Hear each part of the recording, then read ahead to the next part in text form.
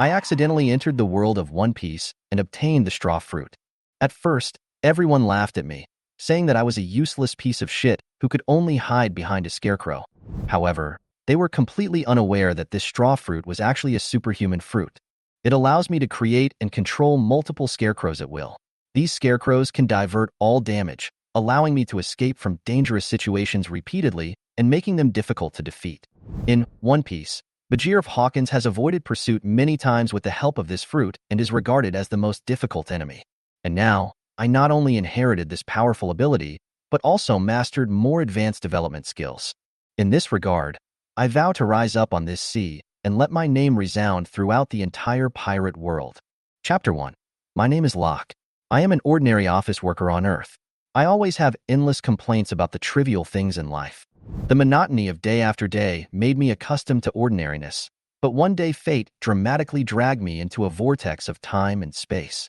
I never expected that I would be thrown into a world full of unknowns and dangers, where everything was so different from my old life. Every pirate seems to be a cunning beast, and every ship is like a ghost in the dark night, lurking in the darkness, waiting for the next deadly attack. Whitebeard, Golden Lion, Kaido. These loud names echo in my ears, bringing an unprecedented sense of oppression and crisis. I remember that night with howling winds and raging waves. I stood alone at the bow of the boat, letting the cold sea breeze hit my face wildly. As an ordinary person who was thrown into this dangerous world of pirates by the real world, my heart was filled with confusion and fear. Being in such a cruel environment, I gradually realized that only by becoming a strong person can I control my own destiny in this sea. The turning point of my destiny came at an unexpected moment. I got a legendary devil fruit by chance. This was the only chance for me to turn the tables, and with determination in my heart, I held the fruit tightly in my hand, realizing that my future destiny was tied to this fruit. The battle horn has been sounded, 3 enemy ships are approaching us like beasts, and my crew has fallen into panic. Faced with this almost desperate situation, I shouted with all my might, "Prepare for battle." The voice echoed in the wind, inspiring the soldiers around me.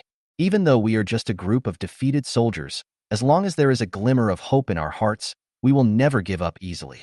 The enemy's ships were approaching, and the battle was about to break out.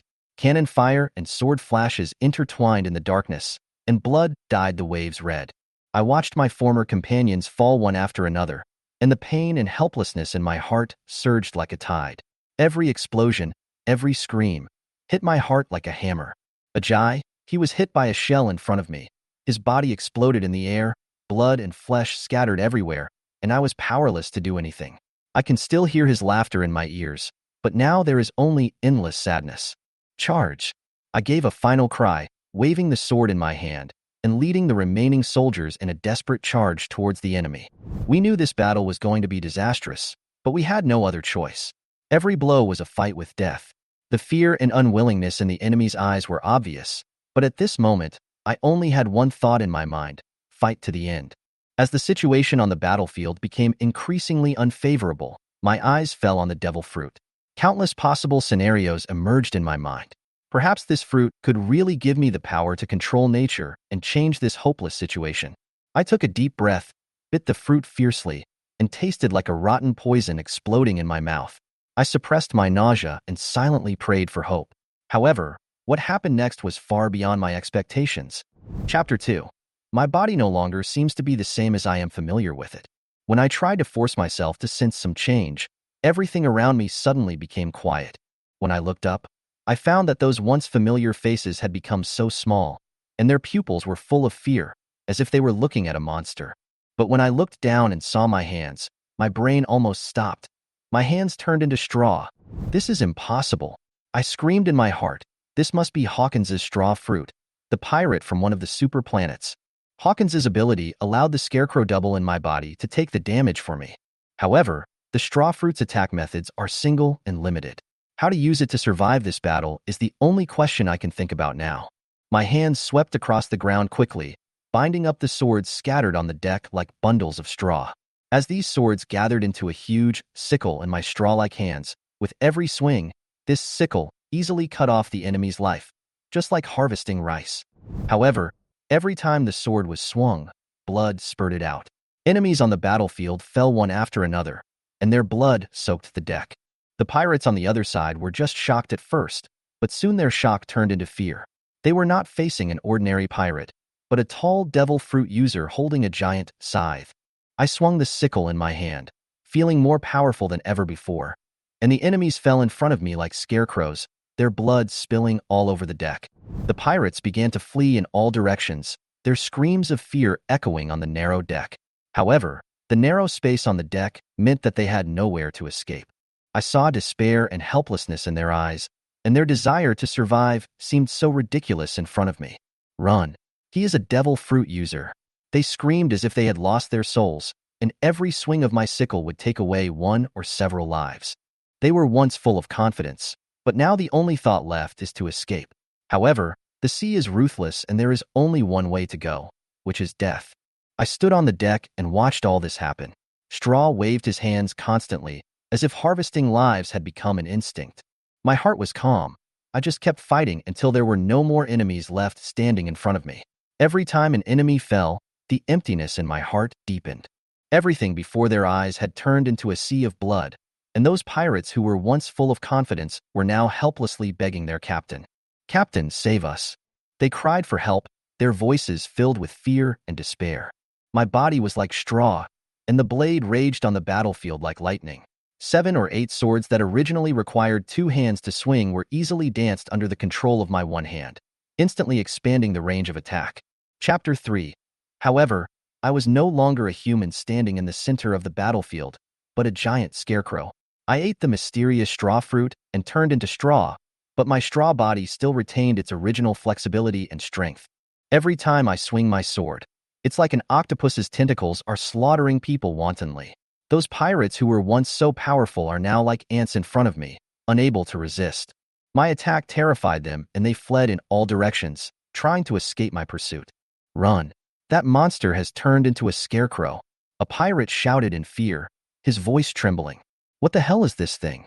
How can we possibly defeat it?" Another pirate responded, panting, with despair written all over his face. However, no matter how they escaped, my attacks followed them. My straw-like body gave me endless power, and the sword in my hand was like the scythe of the god of death, ruthlessly harvesting every pirate who tried to escape. They had no power to fight back in front of me, like lambs to be slaughtered.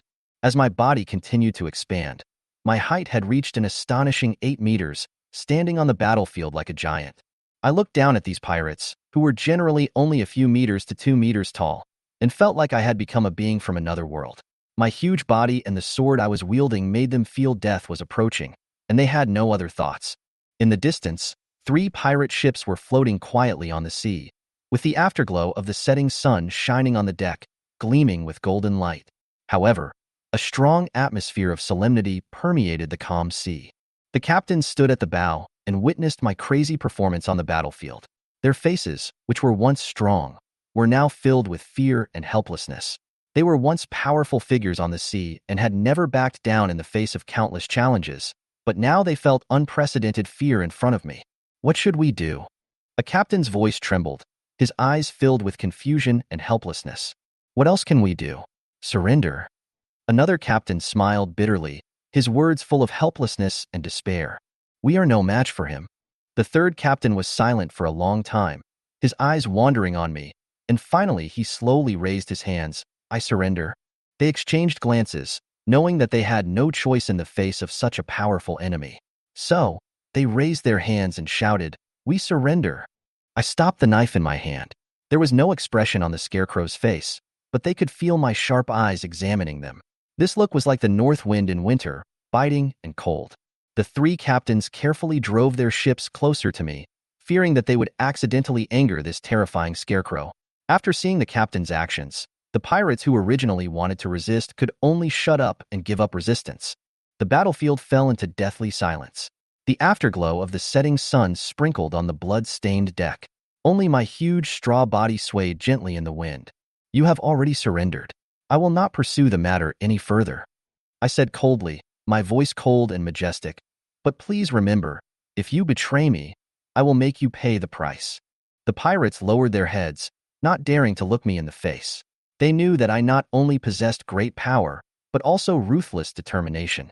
From now on, they could only obey my orders, not daring to betray or resist in the slightest. However, my men did not understand my choice. The crew members who had fought alongside me wiped their tears and stared angrily at the pirates who surrendered. "Captain, you can't let these beasts go," a crew member shouted excitedly. "So many of our brothers have been killed by them. If we let them go now, will they really be our subordinates?" I listened to their anger and doubts, and I understood their pain, but I also knew my responsibility as the captain. I had to consider the future of the entire ship, not just be swayed by anger. Chapter 4. The sea breeze blows gently, and the naval warship is like a mobile fortress on the sea, exuding an inviolable majesty. The solid structure of the hull and the orderly scene on the deck show the extraordinary strength of this warship. The naval emblem on the bow hangs high, symbolizing the justice and strength of this sea area. The naval soldiers on the deck, with their golden epaulets shining on their shoulders, look so firm and steady in the sun, as if announcing the invincible power of the Navy. At the top of the battleship, a dignified officer was gazing at the vast sea with deep eyes. He was Monkey D. Garp, a vice admiral with a legendary reputation in the Navy headquarters. At this moment, Cap was lying leisurely on the deck, enjoying the afternoon sunshine and gentle sea breeze, with a faint smile on his face, seeming to be full of expectations for everything in the future. Garp's body is strong and sturdy, and his muscle lines are faintly visible in the sun, showing that he is still an extraordinary physique. He is wearing a simple white vest and loose dark shorts, and the leather sandals on his feet are polished to a shine. This casual outfit makes him look easygoing and majestic. Although the years have left traces on Cap's face, his deep eyes are still bright, revealing unparalleled wisdom and determination. As Garp enjoyed this moment of tranquility, his thoughts involuntarily drifted to his upcoming reunion with his grandson Luffy. Garp knew that the road of pirates was full of dangers and unknowns, far from what those little brats could imagine. Thinking of this, he couldn't help but frown, and an indescribable worry surged in his heart. Over the years, Luffy and his companions have been traveling on the sea, which has made Garp, a vice admiral who has been guarding justice all his life, feel extremely conflicted. Luffy's adventurous spirit makes Garp proud, but Garp hopes that his grandsons can follow the path of justice rather than become pirates. However, Garp knew that Luffy had made up his mind. To change his mind, he would probably need more direct means, for example, teaching him a lesson with his own iron fist. Garp clenched his fists, his eyes gleaming with determination. He decided that in the upcoming battle with Luffy, he would let him understand the difficulty of the pirate road and the importance of the road of justice. This is not only a contest between grandfather and grandson, but also an opportunity for Luffy to face reality. At the same time, Garp's thoughts drifted to Aokiji, the admiral who was also on this battleship. Aokiji is tall and straight, wearing a neat Navy uniform. The brilliance on his epaulets highlights his lofty status in the Navy. Although Aokiji is calm and composed in battle, Garp knows that Aokiji also has a persistence and pursuit of justice in his heart. Aokiji's presence makes this battleship even more powerful, and any enemy who tries to challenge them will face a devastating disaster. At this moment, Garp suddenly thought that perhaps with the help of Aokiji, Luffy could realize the reality he was facing more quickly. After all, Aokiji's calmness and determination might affect Luffy's decision to some extent. However, when Garp opened his eyes again, he realized that he was just daydreaming. Luffy, that kid, probably had already forgotten his teachings and was still pursuing his dream of becoming the Pirate King. Chapter 5. Locke stood at the bow, his mind in a mess.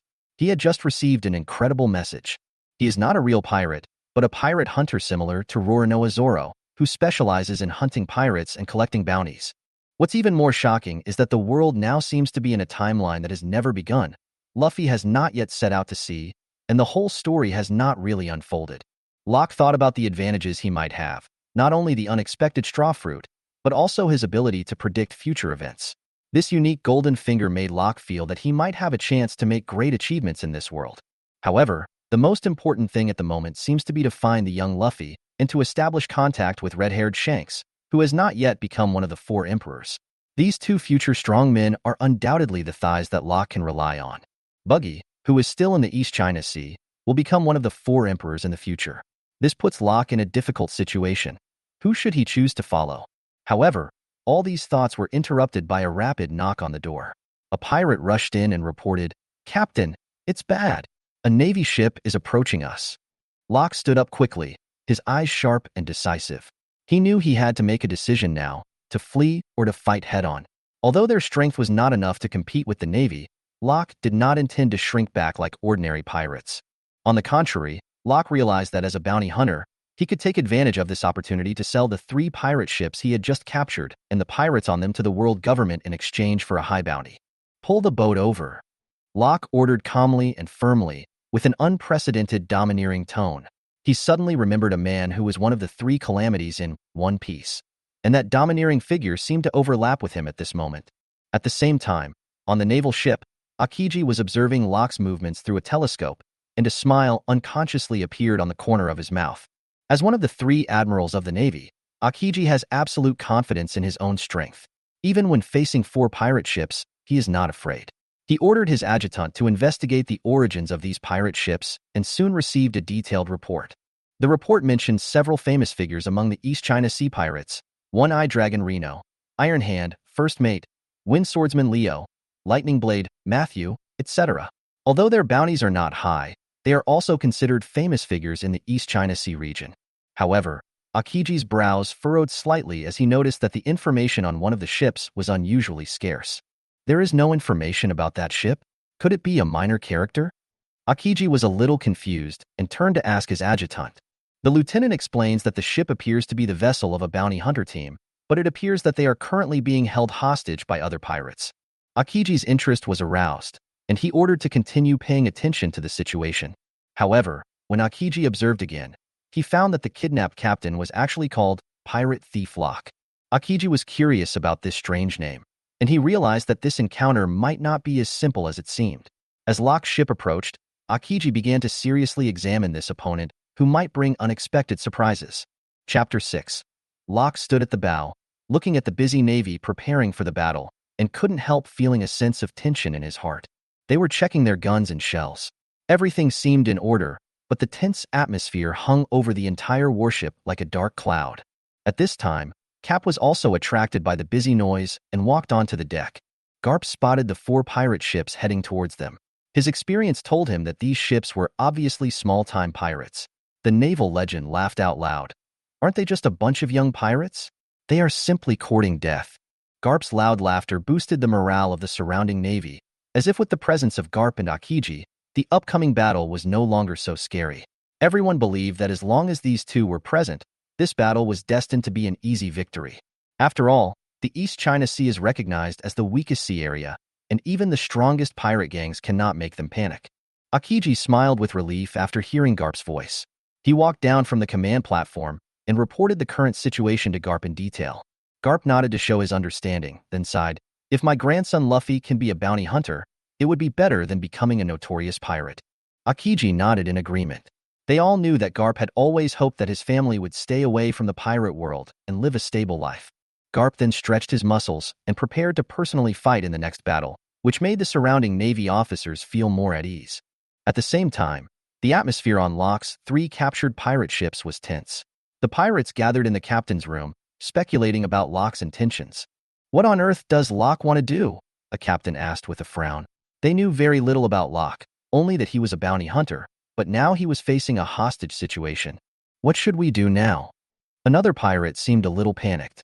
They knew that the warship was targeting them, and Locke's identity and purpose were even more confusing. At this point, they had no choice but to wait and see. Locke stood at the bow, looking at the warships in the distance, feeling extremely nervous. When he raised the telescope and saw the faces of Garp and Aokiji clearly, the nervousness reached its peak. The faces of these 2 admirals seemed to have walked out of an anime, but now they appeared in his sight in reality. Locke's heart was beating as fast as a drum, and his legs were a little weak. He knew that he had almost no chance of winning against these 2 strong men. Nevertheless, Locke was still an experienced bounty hunter and quickly recovered from his shock. He reminded himself that he had no intention of fighting against the Navy, but came here to hunt pirates. Locke raised the telescope again and observed Garp and Aokiji carefully. Every movement and every look of theirs revealed a power that could not be ignored, a powerful aura that was irresistible. Locke took a deep breath, trying to calm his inner excitement. He knew that he had to find a way out to survive this confrontation. Although Locke possesses the ability of a superhuman fruit, he knows that this is not enough for him to do anything when facing an admiral-level force. Locke began to wonder if there was a chance to learn something from these 2 powerful men, or to unleash his own potential. Chapter 7. Locke took a deep breath, raised the telescope to his eyes again, and adjusted the focus until Garp's iconic smile appeared clearly in his field of vision. His white teeth sparkled in the sun, like a bright pearl on the sea, as if demonstrating to Locke the unshakable majesty and power of the Admiral of the Navy. The atmosphere around him suddenly became tense, and Locke felt a chill coming towards him. He looked around and saw his men busy passing heavy shells, as if passing the baton of life and death. At this moment, flames suddenly shot up from the opposite warship, and shells streaked across the sky like meteors, whistling towards Locke's position. Locke's heart tightened, cold sweat broke out. He stared at the flying shells with wide eyes. His heartbeat was so rapid that it seemed to crush him. Will I drown if I fall into the water? Or not? This question kept echoing in his mind. Locke looked around, trying to find a ray of hope, but the scene before him made him despair. The explosion of the shells caused the surrounding sea water to surge and swell, as if it was going to swallow them up completely. However, Locke soon discovered something strange. The whistling shells did not fall on his ship, but accurately hit several surrounding pirate ships. The ships were torn into pieces under the fierce bombardment, the debris was scattered, and the sea water was dyed a fiery red. Locke was stunned. At this moment, he realized Cap's intention. This was a precise deterrent and a warning. A chill surged in his heart, but Locke also saw a glimmer of hope. He made a quick decision and shouted, "Quick! Let the navigator run to the commanding heights and raise the white flag." Locke couldn't let these money be lost in vain under Cap's gunfire. These pirate ships and the property on the ships were real wealth to him. The navigator quickly ran to the commanding heights, holding a white flag high in his hand and waving it in the wind. The white flag was particularly eye-catching on the battlefield filled with gunpowder, as if announcing their surrender and submission to Garp. Locke looked at the warship opposite nervously, expecting Garp's reaction. He saw Garp's figure swaying on the deck. His sharp eyes seemed to be examining them. After a moment, the gunfire stopped. Cap seemed to have accepted their surrender signal, and the guns on the warship no longer emitted fire. Locke breathed a sigh of relief, knowing that the crisis was temporarily resolved. He looked at the three dilapidated pirate ships around him, feeling both relieved and regretful. Fortunately, Locke raised the white flag in time and saved the lives and bounties of the pirates. Unfortunately, the pirate ships had been severely damaged and might not be able to sail again. However, the most important thing for Locke was that they saved the money. Vice Admiral Garp's sharp eyes pierced through the smoke and fixed on the white flag, with a meaningful smile on his lips. He waved his hand to signal the officers and soldiers around him to be quiet, and then said calmly, "Although they are pirates, since they have surrendered, we should give them due respect. Pass the order to stop the bombardment, but do not let down your guard in case they play any tricks." The adjutant quickly conveyed Cap's order, and the gunners on the warship stopped firing but remained ready for battle. Garp looked at the pirate ship across the street again, thinking to himself, although the pirates seemed to have surrendered, he knew that they were cunning opponents and should not be taken lightly. At the same time, on Locke's three captured pirate ships, the pirates fell into panic and anxiety. The once ferocious pirate captains were now like lambs to be slaughtered, at a loss. Finally, a burly, bearded captain walked towards Locke, tremblingly under the gaze of everyone. "Lord Locke, what should we do next?" His voice trembled, his eyes full of fear and anxiety. Locke looked at the once unruly pirate captain in front of him, and a sense of pleasure surged in his heart. He took a deep breath. A strange smile appeared on his face, and he said coldly, "You are my captives now, so you'd better be obedient. Next, you will follow my ship and return to the port together to face justice." The pirate captain's forehead was covered with cold sweat. He knew that he had no way out and could only obey Locke's arrangements. He lowered his head and silently turned back to his ship. At this moment, the pirates have completely lost their former arrogance and are trembling under Locke's majesty. Locke stood at the bow, looking down at these former overlords of the sea, his heart filled with the joy of victory. However, when he thought about the fruit he had swallowed, which was worth at least 80 million berries, he couldn't help but feel a pang of pain in his heart. Chapter 8. Locke closely observes Garp, the legendary figure of the Navy, and Admiral Aokiji beside him. Although Aokiji does not seem to be a threat, Locke knows that the combat power of this ship is comparable to that of the four Emperor's pirate groups. At this time, Cap didn't care about his image. He picked his nose and muttered some words that made Locke shaken. "You little brat, are you into the natural, parahuman, or mythical beasts? Your previous actions have not threatened civilians, and you have a certain record as a bounty hunter. Are you interested in joining our Navy? We can share intelligence, and the money will be there at any time. Garp's proposal undoubtedly opened a new door for Locke, joining the Navy, which meant that he could have more resources, a more stable life, and more opportunities to improve his own strength. However, this also means that he will have to give up the freedom and adventure of being a pirate. Locke begins to struggle fiercely. Locke lowered his head, thinking about Garp's words, and kept repeating, parahuman type, mythical beast type. These words stirred up 1,000 waves in his heart. Locke realized that the pirate world was full of cruelty and ruthlessness, and he could die at any time. In this cruel sea, with his current strength, he might not even be able to compete with the elites in the Navy. Locke raised his head and looked at Garp, his deep eyes flashing with expectation and scrutiny. Garp's proposal was a brand new possibility for him. Perhaps joining the Navy could open up an unprecedented path for him. Locke murmured to himself, "Join the Navy?" This word stirred up huge waves in his heart. Locke understood that joining the Navy not only meant a stable life, but also meant that he could learn the powerful 6 styles of the Navy, have access to abundant resources, and might even master advanced skills such as observation hockey, armament hockey, and conqueror hockey. Locke knew that with his current strength, if he continued to wander as a pirate, he would sooner or later be dragged into a dangerous abyss and find it difficult to escape. Just as Locke was lost in thought, the Navy soldiers around him whispered about his choice. "Look at him. He seems very confused. After all, he ate the devil fruit, so his future is definitely brighter than ours, but it's not easy for him to join the Navy." Locke's entanglement and confusion were seen by the soldiers, and they understood his situation. Locke recalled his understanding of the main storyline of One Piece before he traveled through time. Although he was familiar with the plot, the actual pirate world was far more complicated and dangerous than he had imagined. The gap between theoretical knowledge and practical experience made him realize that his current strength was far from enough to cope with future challenges. However, the benefits of joining the Navy emerged in his mind. Locke gradually realized that this might be his wisest choice at the moment. By joining the Navy, he could quickly improve his strength and lay a more solid foundation for his future sailing journey. Although there are strict rules within the Navy, there is still room for freedom. Locke thought that he did not have to adhere to the principle of absolute justice like a Kainu. It seemed that it was also an option to occasionally use the identity of a Navy to do what he wanted. Chapter 9. The naval base stands on the vast coastline, like an impenetrable fortress, guarding this sacred territory. The towering walls are like a solid barrier, blocking all external threats. The soldiers, dressed in neat naval uniforms, stood on the city walls with their heads held high and their eyes sharp, demonstrating the majesty and discipline of the Navy. Inside the gate of the base, a wide road leads directly to the depths of the base, lined with green trees and blooming flowers, adding a touch of vitality to this serious military base. On the training ground, naval soldiers are training hard. Their uniform slogans and footsteps echo in the base, forming a passionate military song. The base's buildings are arranged in an orderly manner, with complete facilities such as command center, barracks, canteen, training ground, etc.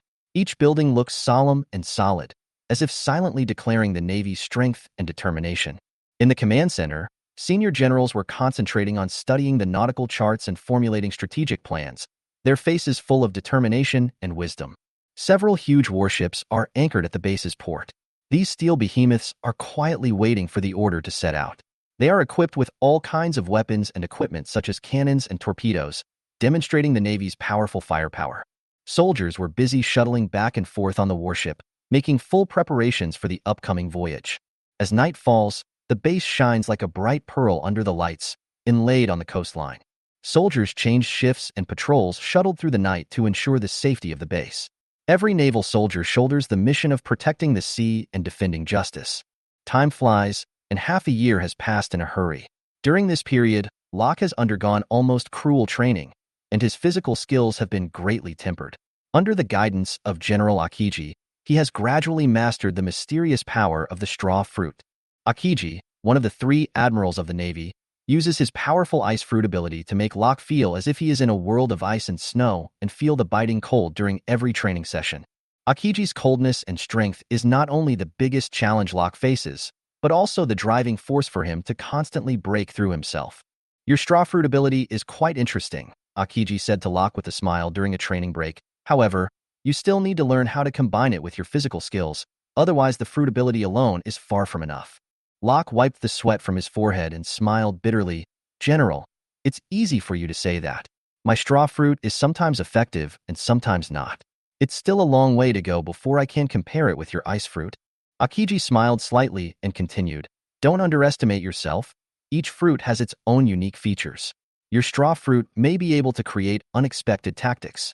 Come on, continue training and show me where your limits are. During the training days, Locke was constantly pushed into desperate situations by Aokiji, but he never gave up. In the extremely cold environment, he learned how to find opportunities for survival and how to fight back in desperate situations. The power of the straw fruit also gradually showed its uniqueness in Locke's continuous attempts. Once, when Locke was forced into a corner, he used the power of the straw fruit to create a straw man substitute, successfully confusing Aokiji and taking the opportunity to counterattack. Although Locke was defeated in the end, his use of tactics this time made Aokiji look at him with admiration. Haha, not bad, kid. Aokiji said with a smile. It seems that you have begun to master the essence of the straw fruit. Keep working hard, and you may become the Admiral of the Navy in the future. After hearing this, Locke showed a determined look on his face. He knew that although the training in the past 6 months was hard, it made him grow a lot. Not only did he learn how to use his fruit ability, but he also gradually mastered the basics of observation haki and armed haki under the guidance of Aokiji. Although his Conqueror's haki has not yet been activated, Locke understands that as long as he continues to work hard, these abilities will sooner or later become his powerful weapons. However, just when Locke felt that he was becoming stronger and had a bright future, he learned that Admiral Aokiji was about to leave the naval base. This news was undoubtedly a bolt from the blue for Locke. In his heart, Aokiji was not only his mentor, but also his comrade in arms and brother. The time they spent together had established a deep friendship between them. General, are you really leaving? Locke looked at Aokiji with reluctance in his eyes. Aokiji looked at Locke, patted his shoulder gently, and said in a gentle tone, Locke, all good things must come to an end. You have grown a lot, and I believe you can stand on your own. There is still a long way to go in the future. You must continue to work hard and don't let me down.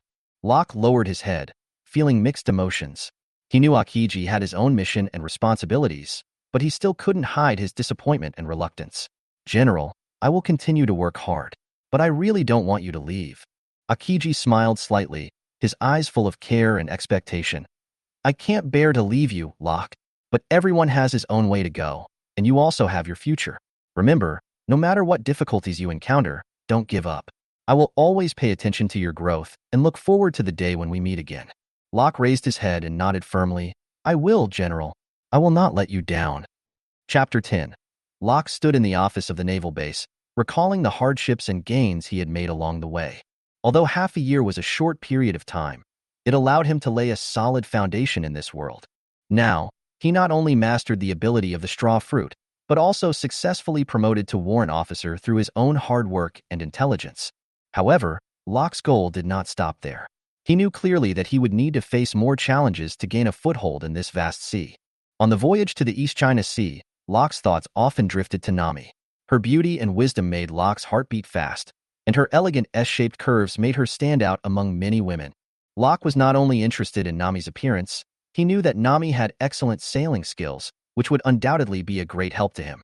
After all, controlling the East China Sea and gaining Nami's loyalty are important parts of Locke's future plans. Locke paced back and forth in his office, constantly weighing in his mind how to achieve this goal. Since his promotion to warrant officer, his responsibilities and pressure have increased. The walls of his office were covered with military maps and strategic charts, all of which were the result of Locke's day and night research. He knew that the pirates' cunning and scheming meant that any contempt or negligence could result in a heavy price. Locke knew that to completely defeat Arlong and win Nami's trust, he would need not only great strength but also careful strategy. Aaron's bounty is as high as 20 million Baileys. As one of the few powerful enemies in the East China Sea, his underwater combat ability makes Locke feel difficult. Although Locke was confident that he could defeat Aaron with his current strength, he also understood that as a person with special abilities, he would be in fatal danger if he accidentally fell into the water. At the same time, Locke's ambition is not limited to defeating Arlong. Establishing a good relationship with the future Pirate King Luffy is also one of his current focuses. Locke knows that Luffy is a man of great friendship and loyalty, and that making friends with him will be a great help in the future. After all, Luffy's potential is immeasurable, and establishing a deep friendship with him before he becomes famous will pave the way for Locke's future. Standing at the bow, Locke faced the sea breeze, his eyes revealing a calm and composed look. He knew very well that to survive and succeed in this world, one must have enough strength and wisdom. Suddenly, Locke threw a punch with the force of thunder, instantly breaking the calmness of the sea. A giant fish more than 10 meters long jumped out from the deep sea, but quickly lost its life under Locke's powerful force and fell heavily on the deck. The soldiers around were stunned by this scene, their faces full of fear and disbelief, but they quickly came to their senses, their eyes full of admiration and envy for Locke. "Lord Locke, you are so strong," a soldier said tremblingly. Another soldier also stammered in agreement, "Yes, Lord Locke, your punch is like a god descending from heaven." Locke listened to the compliments from the soldiers with a faint smile on his face. He knew that these compliments were only a preliminary recognition of his abilities, and the real challenge was still ahead. Glancing at the big fish on the deck, Locke thought to himself that this big fish could be used as a gift for Luffy. He believed that Luffy would definitely like this special gift. Locke waved his hand, signaling the soldiers to carry the big fish away and prepare to continue their journey. Chapter 11. The bonfire party in the night was very lively. Under the light of the fire, everyone's face was filled with happy smiles. On the bonfire, a huge fish is being roasted until golden and crispy, emitting an alluring aroma. The oil dripping on the charcoal makes a hissing sound, as if announcing the birth of a sumptuous meal. The roasted fish is crispy on the outside and tender on the inside, and every bite is full of the breath of the ocean, making people salivate. Around the bonfire, rum was passed from hand to hand, and the dark amber liquid swayed in the cup, exuding a rich aroma. Every time the glasses clinked, the laughter and chatter became louder, and the whole world seemed to be immersed in this joy. Some people danced to the music, swaying their bodies to the rhythm, bringing the atmosphere of the banquet to a climax. Locke and Luffy, two good brothers, were sitting together with their arms around each other's shoulders, their faces full of excitement and hearty smiles. At this bonfire barbecue feast, Locke and Luffy competed in drinking rum while eating grilled fish, enjoying this rare joy to the fullest.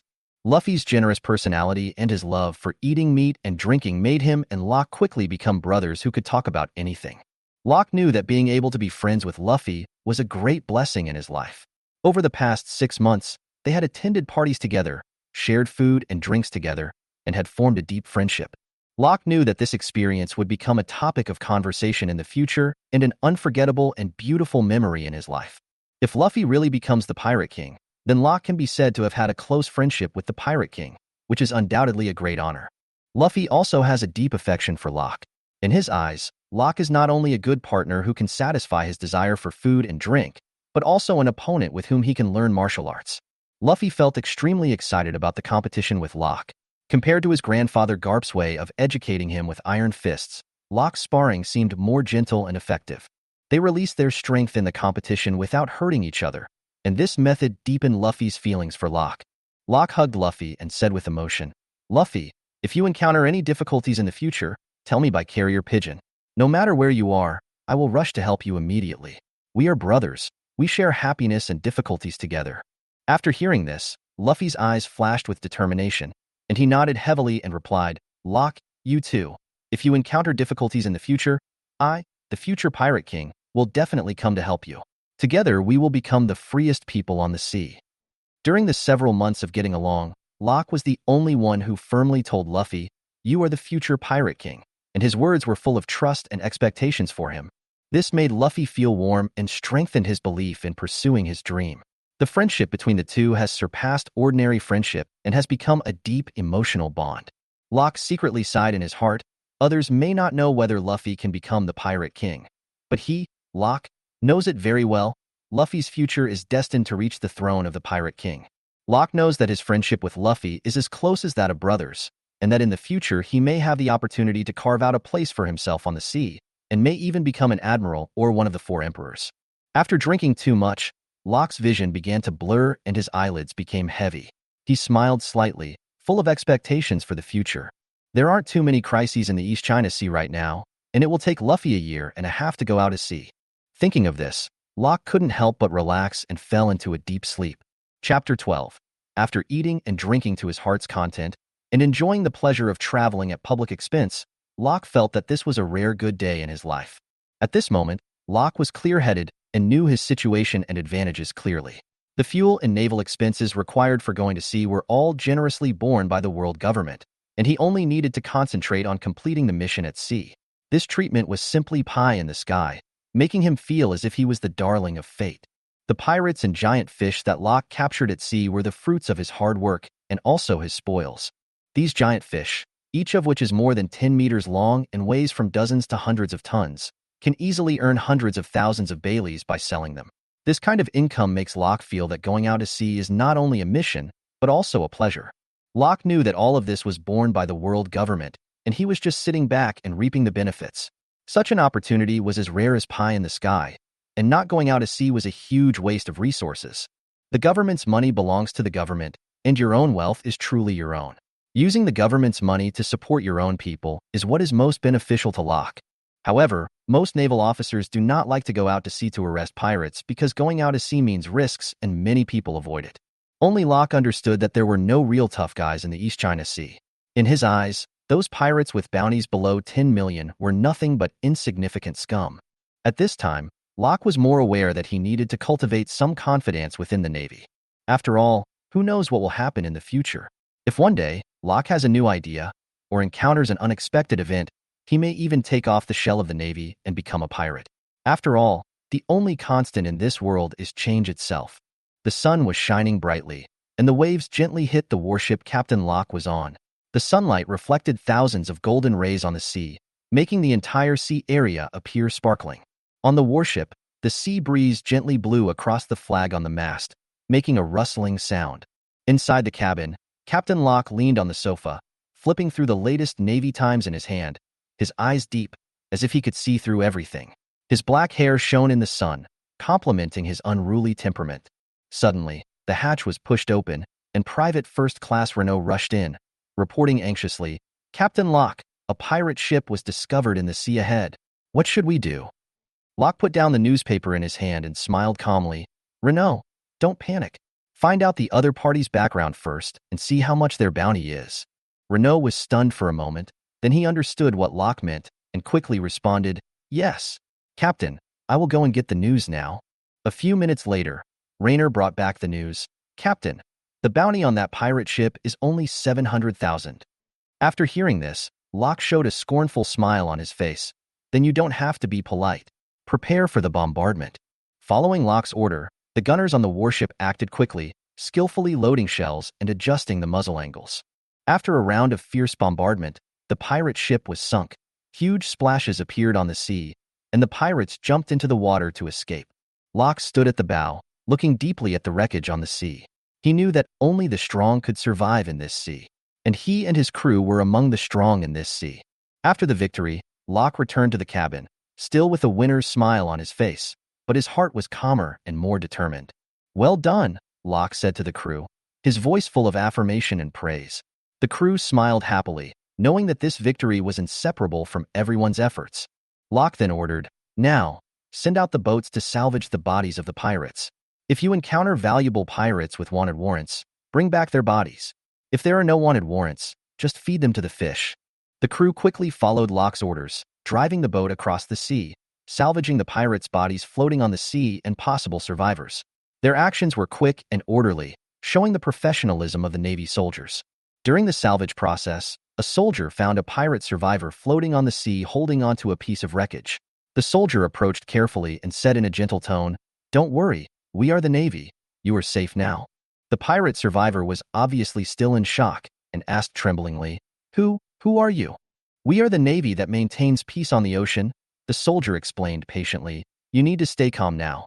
We will take you back to the warship for treatment." With the soldier's comfort, the pirate gradually calmed down. The soldiers carefully helped him onto the boat and covered him with a blanket.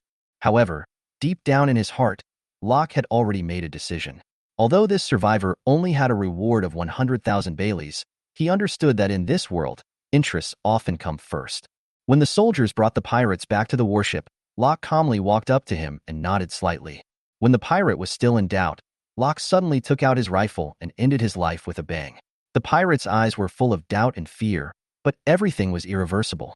Chapter 14. Locke already had a deep understanding of the rules of survival at sea. As a Navy officer, he always believed that when facing the enemy, he must be decisive and leave no trouble. For those worthless pirates, Locke prefers to kill them directly, not only to avoid possible troubles in the future, but also to reduce the burden on the ship. In his opinion, the world government only cares about the bounty amount and does not care about the life or death of the captives. In this case, why waste resources guarding these worthless pirates? On the vast ocean, Locke's warship is heading for a new mission. In the distance, a pirate ship named Night Arbiter was quietly sailing in another sea area. The name of this ship has long been taboo in the East China Sea, and its appearance is often accompanied by death and destruction. The Night Arbiter is 100 meters long and pitch black, like a giant beast lurking in the deep sea. The skull and sickle patterns on both sides of the hull exude a gloomy atmosphere, and the ghostly giant shark statue on the bow, inlaid with flashing red gemstone eyes, is even more chilling. The ship's iconic pirate flag flutters in the wind, as if announcing its dominance. The one in control of the ship is Jax Darkblade, known as the Lord of Shadows. He wears a black coat embroidered with a silver skull pattern, and the silver mask on his face only reveals his cold blue eyes, as if he can see through the fear deep in people's hearts. Jax not only possesses powerful strength, but also possesses a mysterious ability to control shadows. He is like an invisible god of death in battle, which is terrifying. Not long ago, Jax led the Night Arbiter and quietly approached a Navy communication ship. The ship was carrying out the task of transmitting important intelligence and was completely unaware of the coming of doom. The sky was covered with dark clouds, and the wind and waves intensified, as if nature itself was foreshadowing the arrival of something ominous. Jax stood at the bow, watching the impending attack coldly. He raised a hand with a silver skull ring on it and gently hooked it, as if giving a silent order. In an instant, the cannons on the ship seemed to have their own will. The muzzles slowly turned without any operation and aimed at the unsuspecting naval communications ship. With a low horn, the attack began. All the guns on the pirate ship roared at the same moment. The shells were like messengers of death, landing accurately on the Navy ships. Explosions rang out one after another, and fire and thick smoke filled the entire sea. The naval soldiers were panicked by the sudden attack. Some tried to fight back, while others tried to escape, but in the chaos, their efforts seemed futile. "Close the net," Jax ordered in a deep and magnetic voice. Several speedboats were quickly released from the Night Arbiter, carrying elite pirate teams to quickly approach the sinking Navy ship, ready to plunder valuable items and ensure that intelligence would not be leaked. As the Navy communication ship slowly sank in the violent explosion, Jack's reputation was once again consolidated in the sea. He watched all this with cold eyes, with only the certainty of victory and the expectation for the future in his heart. When the last ray of light disappears on the horizon, the Night Arbiter continues to sail in the darkness, ready for more conquests and victories. Jax returned to his private cabin, holding a coded document obtained from a naval ship. After the think tank decoded it, he learned that Aokiji, one of the 3 admirals of the Navy, had left the East China Sea and went to other waters to perform missions. This news made Jax happy. He knew that it meant that Donghai would become his stage. In the luxurious and mysterious cabin, Jax carefully selected a bottle of aged red wine, gently pulled out the cork, and poured the wine into a goblet. He stood by the window, looking at the boundless night sea, gently shaking the red wine glass in his hand, thinking about the next plan. Aokiji, once you leave, the East China Sea will be my stage," Jax whispered to himself, with a glimmer of cunning and ambition in his eyes. Jax took a sip of the red wine, feeling the rich taste spreading on his tongue, as if the taste was as complex and profound as his mood. Jax Darkblade, the Lord of Shadows, is a feared name in the entire East China Sea Navy. His bounty is as high as 75 million berries, which is not only a recognition of his strength, but also a direct reflection of his huge influence in the pirate world. Under the leadership of Jax, his crew members all have unique skills, and together they weave a huge pirate network. The elite team under Jax are all top figures in the pirate world. The first mate of the fleet, Leonardo Tibi, is known as the Indestructible Barrier and has a bounty of 58 million berries. He is responsible for commanding the tactical layout during the battle to ensure that every action is foolproof. Lillian Shadowwalker, with a bounty of 49 million Baileys, is a master of intelligence and assassination. She is proficient in stealth and short blade techniques and can always complete her mission without the enemy noticing. Max Hurricane, with a bounty of 25 million Baileys, is the helmsman on the ship. He can manipulate the weather to create favorable sea conditions for his side and is known as the Stormcaller. Erica Morphin, with a bounty of 28 million Baileys, has the ability to control people's minds through her music and is known as the psychic melody lawyer. These elite members, each with their own duties, weave a huge pirate network together with Jax. Their battles and adventures write the legend of the Arbiter of the Night. With the support of his team, Jax Darkblade is planning an action that will shake the entire East China Sea and even the Grand Line. Jax and his crew are not only a team, but also an inseparable family. Each of them is a solid pillar that supports the Arbiter of the Night to sail on the Grand Line. Chapter 14 Undercurrent. Inside Jax Darkblade's private cabin, the mood heated up in anticipation of the upcoming challenge. Leonardo, Lillian, Max, and Erica sat around an oak table inlaid with mother-of-pearl. On the table were several bottles of rare red wine and several high-heeled glasses filled with golden liquid. Their eyes sparkled with anticipation and excitement for the upcoming action, and their conversations with each other were full of confidence and tacit understanding. C-404 Base, the newly built naval base, was built under the personal supervision of Lord Aokiji. Leonardo spoke in a low and powerful voice, revealing his respect for the opponent he was about to face. But since Lord Aokiji has already left the East Sea, what do we have to worry about? Especially that Locke. He's just a newly promoted young officer under Aokiji. What big waves can he cause? Lillian chuckled. Her laughter was as clear and mysterious as the night wind blowing over bells. Locke, is just a young brat who has not experienced the wind and rain. I bet he can't even see my true strength. There was a hint of amusement in her eyes, and she was obviously very interested in this action. Max Hurricane picked up the wine glass, shook it gently, and his deep gaze seemed to penetrate the bulkhead, looking at the C-404 base in the distance. New base, new equipment, new challenges. But no matter how strong the fortress is, it cannot stop the raging tide of the Arbiter of the Night. As long as we grasp the timing and take advantage of the ocean currents and weather, that base will be as fragile as duckweed. Erica put down the violin in her hand. The sound of the violin stopped abruptly, and she gracefully joined the conversation. Although General Aokiji is strong, his people are not himself after all. If Locke wants to rely on Aokiji's reputation to intimidate us, he is totally wrong. Music can soothe people's hearts, but it can also be the sharpest weapon. When I play the last movement for them, their will collapse under my fingertips. Jax Darkblade listened to his subordinate's discussion with a smile, raised his glass, and spoke softly. Cheers to our next target, C-404 base. That place will become another cornerstone in our legend. Remember, we are the arbiters of the night, and no one can stand in our way. The clinking of wine glasses made a crisp sound, which was a celebration of victory and a fearless declaration of unknown challenges.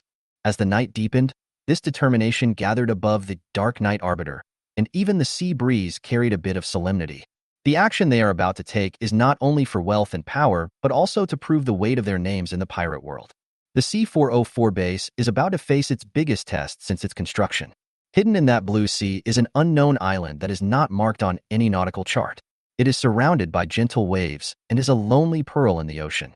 The sunlight filtered through the gaps in the clouds, casting a golden glow on the island. On the island, the trees are lush and the birds are singing. The quiet and peaceful scene is completely different from the chaos of the outside world.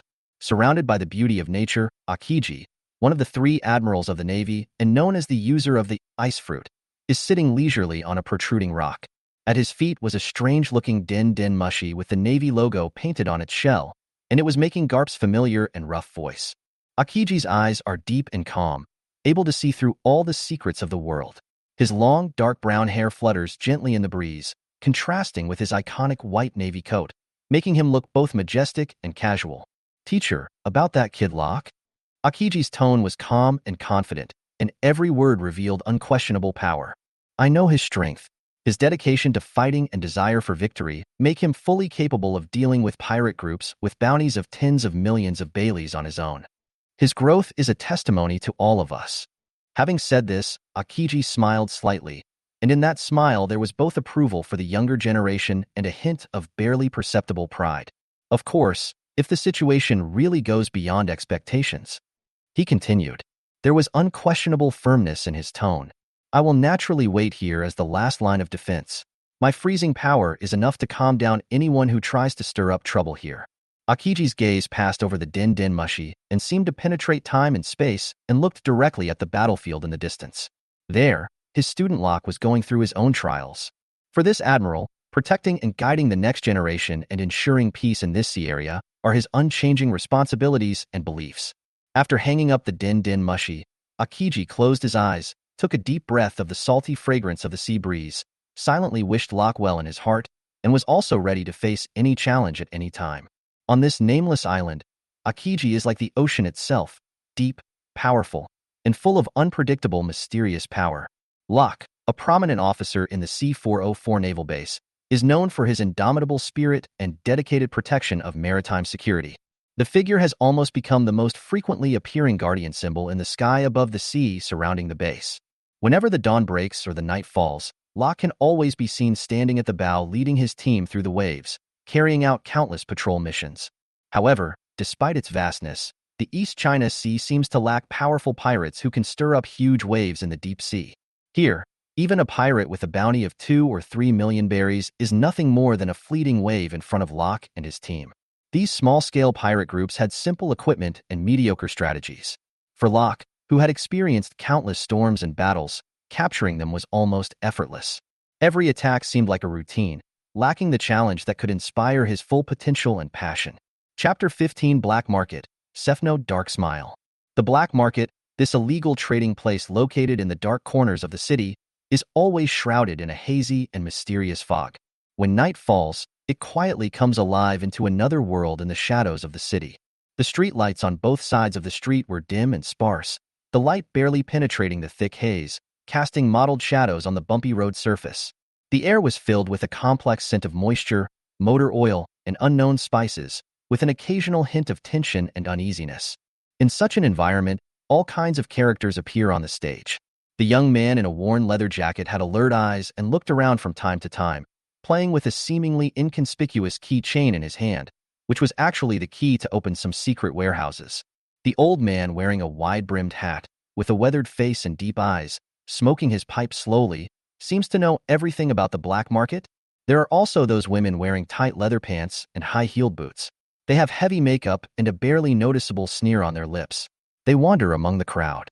They are not only the intermediaries of the transaction, but also a force that cannot be underestimated. On weekdays, the place is filled with low and rapid conversations, and everyone tries to keep their voices down to avoid attracting unnecessary attention. "Is the stuff you have real?" a big bearded man asked in a low voice. With sharp eyes, he examined the goods in his hands, a few pieces of mysterious luminous minerals. Absolutely genuine, straight from the source. The seller opposite, a thin man, had flickering eyes but a very confident tone. "You know, this thing is hard to find on the market. What about the price? Don't try to rip me off. It's the market price, not a cent less, but not inflated. We're old friends, and I'll think of you next time I find something good." After some bargaining, the two parties finally reached an agreement with some gestures or secret codes that only they could understand, and the transaction was completed. Trust is a scarce commodity here, but once established, it can open up a stable trading channel. The black market is not only a place for exchanging goods, but also an intersection of information, power, and even the laws of survival. Everyone is shuttling back and forth for their own purpose, carefully maintaining a fragile balance while always being prepared to deal with possible changes. In this area beyond the reach of the law, the complexity of human nature and the dark side of society are vividly displayed. In the dark and damp underground trading alleys, there is a black market broker named Sefino Darkgrin. He was an international man of mixed ancestry, with a thin and exotic face and a pair of sharp gray eyes that flashed a shrewd light in the darkness. The smile seemed to have been deliberately practiced thousands of times.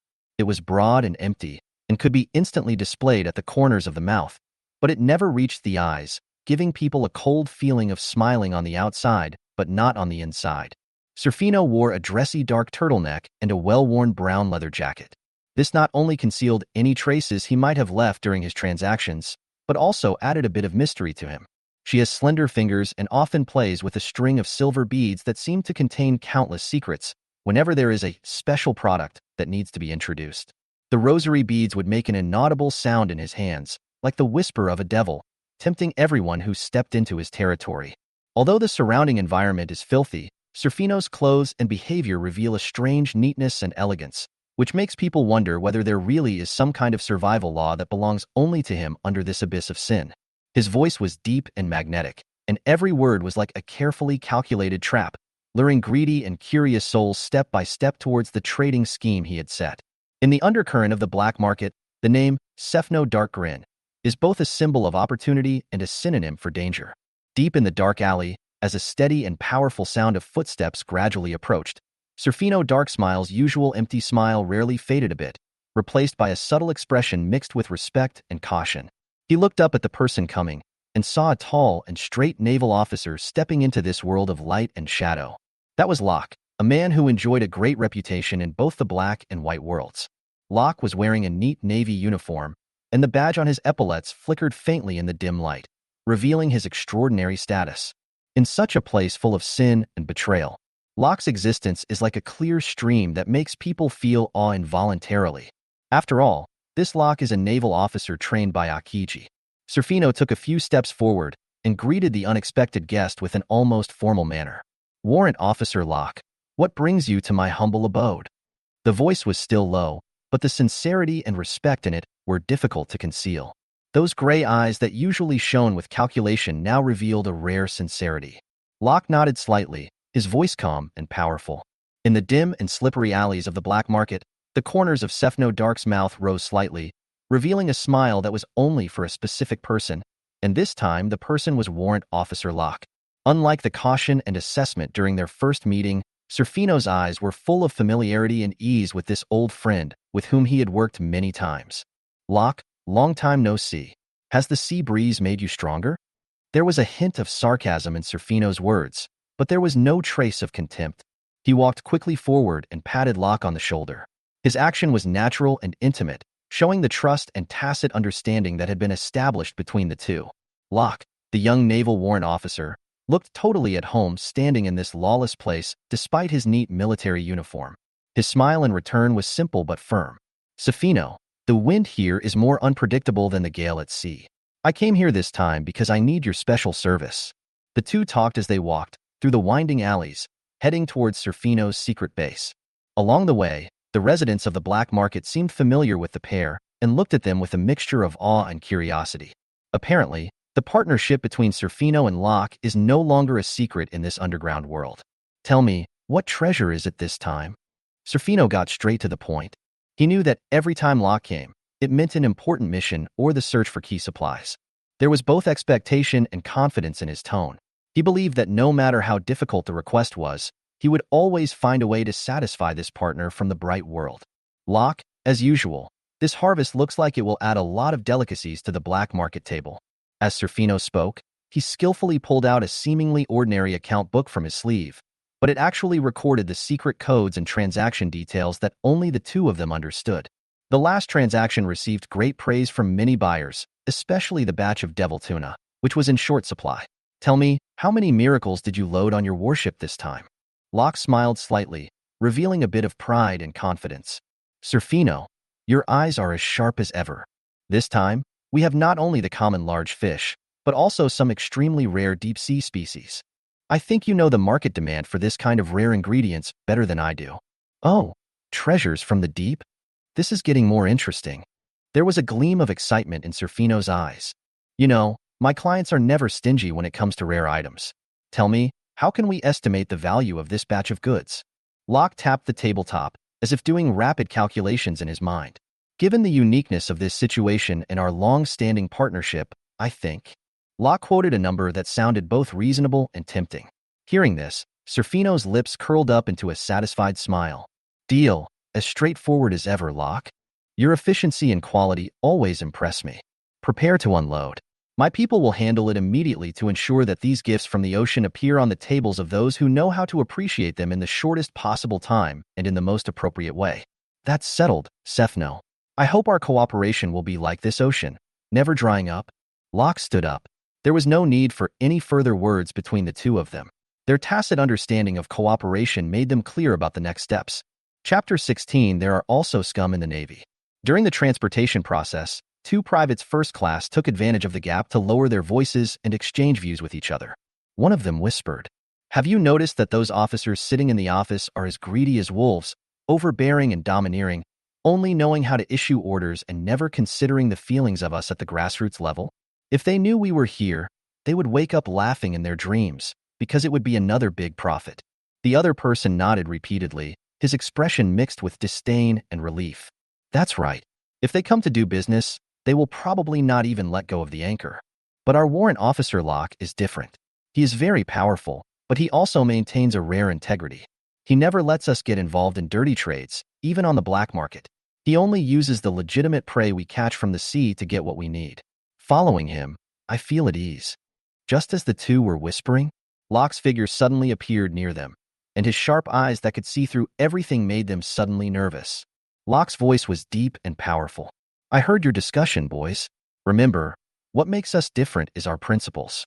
In this world, keeping your innocence is more important than anything else. I never do anything against my conscience, and I will never trade the Navy's equipment. We are here today for a legitimate transaction and to better protect our waters.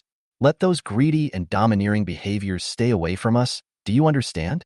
The two privates immediately stood at attention, their eyes full of admiration. Yes, Warrant Officer Locke. We understand. We will keep your teachings in mind, stick to our principles, and never cross the line. Locke nodded with satisfaction, turned and left, leaving the soldiers with a solid back. In this murky black market, Locke is not only a shrewd trader, but also a leader who upholds justice. He leads his team to walk on the edge of morality and reality without ever losing the way. Locke stood in the shadows of the black market, staring at the busy figures of his men, with complex emotions surging in his heart. Locke knew very well that this secret place was on the edge where light and darkness intertwined, and he was walking on such a delicate line. My thoughts couldn't help but drift towards those naval commanders who sat in high positions but abused their power for personal gain, and an indescribable contempt and anger rose in my heart. In his opinion, those so-called senior generals should have been the shield to protect the peace of the sea and defend justice, but they were corrupted by greed and even trampled on the dignity and honor of the Navy and sold the equipment on the black market, thus nourishing the soil of sin. Deep down, Locke sneered at their behavior, believing it to be a complete betrayal of the naval spirit. He secretly thought that it was precisely because of the existence of such scum that the pirate groups in certain regions were able to become so arrogant that their strength even surpassed the local naval forces, and the scales of justice were thus tilted. Locke clenched his fists secretly and swore in his heart, "As long as I wear this uniform, I will never sink to such a low point.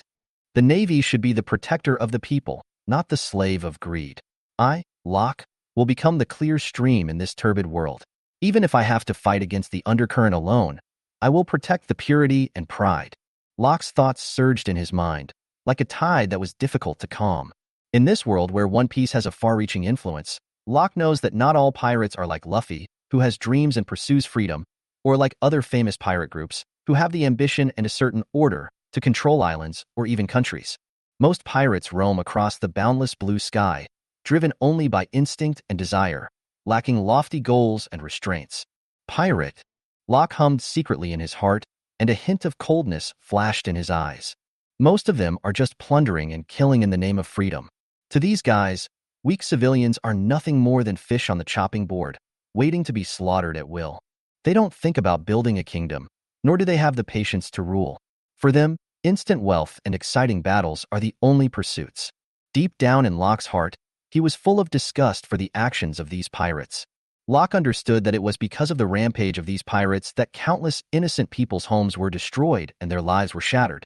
The Navy, as the guardian of this sea area, should have been the last line of defense to prevent all this from happening. But in reality, due to internal corruption and heavy external pressure, this line of defense often appears fragile. If you hadn't seen it with your own eyes, who would have thought that those officers who should have been the most trustworthy would actually collude with the darkness and even sell the Navy's equipment to these thugs, making their swords sharper and causing more innocent blood to be shed? A rage burned in Locke's heart. It was not only anger towards those greedy officers, but also unwillingness to accept his own inability to change the status quo. But I, Locke, will never be one of them.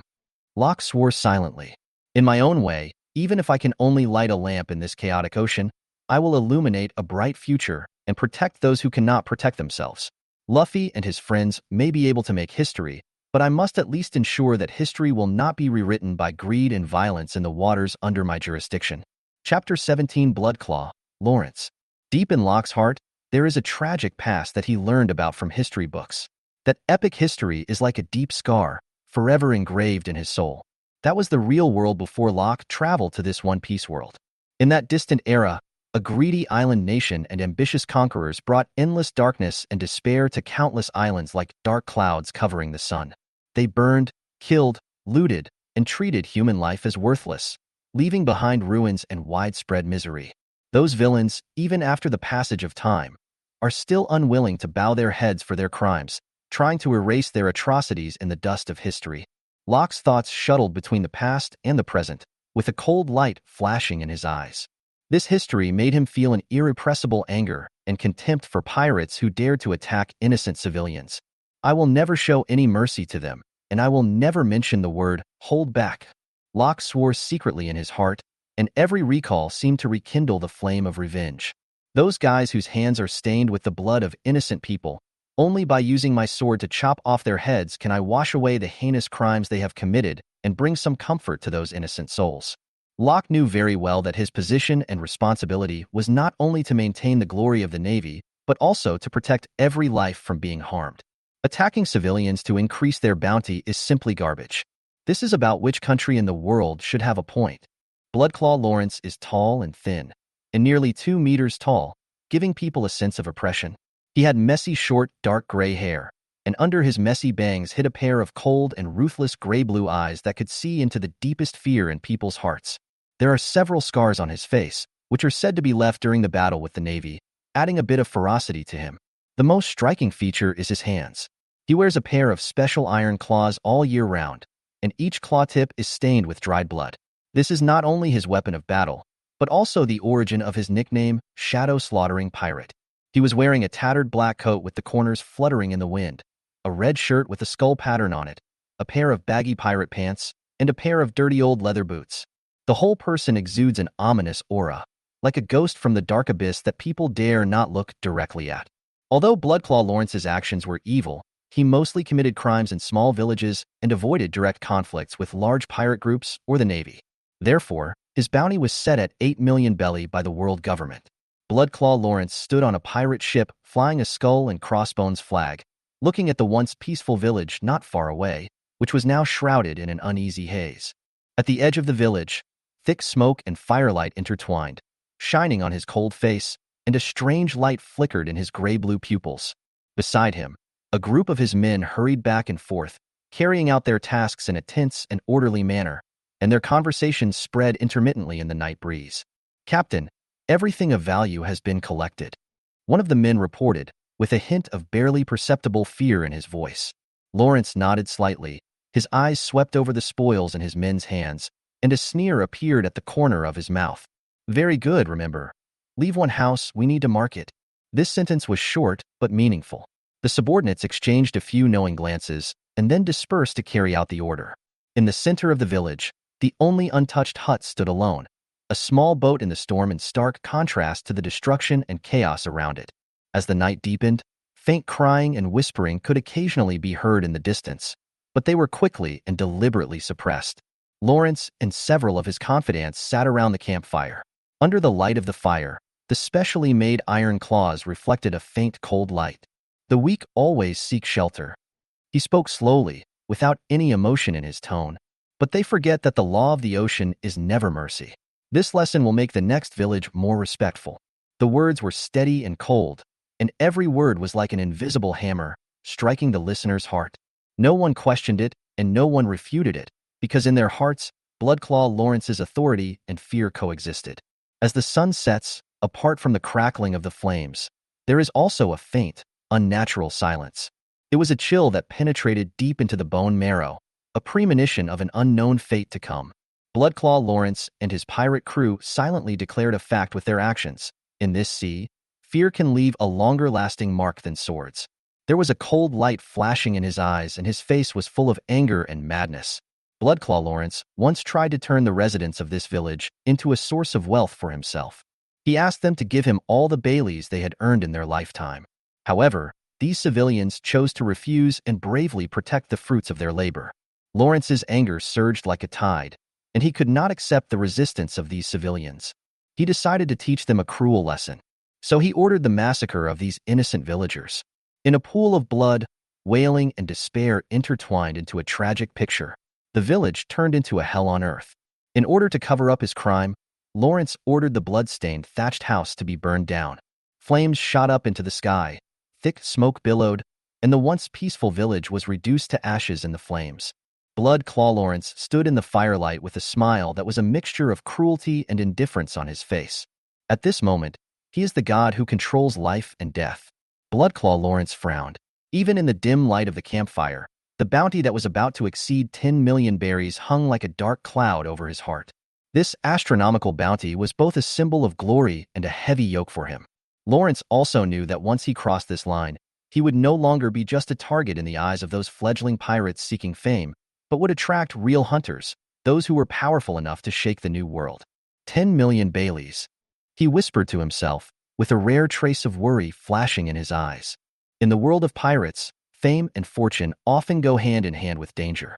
Lawrence knew that the soaring bounty meant that the Navy headquarters, especially the rising star that Aokiji was paying attention to, Warrant Officer Locke, one of the legendary 3 generals, might have set his sights on him. It's all the blame on those civilians. If he could honestly hand over Bailey to him, Lawrence wouldn't be able to kill an entire village. Locke, a young officer who rose rapidly in the East China Sea and was famous for his thunderous tactics, was like a new force that could not be ignored, stirring up the tranquility of this sea area. "Captain, do we need to change our route and avoid the hot spots in the East China Sea?" A veteran and experienced subordinate suggested softly with a look in his eyes alert to the unknown threat. Lawrence was silent for a moment, looking into the distance at the dark horizon where countless unknowns and challenges seemed to be hidden. "No," finally said firmly. "Escape is not Bloodclaw style. Locke may be strong, but the sea is vast. We can always find a way to deal with him. Besides, real treasures always come with risks. I am determined to obtain the secrets of the East Sea." His tone regained its former confidence and determination as he announced that no matter how difficult the road ahead was, Bloodclaw Lawrence would move forward. However, beneath this determination, there is also a subtle plan. He began to think about how to do it without attracting too much attention. Strengthen his own strength. Perhaps it is time to find some reliable allies or discover the ancient secrets hidden in the depths of the East China Sea that can help him. As the night deepened, the sea breeze, carrying a salty, wet, and unknown atmosphere, blew across the deck of the pirate ship. Bloodclaw Lawrence stood alone at the side of the ship, gazing at the starry sky, thinking about his next move in his mind. Chapter 18. There is a pirate ship in the southeast. Locke stood on the deck of a naval battleship. The morning sun shone on the calm and boundless sea. The golden light and the blue sea intertwined to create a tranquil beauty. All around was a cloudless sky, promising a clear but probably ordinary day. As a naval warrant officer, Locke's duty is to maintain order and peace in this sea area, prevent pirates from invading, and protect the safety of maritime navigation. He took a deep breath of the salty air and glanced around sharply. Although he felt a little excited about the prospect of adventure, he was more determined to stick to his duties. Today, his warship was patrolling the designated sea area as usual. The naval soldiers on the ship were doing their respective duties. Some were checking equipment, some were vigilantly observing the horizon on the lookout tower, while Locke was responsible for command and decision-making. "We haven't encountered any tough battles today." Locke thought that this was both a relief and a hidden expectation. As a sailor, he hopes that the sea can remain peaceful so that merchant ships and fishermen can pass through with peace of mind. But on the other hand, as a warrior, he also longs for challenges and is eager to confront the pirates who threaten the safety of the ocean head-on in order to prove his strength and his commitment to justice. As the sun gradually rose higher and the sea breeze brought coolness, Locke tightened his naval uniform, looked at the nautical chart again, and planned the next patrol route. Under the cover of the full moon last night, Bloodclaw Lawrence, with a large amount of Bailey looted from the village and his equally thirsty crew, quietly sailed into a well-known den of gold, Phantom Harbor. This is a paradise far away from the constraints of the law, a haven for pirates, bounty hunters, and all kinds of marginal characters, and a utopia in the hearts of countless pleasure seekers. The moment you step into the harbor, the colorful neon lights seem to instantly dispel the gloom of the night. Various buildings are scattered around, from the plain-looking pubs to the gorgeously decorated casinos. Each one exudes an atmosphere of temptation. Music, laughter, and the sound of dice colliding are intertwined to form a symphony unique to this sinful city. Bloodclaw and his group first entered a place called Phantom Dance Hall. As soon as the door opened, a smell mixed with perfume, alcohol, and tobacco hit them in the face. In the dance floor, beauties of all shapes and sizes dressed in gorgeous costumes swayed to the mesmerizing melody. Their eyes were like deep whirlpools, attracting the gaze of every passerby. Some have their faces covered with veils, looking mysterious. Some have beautiful smiles, looking passionate and unrestrained. Each of them displays their charm in different ways, tempting every excitement-seeking customer. After crossing the dance floor, they came to a more private box, where fine wines and delicacies had already been prepared, and there were several specially selected beauties accompanying them. After 3 rounds of drinks, Bailey was consumed by wine, gambling, and the laughter of beautiful women. In this midst of decadence and extravagance, Bloodclaw seemed to have temporarily forgotten the dangers and hardships of life at sea and immersed himself in this short-lived and illusory happiness. Not far away, in a luxurious casino called Golden Roulette, the lights were bright and the shouts of gamblers were heard one after another. The roulette wheel spins, the dice jumps, and every sound of banker wins or player wins is accompanied by the change of wealth. Bloodclaw also tries to use the wealth gained by violence to exchange for more excitement and satisfaction. In Phantom Harbor, time seems to have lost its meaning. Money, desire, and joy are infinitely magnified, and everyone has found his or her own way of escaping reality here. However, for Bloodclaw Lawrence, the crisis hidden behind this carnival and the upcoming challenges are like a nightmare that he cannot wake up from, quietly waiting for the dawn. Just as Bloodclaw Lawrence was gradually losing himself in the music and revelry of the brothel, an indescribable force quietly invaded his consciousness. At first, he thought it was just an illusion caused by the combined effects of alcohol and music. But soon, this feeling became extremely strong, and invisible ropes tightly bound his will. This sudden loss of control made him suddenly alert, and the most bizarre existence in the sailing world flashed through his mind. A devil fruit user, or a person with some unknown special skills. Although Bloodclaw claims to be a hero at sea, he is powerless to resist this extraordinary force. These seemingly insignificant masters actually possess the terrifying ability to easily manipulate the will of others. Under their cold gazes, Bloodclaw was forced to listen to a series of irrefutable orders. Every word was like a heavy hammer hitting his heart, making him realize that he had completely become a pawn in the hands of others. In the early morning, when the first ray of sunlight penetrated the clouds and shone on this sinful land, Bloodclaw Lawrence had already led his crew, like puppets pulled by invisible strings, towards the unknown naval ship. His heart was filled with resentment and anger, but more of helplessness, because the consequences of refusing to carry out these orders were something he could not bear. Because until now, I am still subject to the state of being controlled yesterday. Everything seemed normal until the naval soldiers on the lookout tower spotted a black spot approaching slowly in the distance. Quickly raise the telescope and zoom in. The blurry outline gradually became clear and revealed the true appearance of a pirate ship. The soldier's heart tightened, and he immediately turned around, rushed down the narrow stairs and headed straight for the bridge. Report, Warrant Officer Locke. We spotted a suspected pirate ship in the east-southeast direction, and it's approaching us. The soldier's voice was mixed with tension and alertness. While standing at attention and reporting, his eyes were fixed on Locke, waiting for the next instruction. Hearing this, Locke frowned slightly, and his eyes instantly became sharp. Half a year of experience at sea had prepared him for such emergencies. He nodded, signaling the soldiers to retreat, then turned to the adjutant beside him, his voice steady and powerful. Immediately verify the other party's identity and notify all personnel to enter combat readiness. However, do not act rashly. We need more information to determine the other party's intentions. The adjutant took the order and acted quickly, issuing a series of concise and efficient commands through the walkie-talkie. The warship suddenly became busy. The soldiers took their positions and slowly adjusted the direction of their guns to point at the pirate ship that was becoming increasingly clear. The atmosphere was solemn and tense. Locke returned to the center of the bridge, his eyes fixed on the horizon, thinking about the possible situations that were about to happen, not missing a single detail. Meanwhile, intelligence began to come together, and the adjutant returned with preliminary findings. Reporting to the warrant officer, the pirate ship is called Shadowclaw.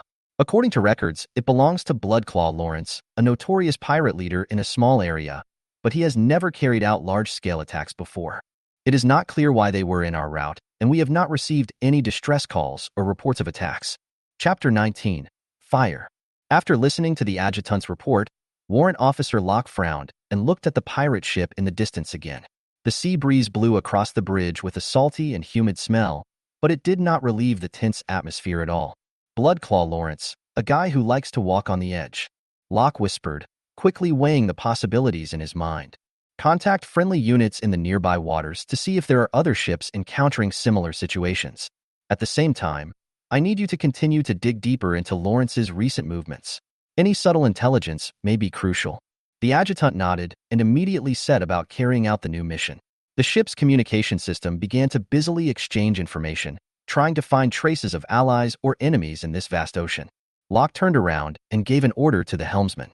Maintain current course, but be prepared to adjust at any time. I don't want to seem too aggressive, but I also don't want to seem weak or vulnerable. Locke knew that in this delicate confrontation, every move could be interpreted as a different signal. Warrant Officer Locke's thoughts were like the surging waves on the sea, difficult to calm down. He thought to himself that Bloodclaw Lawrence, a pirate leader with a bounty of millions, was approaching a naval ship so blatantly. There must be some unknown meaning behind this. Is it overconfidence? Or is there some trump card that can turn the situation around? Activate the stealth detection system. I need to make sure there are no other potential threats around. Locke gave instructions to the technical department. He knew that at such a critical moment, any blind spot could become a fatal weakness. At the same time, Locke decided to take the initiative to attack and find out the opponent's strength. As the communication connection was established, Lawrence's scarred face appeared on the screen, with a cunning light in his eyes. Warrant Officer Locke, it is an honor to speak directly with you. Perhaps we can talk openly and without unnecessary tension. Locke remained calm, his voice steady and powerful. Lawrence, your audacity makes me curious. If you think you can escape unscathed from the Navy with just one pirate ship, then you probably underestimate our strength. But I'd like to hear why you're here. Lawrence smiled and had anticipated Locke's questioning. Warrant Officer, a wise man would not fight a battle he is not sure of winning without being prepared. Our meeting today may be an accident, but it may also be an opportunity to fight a real threat together. Locke's frown deepened as he realized the situation was more complicated than he had expected. The implicit message in Lawrence's words made the background of this encounter instantly unclear. Tell me more about it. Lawrence stood on the bridge of the Shadow Claw, with his hands behind his back, staring at the majestic naval ship not far away. His heart was like the waves on the sea, rising and falling. His many years of pirate career have made him accustomed to dancing on the edge of a knife, but this time, he is facing not only Warrant Officer Locke's ship, but also the shadow of his past crimes and a potential behind-the-scenes manipulator. I once thought that my name could make the bravest sailors tremble, but now it seems that I am just a small pawn in someone else's chess game. Lawrence smiled bitterly in his heart. He knew the origin of his reward better than anyone else. It is not a testament to heroic deeds, but a pillar of shame stained with the blood of innocent people. He turned to look at one of his confidants and whispered, "Notify everyone on board to be on alert, but do not act rashly. I want to see if Warrant Officer Locke is really as wise as the rumors say, and whether he can see through this drama directed by others." Lawrence knows that a head-on conflict with Locke is not a wise move, but if he can take the opportunity to expose the black hand behind everything, he may be able to buy himself a chance of survival. He was thinking about how to take advantage of this unexpected encounter to both get rid of the Navy that was chasing him and bring the enemy hiding in the dark into the light of day. If I really want to be a chess piece, then I have to be a key chess piece that determines the direction of the game. Lawrence's eyes became firm. He decided not to passively wait for the judgment of fate, but to take the initiative, even if there was an unknown abyss ahead. Warrant Officer Locke's gaze was as deep as the ocean. Although his heart was in turmoil, his surface remained calm as a mirror.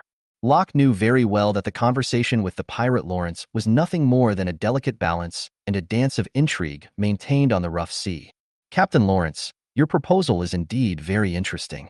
There was just the right amount of gentleness in Locke's voice, as if he treated this conversation sincerely. Every word was carefully crafted, neither too enthusiastic nor too cold. In this vast ocean, the exchange of wisdom is always more valuable than meaningless conflict. However, trust is like the mist on the sea, which gathers and disperses easily. It takes time and action to prove itself. There was a hidden meaning in Locke's words. He was not in a hurry to show his strength, but he also let the other party clearly feel the hidden threat. The principle of our Navy is to protect the peace and order of this sea area. For anyone who dares to destroy it, no matter what the motive behind it is, we will respond in the name of justice. But I'm also willing to listen to what kind of threats made you think we could be temporary partners. At this time, Locke was thinking about every possible layout in his mind. He ordered the technicians on the ship to quietly adjust the radar and the connection with other warships to ensure that they could respond immediately if necessary. His fingers tapped lightly on the railing of the bridge. It was a forbearing rhythm, the drumbeat before a battle, reminding himself to stay alert. It was also a disguise, so as not to let the pirates on the opposite side notice his inner determination. So Lawrence, let's get started. Share your information, let's see if we can find a common enemy. But remember, my patience is not endless, and the laws of the sea are not written by pirates. Locke's words carry unquestionable authority, but also leave a little room, preparing for the unknown that is about to come. Warrant Officer Locke received a confirmation report from his adjutant and learned that there were no signs of other warships or pirate ships in the surrounding waters, which meant that they were facing the Shadowclaw alone. At this moment, a subtle emotion flashed through his mind, both a mockery of Lawrence's intentions and a determination to take action. It seems that Bloodclaw Lawrence is planning to put on a good show himself and make a name for himself in my territory. A sarcastic smile appeared on Locke's lips, which contained disdain for pirate behavior and the cold determination to execute the order. He turned to face the messenger, his eyes flashing with an unquestionable light, and his voice was steady and firm. Pass the order. All gunners, prepare. Target Shadowclaw. Remember, what we want is a precise strike, not a mindless bombardment. I want to make this Captain Lawrence understand that the order of the East China Sea is maintained by our Navy. As the order was given, the warship immediately became busy. The turret slowly turned and aimed at the pirate ship not far away. Locke stood on the bridge, staring at the Shadowclaw with a sharp gaze, but his heart was extremely calm. We know that this confrontation is not only a display of strength, but also a test of strategy and determination. Fire! After ensuring that everything was ready, Warrant Officer Locke decisively gave the final order. In an instant, thick smoke rose from the sea, the sound of cannons was deafening, and the shells cut through the air and whistled straight towards the Shadowclaw. Locke watched all this, his eyes filled with both the desire for victory and vigilance against unknown variables. Even on a battlefield where you seem to have the upper hand, you cannot let your guard down. Chapter 20. Only money can provide firepower. After Warrant Officer Locke gave the order, the tense atmosphere reached its peak. On the bridge of the pirate ship, Shadowclaw, Captain Lawrence had just recovered from his brief shock when he was suddenly shocked by the artillery fire, and his face changed suddenly. With his eyes wide open, he stared in disbelief at the smoke rising from the naval ships in the distance and the subsequent whistling sound of death. Quick! Everyone on alert! Prepare for an attack! Lawrence almost roared out his orders, his voice filled with panic and anger that were difficult to conceal. He turned around suddenly and shouted into the communicator. Helmsman, emergency evasion. Gunner, fire back. We must act now. At this moment, he was no longer the confident pirate leader. But they are ordinary people who also feel fear when facing a crisis. At the same time, on the sea, the air seemed to freeze, and only the sharp whistling sound of shells cutting through the sky broke the heavy silence.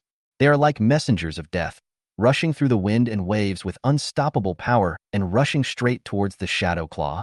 The first shell hit the side of the Shadowclaw with a deafening explosion. A huge shock wave swept across the deck, and flames and smoke instantly engulfed the hit area, with wood chips and debris flying everywhere. Immediately afterwards, the second shot, the third shot. Continuous shelling exploded on the pirate ship. Each explosion caused the entire ship to tremble violently. The wrath of the sea god poured down, trying to devour this uninvited guest. The sea breeze was filled with the smell of gunpowder and burning. The firelight reflected on the sea, and the sparkling sea surface became hideous and terrifying at this moment. The huge water columns stirred up by the shells fell heavily and intertwined with the burning wreckage, forming a doomsday scene. At this moment, the sea is no longer a gentle cradle, but the cruelest battlefield. Lawrence held on to the railing tightly, his body swaying with the vibration of the ship. There was both fear and determination in his eyes. He knew that this was not just a battle, but also a test of life and death, and he must find an opportunity to fight back. Otherwise, the Shadowclaw and all his dreams will be buried at the bottom of the sea. Lawrence stood on the violently shaking bridge, his face a mixture of shock and anger. Every wrinkle on that weather-beaten face seemed to tell of the unwillingness and regret at the moment. No one had expected that the young Warrant Officer Locke would order a raid while the conversation was still going on. This was completely beyond his experience as a veteran. The corner of Lawrence's mouth twitched, and he sneered at himself for having a little fantasy about the so-called rules. Damn you, Locke. I didn't expect you to be such a smiling tiger. You're as cunning as those politicians. Lawrence cursed in his heart. I felt an unprecedented sense of frustration. During his pirate career, he had confronted the Navy countless times, but had never been as embarrassed as he was today. He originally thought that even if he was defeated, he could at least withdraw from the battle with dignity. Now it seems that the opponent does not intend to give him this opportunity at all. We've been tricked. Everyone, prepare emergency measures and disperse the fire as much as possible to reduce losses. Lawrence shouted at the top of his lungs. The sound was insignificant amid the roar of artillery fire, but the crew still acted quickly. They know that now every second counts.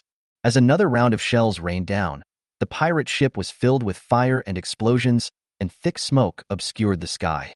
The originally colorful pirate flag was twisted and deformed in the flames, showing the world the despair and struggle of its owner at the moment. The hull creaked under the continuous impact and seemed like it would break at any time. Seawater began to overflow the damaged deck, coldly reminding everyone that death was approaching step by step. Lawrence clenched his fists, a fierce light flashing in his eyes. He realized that this battle was not only a challenge to survival, but also a violation of his dignity as the Pirate King. He secretly swore that even if he really died in the sea today, he would make Locke remember the name Bloodclaw Lawrence, to let him know that even for an old lion, a counterattack before death could be fatal. Lawrence staggered and steadied himself on the tilted deck. Chaos and fire surrounded him, and he could hear the constant sounds of explosions and the shouts of the crew. Looking up at the naval vessel that was wreaking havoc like a giant beast, I was filled with confusion and shock. It is unimaginable that a warship could possess such terrifying firepower density and sustainability. Its ammunition depot is a bottomless pit, endless. How is this possible? Lawrence muttered to himself, the mixture of ashes and sweat on his face making him look old and tired. In his memory, even wealthy pirate groups or national fleets would not be so extravagant as to carry out such large-scale fire coverage. That was often a strategic, decisive battle, or a crushing attack under absolute advantage. But now, the warship under the command of Warrant Officer Locke has made full use of this tactic, which is completely beyond his previous knowledge. Has the times really changed? A trace of confusion flashed through Lawrence's mind. Realized that I might have underestimated the advancement of technology and the innovation of tactical concepts. In the era he traveled through, although artillery was an important weapon in naval warfare, it relied more on precise shooting and tactical coordination, and firepower coverage was the privilege of a few wealthy and powerful people. Now, Locke has clearly mastered the core of firepower coverage. Efficient, continuous ammunition supply and advanced fire control system make the warship like a mobile fortress, which can pour out enough power to destroy everything in a short period of time. Am I behind the times? Lawrence smiled bitterly, feeling a sour feeling in his heart. Having traveled the ocean all his life, he believed that he had a deep understanding of war and tactics, but at this moment his understanding was completely overturned. I began to understand that this was not just Locke's personal decision, but also a reflection of the entire naval system and technological progress behind it. Even at this point, I will try my best. Lawrence clenched his teeth, a last glimmer of fighting spirit ignited in his eyes. He knew that he might not be able to change the fate of the battleship sinking, but he at least wanted Locke to remember the name Bloodclaw Lawrence. Even if he was defeated, he had to lose gloriously and let this battle become the last chapter of his legendary pirate career. Chapter 21 So Fierce. On the vast ocean, Warrant Officer Locke's warship did not gain its extraordinary power through conventional technological innovation or weapon upgrades. Instead, he used his mysterious devil fruit ability, a magic that allows him to transform into a scarecrow form. This originally ordinary warship was transformed into a floating and terrifying fortress with the intervention of Locke's supernatural power. When the enemy's artillery fire rained down, Locke did not choose to escape or fight in conventional ways, but boldly activated his fruit ability. His body instantly twisted and deformed, turning into a huge and weird scarecrow. Countless tentacles woven by pure willpower extended from his form, sweeping in all directions like a living storm. Not only are these tentacles extremely flexible, but they also seem to have an incredible attraction to the surrounding shells. Every whistling shell is accurately captured in the network woven by these tentacles. They are endowed with intelligence and can actively avoid damage. Locke captured those deadly metal blocks easily as if he was controlling an invisible giant net. and then threw the shells back at the enemy intact with astonishing speed and force. Under Locke's control, countless shells were redirected every second to form an unprecedented counterattack storm. His scarecrow form has not just dozens but hundreds of tentacles, each of which is like an independent warrior, fighting in coordination and demonstrating battlefield control far beyond human comprehension. Such a scene is even more spectacular and efficient than any carefully designed fleet joint operation, and its firepower projection capability easily surpasses the power of more than a dozen warships firing at the same time. Locke's action not only subverted the traditional rules of naval warfare, but also brought the potential of the devil fruit to the extreme, proving that on the grand line, personal power is sometimes enough to rewrite the pattern of war. This warship, in Locke's scarecrow form, is no longer just a ship but a possible infinite warship as long as it has enough shells. On the deck of the Locke warship, the Navy soldiers stopped what they were doing and looked at their commander in disbelief, the legendary strong man. Under the sunlight, Locke's figure looked exceptionally tall, and every move he made was like a storm at sea, easily sweeping away all obstacles. Is this really something a human can do? A young Navy soldier muttered to himself, his eyes full of shock. His hands unconsciously clenched the railing so that he could feel the power more clearly. The senior local official next to him shook his head with a bitter smile on his face. It still feels incredible every time I see it. In the East China Sea, with him here, it is really hard to find an opponent. With such strength, he is simply the guardian god of the East China Sea. Another veteran sighed, with a hint of emotion in his voice. Yes, we followed him out to sea, and many times the battle was over before it even began. Sometimes I even wonder if our ship is looking for challenges that don't exist. The soldiers around him nodded or whispered, each with their own thoughts in mind. For them, this commander is not only a powerful combat force, but also a belief-like existence. In the East China Sea, his presence seemed to have invincible power, making all pirates fearful. But behind such strength, how many unknown efforts and sacrifices are there? A seemingly quiet, bespectacled officer said softly. His eyes penetrated the crowd, searching for some deeper meaning. For a moment, there was a brief silence on the deck. Everyone was touched by these words and began to think about their responsibilities and significance as a navy. The pirate ship that was ignorant of the world and dared to challenge him was now slowly disintegrating on the sea, with fragments flying everywhere accompanied by desperate cries, like the end of a tragedy. Locke's power made everything around him pale in comparison. Even the most ferocious pirates could only tremble in front of this force. After completing the punishment, Locke slowly released his scarecrow form and his body returned to its original state, but the majesty and coldness in his purple eyes had not completely dissipated. He looked around. His eyes finally fell on his subordinates, and he gave a calm and decisive order. Clear the battlefield and interrogate the captured pirates strictly to obtain intelligence. As for those who have passed away, give them a sea funeral and let the sea be their final resting place. The words reveal unquestionable authority, and at the same time, there is no lack of respect for the dead. The naval soldiers acted quickly, with some responsible for tying up the surviving pirates one by one to ensure that no potentially valuable sources of information were missed.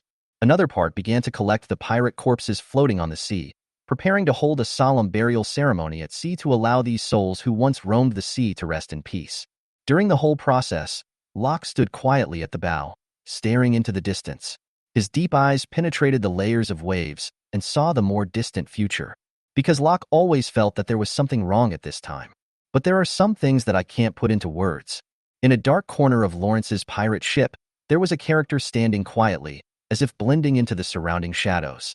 His eyes were as dark as the abyss, without the slightest flicker of light, a sign of being completely controlled by an unknown force. Although he was motionless, a strange and oppressive aura lingered around him. This power subtly distorted the air around him, making even the nearest fellow pirates unaware of his presence. He has become an invisible ghost on the ship. This strange atmosphere was like an invisible net, silently covering the entire ship. Every pirate who passed by him felt an inexplicable chill but couldn't tell the specific reason. They just walked past in a hurry and were unwilling to stay for any longer.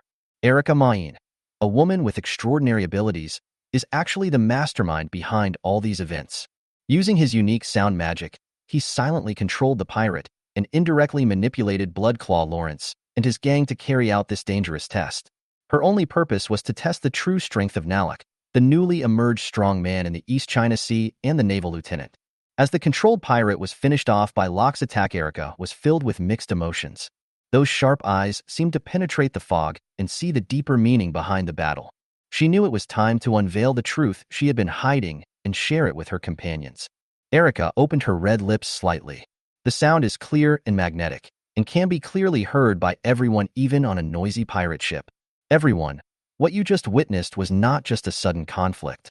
In fact, that was a test of the emerging forces in the East China Sea. He paused and looked around to make sure everyone was listening attentively. That Locke, a name that has gained fame in the East China Sea, his strength is something we must evaluate. And by controlling that pirate and guiding Bloodclaw Lawrence's foolish charge, we successfully tested his reaction speed, tactical use, and overwhelming strength. Now we know that he is no ordinary person. His strength is enough to change the power structure of the East China Sea. But remember, the real battle has just begun. The East China Sea is vast and full of hidden talents. We cannot determine everything based on just one battle. Next, we need to be more cautious and act more wisely. Because, whether it is the Navy or other pirate groups, they will be our competitors, or even enemies. Jack's Darkblade, Erica's captain, stood in the middle of the cabin, his brows furrowed, his eyes filled with confusion and uneasiness. That well-defined face looked even more profound under the flickering candlelight. His hand gently stroked the hilt of the sword at his waist, which brought him a moment of peace. After hearing Erica's report, he asked in disbelief, "You said that Locke was able to control his devil fruit ability so smoothly in such a short time? In just half a year, he could achieve this?" Although Jax's voice was low, it echoed in the silent cabin, revealing his inner shock and alertness. Someone who can master the power of a devil fruit so quickly is definitely not an ordinary person, and this is a huge variable for every step of their plan. Fortunately, we made this attempt, otherwise we might have underestimated him. Jax pondered for a moment, a look of determination flashing in his eyes. It seems we have no advantage in a head-on confrontation on the sea. It's time to adjust our strategy, Erica. Do you think there is a possibility of infiltration or assassination? We must find Locke's weakness and disintegrate him from the inside. Otherwise, all that awaits us is a head-on war of attrition. Erica nodded slightly when she heard this, her voice still calm and confident. Indeed, direct confrontation is extremely risky. I will conduct another in-depth investigation to find the pattern of Locke's whereabouts and possible psychological or physical weaknesses. At the same time, we can consider forming an alliance with other forces that are dissatisfied with Locke's rise, attacking from both inside and outside to increase the chances of success. Chapter 22, Erica, Magic Sound. Lawrence, the pirate leader who once dominated the East China Sea, was now lying on a simple wooden board, being roughly dragged by Navy soldiers to the deck of the warship where Locke was. His body looked weak due to serious injuries, his clothes were torn, blood stained his collar, and his face was full of pain and unwillingness. The howling sea breeze seemed to mock the fall of this once powerful man. The Navy soldiers quickly took Lawrence aside. Then one of the soldiers walked quickly to the ship's observation deck. There, Locke was standing, staring at the horizon. Those eyes seemed to be able to penetrate all hypocrisy and reach the essence of things. Report to the warrant officer. We have brought Bloodclaw Lawrence onto the deck as per your instructions. He is seriously injured but conscious. The soldiers stood at attention and saluted, with a barely perceptible awe in their tone. Hearing this, Locke slowly turned around, looked at the soldiers below with a sharp gaze, and nodded slightly. Very good. Give him initial medical treatment immediately and keep him awake. I want to interrogate him personally to understand their purpose and the recent movements in the East China Sea. Yes, warrant officer. After receiving the order, the soldiers quickly conveyed Locke's order. Locke took a step forward and slowly walked down the observation deck, ready to face his former rival. As Locke approached, Lawrence struggled to sit up, but the pain from his wounds forced him to give up. He used all his strength to utter a few words hoarsely. That Locke, your strength, is beyond my expectation. Locke stood in front of Lawrence, his face stern and his voice calm and majestic. Lawrence, you and your crew have chosen the wrong path. Tell me, who is behind all this? What is your real purpose in attacking us and trying to test my strength? Under Locke's pressure, Lawrence's eyes flickered a few times as if he was weighing something. Finally, he swallowed the blood foam in his mouth and used up his last bit of strength. He spoke lightly. I just don't want to live anymore. I just want to see what the Navy is capable of. When Locke heard this, a hint of displeasure flashed across his brows, but he quickly regained his composure. Locke obviously did not believe Lawrence's nonchalant answer. Years of combat experience told him that things were far from simple. Locke squatted down and looked directly at Lawrence. His voice, although low, was full of unquestionable power. "Lawrence, this is the end of our game. Do you think I would believe this is just a simple provocation? You must have a deeper motive behind this, or some force is driving all this. Now is your last chance. Confess everything. Maybe you can still get a chance to survive." Lawrence looked at Locke's determined expression, and a complex light flashed in his eyes. He had no way to retreat, but on the brink of death, an instinct for survival forced him to reconsider. The sea breeze seemed to have stopped at this moment, and the only sound left on the entire deck was the breathing of the two people, heavy and tense. Just as Locke was about to put more pressure on him, Lawrence suddenly coughed a few times, and blood oozed from the corners of his mouth. He spoke slowly, his voice weak but with a hint of determination. "Okay, I admit defeat. It's Shadow Weaver, Erica Mayan. She said that the East China Sea needs a new order, and you are the biggest variable. We are nothing more than pawns on her chessboard." At this time, Lawrence actually figured out a lot of things. How big is the East China Sea? How many guys are there who are willing to use pirates with millions of bounties as cannon fodder? Come to think of it, this kind of strange ability is probably possessed by only a few people.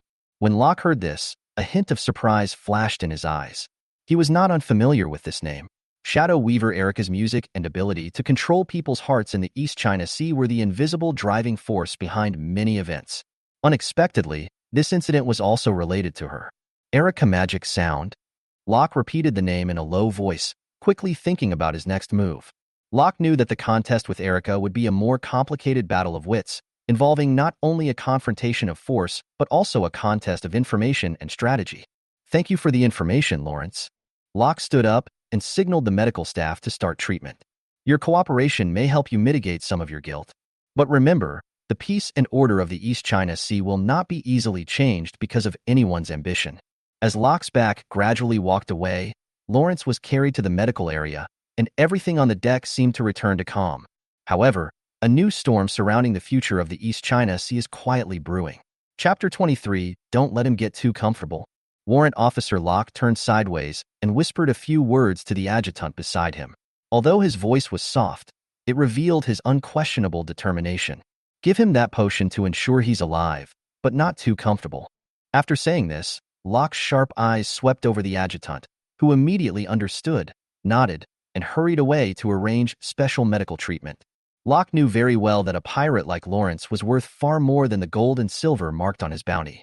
His hands, stained with the blood of innocent people, are an unhealable wound for many families in the East China Sea, and are also a symbol of evil that the Navy must expose and judge.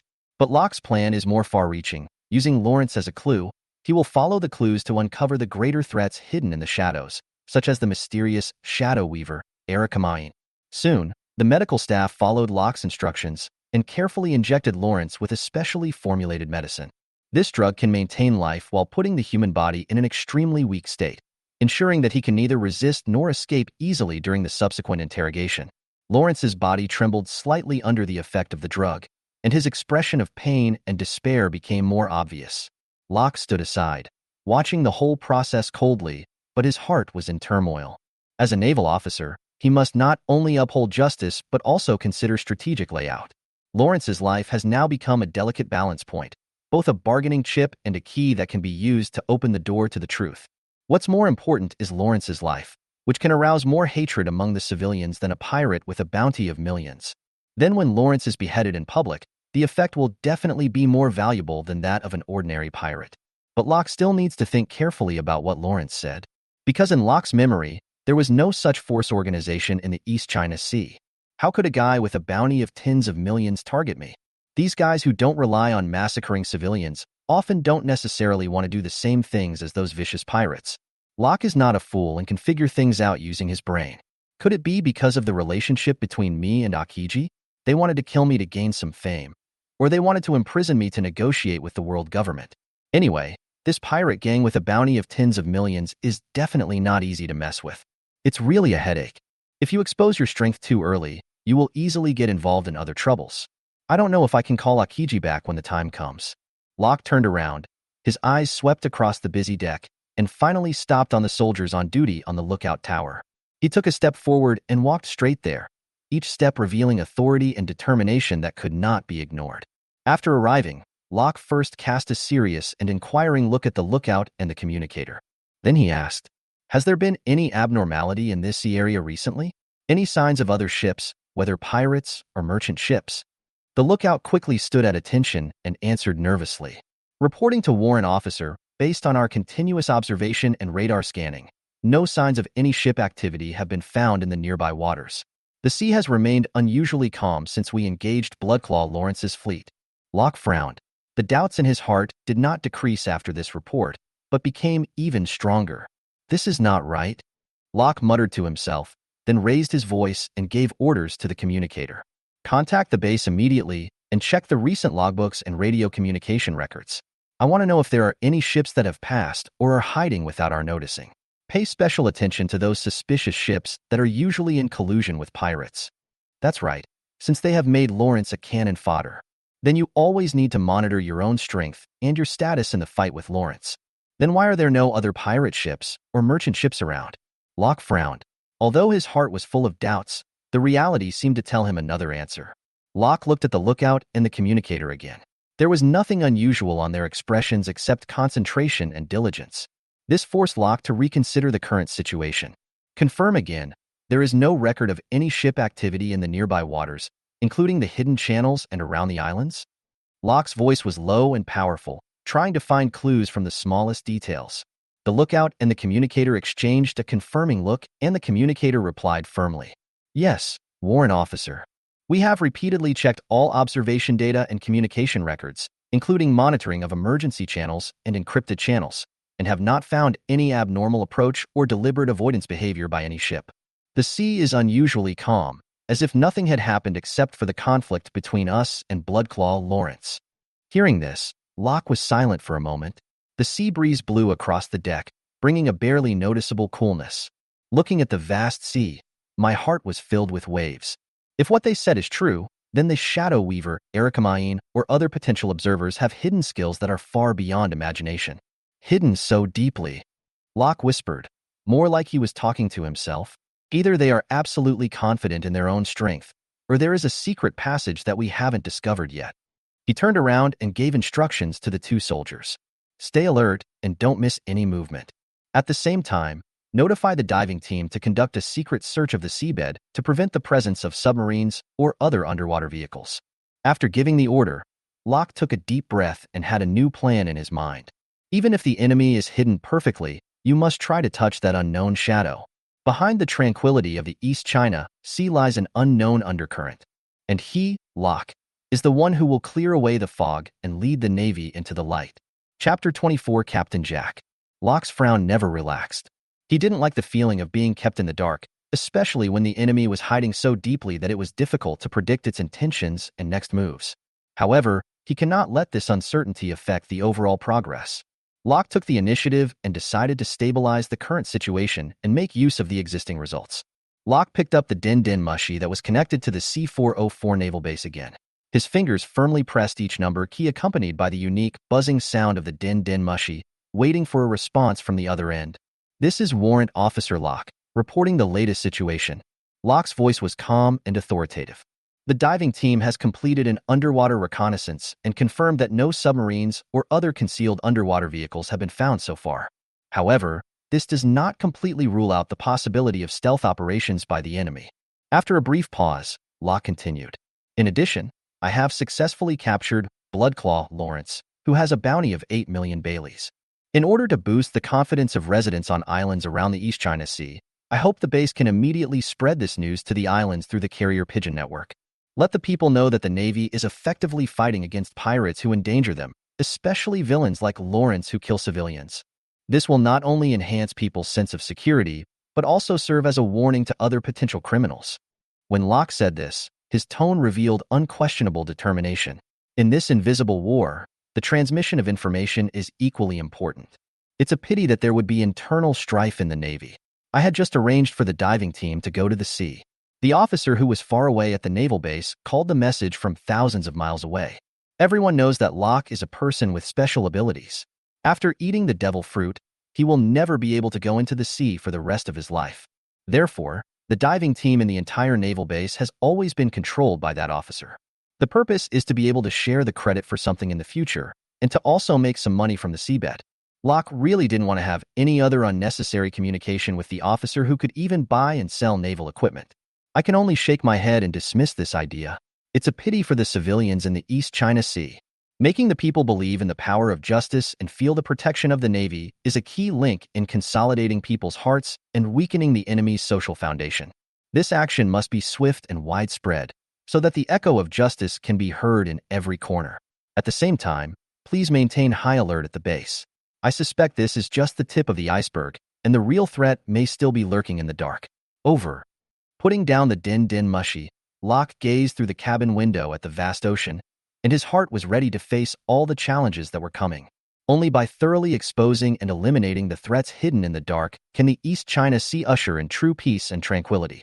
As the unnamed battleship under Locke's command slowly sailed into the port of the C-404 naval base, the sea breeze brought the familiar smell of home, mixed with a hint of tension and anticipation.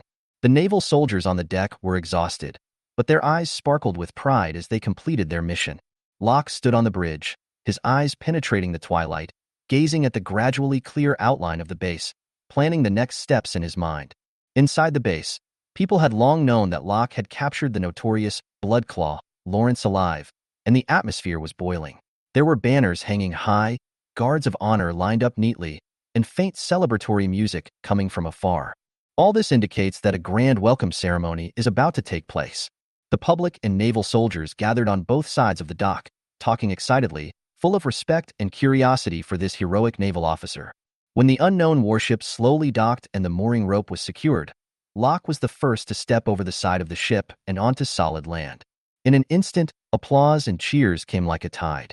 What greets you are not only flowers and smiling faces, but also the approving gazes from your superiors. A naval lieutenant quickly stepped forward and shook hands with Locke, his words full of praise. Warrant Officer Locke, your feat this time has shaken the entire East China Sea. The Navy is proud of you. Surrounded by the crowd, Locke was led to the auditorium inside the base, where an honor ceremony had been prepared for him. In the center of the stage, a huge banner with the words, "Salute to the Heroes, Safeguard Peace," was particularly eye-catching under the spotlight. Locke walked up to the stage and gave a short but powerful speech to the packed audience. Today, we are celebrating not only my personal victory, but also the victory of all the sailors who have stayed at their posts and made selfless contributions. The capture of Bloodclaw, Lawrence, is a great victory for justice over evil, but we should also be aware that this is just the beginning. Under the calm of the East China Sea, undercurrents are surging, and more powerful enemies may be lurking in the dark. I call on everyone to remain vigilant, strengthen cooperation, and jointly maintain the tranquility of our seas. At the end of the speech, thunderous applause broke out again. The dinner then began. Naval colleagues shared the joy of victory with Locke and exchanged combat experiences. The atmosphere was warm and exciting. Locke walked around and talked to every comrade to thank them for their contributions. At the same time, we must remind everyone that the real challenge is not over yet, so stay alert and be prepared for what is coming. In the banquet hall, the lights were bright and the voices were bustling. The naval generals, dressed in neat uniforms, raised their glasses to celebrate a victory. In this celebratory atmosphere, Locke felt a little uneasy. Suddenly, a familiar and unpleasant figure entered Locke's sight, Captain Jack. He was wearing a gorgeous military uniform, but it could not hide his pot-bellied body. The greasy smile on his face, like that of a businessman, was particularly dazzling under the light. Captain Jack walked towards Locke with a glass of wine in his hand, smiling as if saying, "Look, today's celebration party is so interesting." Locke sneered in his heart. How could he not know Captain Jack's background? A naval trader who buys and sells naval vessels and equipment, and is even the biggest naval trader on the black market. However, on such a festive occasion, Locke did not want to expose him. "Major Locke, today is a happy day. Come, I'll toast you." Captain Jack walked up to Locke, raised his glass and said. Locke smiled slightly, trying his best to hide his disgust for the man in front of him, and raised his glass in response. "Thank you, Captain Jack." Today's celebration party was indeed very lively. The two of them clinked their glasses gently, then each drank the wine in his glass. However, in Locke's mind, the banquet had lost its original festive atmosphere. Looking around, Seeing those celebrating naval officers and soldiers, an inexplicable sadness welled up in their hearts. He knew that not everyone at the banquet was cheering for victory sincerely. Locke looked at Captain Jack again and found that he was talking to other generals, with a smile on his face and hypocritical flattery. Locke took a deep breath, turned around, and left the banquet hall that made him feel depressed. No matter what, we must stick to our beliefs and continue to protect innocent civilians from pirates. No wonder Luffy's father chose to join the Revolutionary Army. Maybe it's the world government. Maybe it's the high and mighty celestial dragons. Maybe it's those righteous people in the Navy who evade responsibility and dare not take responsibility. The common people who cannot even name the villages on these islands are suffering more. Chapter 25. I hope you surpass me. In the East China Sea area of the One Piece world, the C-404 naval base appears particularly solemn and heavily guarded. This base, located on an endless coastline, with lush mountains behind it and facing the vast ocean, is a solid fortress guarding the tranquility of this sea area. Inside the base, the buildings are mainly gray and white, with sharp edges and corners, showing the rigor and strength of the Navy. The training ground is located in the heart of the base and covers a large area, large enough to accommodate thousands of people for training. The ground is covered with rough gravel. After countless training sessions, the smell of metal and sweat can be faintly seen between the gravel, recording the tenacity and hard work of generations of naval soldiers. Tall wooden stakes and simulated pirate ship wreckage were erected around the venue to simulate actual combat environments and enhance the soldiers' adaptability and combat skills. At this moment, Warrant Officer Locke was standing on one side of the training ground. He had an upright figure and eyes as sharp as an eagle, revealing a majesty that should not be underestimated. The sunlight slanted in from behind him, giving him a golden edge and further highlighting his leadership qualities. Warrant Officer Locke was looking at a group of newly enlisted soldiers. They were wearing uniform naval uniforms. Although the uniforms were a bit loose, they could not hide the childishness on these young people's faces and their longing for unknown challenges. The recruits are divided into several groups and are undergoing basic physical training and drill exercises. Under the guidance of the instructor, some people repeated the boring but crucial basic movements: stand at attention, at ease, march, striving for precision in every movement. Others are taking on physical challenges, such as climbing obstacles and long-distance running, with everyone trying their best to overcome their own limits. Sweat slid down their foreheads and dripped onto the dry ground, leaving behind a trail of traces of their effort. Although fatigue was evident, no one gave up easily and an indomitable spirit was in the air. Occasionally, loud slogans cut through the sky. It was the instructors motivating them and the recruits encouraging themselves, forming an invisible tacit understanding and team spirit among each other. In this training ground full of challenges and discipline, every recruit is undergoing a transformation from an ordinary person to a naval warrior. In the eyes of Warrant Officer Locke, there was strict scrutiny, but also a subtle expectation that witnessed the awakening of the power of the new generation of Guardians. As the training of the new recruits gradually got into rhythm, Warrant Officer Locke decided to personally demonstrate the 6 naval styles in order to motivate these new forces. The Navy's 6 styles, as representatives of the Navy's advanced physical skills, require long-term hard practice and unremitting efforts to master each style. Warrant Officer Locke chose a relatively open area, and after clearing the area, his figure was elongated in the afternoon sun, appearing particularly solemn. First, Warrant Officer Locke demonstrated the moon step. He jumped lightly and stepped his feet continuously in the air. It seemed that he could walk in the void, as light as a dancer in the moonlight. Every step he took stirred up a slight air wave, showing his ultimate control over his body. The recruits looked up, their eyes filled with wonder and yearning. Then, he switched to the shaver form and instantly turned into several afterimages, as fast as lightning, leaving a series of dizzying tracks on the training ground. This super high-speed movement shocked everyone present. It seemed that even the air was torn apart by his speed, making a slight sound. Afterwards, Warrant Officer Locke demonstrated the finger gun by quickly forming seals with both hands. His fingertips gathered energy that was almost impossible to capture with the naked eye. He pointed it at a wooden stake in the distance and lightly tapped it. There was a muffled bang sound, and a deep pit appeared on the surface of the stake, demonstrating the power and accuracy of this move.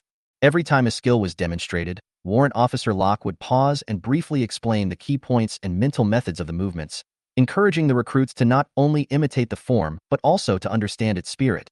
His demonstration is not only to show skills, but also to convey a message that through unremitting efforts and proper training, anyone can master these superb skills and become a true hero to protect ocean peace.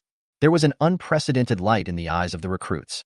Warrant Officer Locke's demonstration ignited the fighting spirit and dreams in their hearts. At this moment, every breath on the training ground is full of strength and hope, indicating that the East China CC-404 naval base is about to welcome a group of new and potential guardians. Faced with Warrant Officer Locke's almost extraordinary display of the 6 marine techniques, the recruits' reaction was stronger than expected. Many of them had heard of Warrant Officer Locke's great exploits in the East China Sea and knew how he fought with such force. Time and again, he brought to justice those pirates with bounties of millions of berries, but seeing it all with your own eyes was a completely different feeling. The recruits' faces were filled with shock and awe, their eyes widened as they couldn't believe what they saw. Some people opened their mouths slightly and were unable to speak for a long time. Others rubbed their eyes subconsciously, fearing that it was just an illusion. Under the smooth and powerful skills displayed by Warrant Officer Locke, the confidence and pride in their hearts instantly became insignificant, and were replaced by the desire for powerful strength and the recognition of their own shortcomings. After a brief silence, whispers began to be heard in the crowd, and the recruits whispered to each other and discussed in low voices. Their words were full of admiration for Warrant Officer Locke's abilities. "Oh my God, is this really something a human can do? I thought those rumors were exaggerated, but I didn't expect Warrant Officer Locke to be so powerful. It would be great if I could learn half of what you have." In addition to the stunned surprise, these young faces are filled with aroused fighting spirit and yearning. Warrant Officer Locke's demonstration, like an irresistible force, awakened their deep desire to become a great naval warrior. They began to realize that joining the Navy was not just an escape from everyday life or a pursuit of adventure, but a path to power and glory. At this moment, on the training ground of the C-404 Naval Base in the East China Sea, the hearts of the recruits were closely connected. They witnessed the excellence of their superiors together and secretly vowed to make themselves stronger. Warrant Officer Locke is not only their role model, but also the peak in their hearts that they need to climb, leading them to a higher level. After completing the demonstration of the Navy's 6 forms, Warrant Officer Locke did not leave the center of the training ground immediately. Instead, he stood there, glancing gently at each recruit. He noticed the expressions of surprise, admiration, and even worship on their faces, and a feeling of relief and satisfaction welled up in his heart. Locke nodded slightly. Although this action was small, it was like a silent affirmation. It was a recognition of the recruits' pure enthusiasm and also an encouragement for their future growth. "Very good. What you are seeing now is the fur of the Navy 6 style."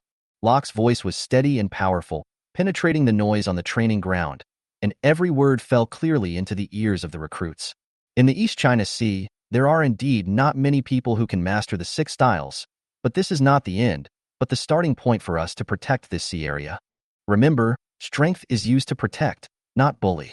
I hope that one of you can surpass me and become a true hero at sea. Locke's words are not only an expectation for the recruits, but also a kind of inheritance, passing on the spirit and responsibility of the Navy to the next generation. Locke knew very well that only by allowing these young minds to experience a higher level of power could he stimulate their inner potential and encourage them to train harder and pursue the glory that belonged to them. In the sunlight, Warrant Officer Locke's figure appeared even more resolute. He turned and walked to the side, leaving the recruits with a backworth following. The new recruits, looking at this commander who was so famous in the East China Sea, felt unprecedented enthusiasm and determination in their hearts, and a new power awakened in them.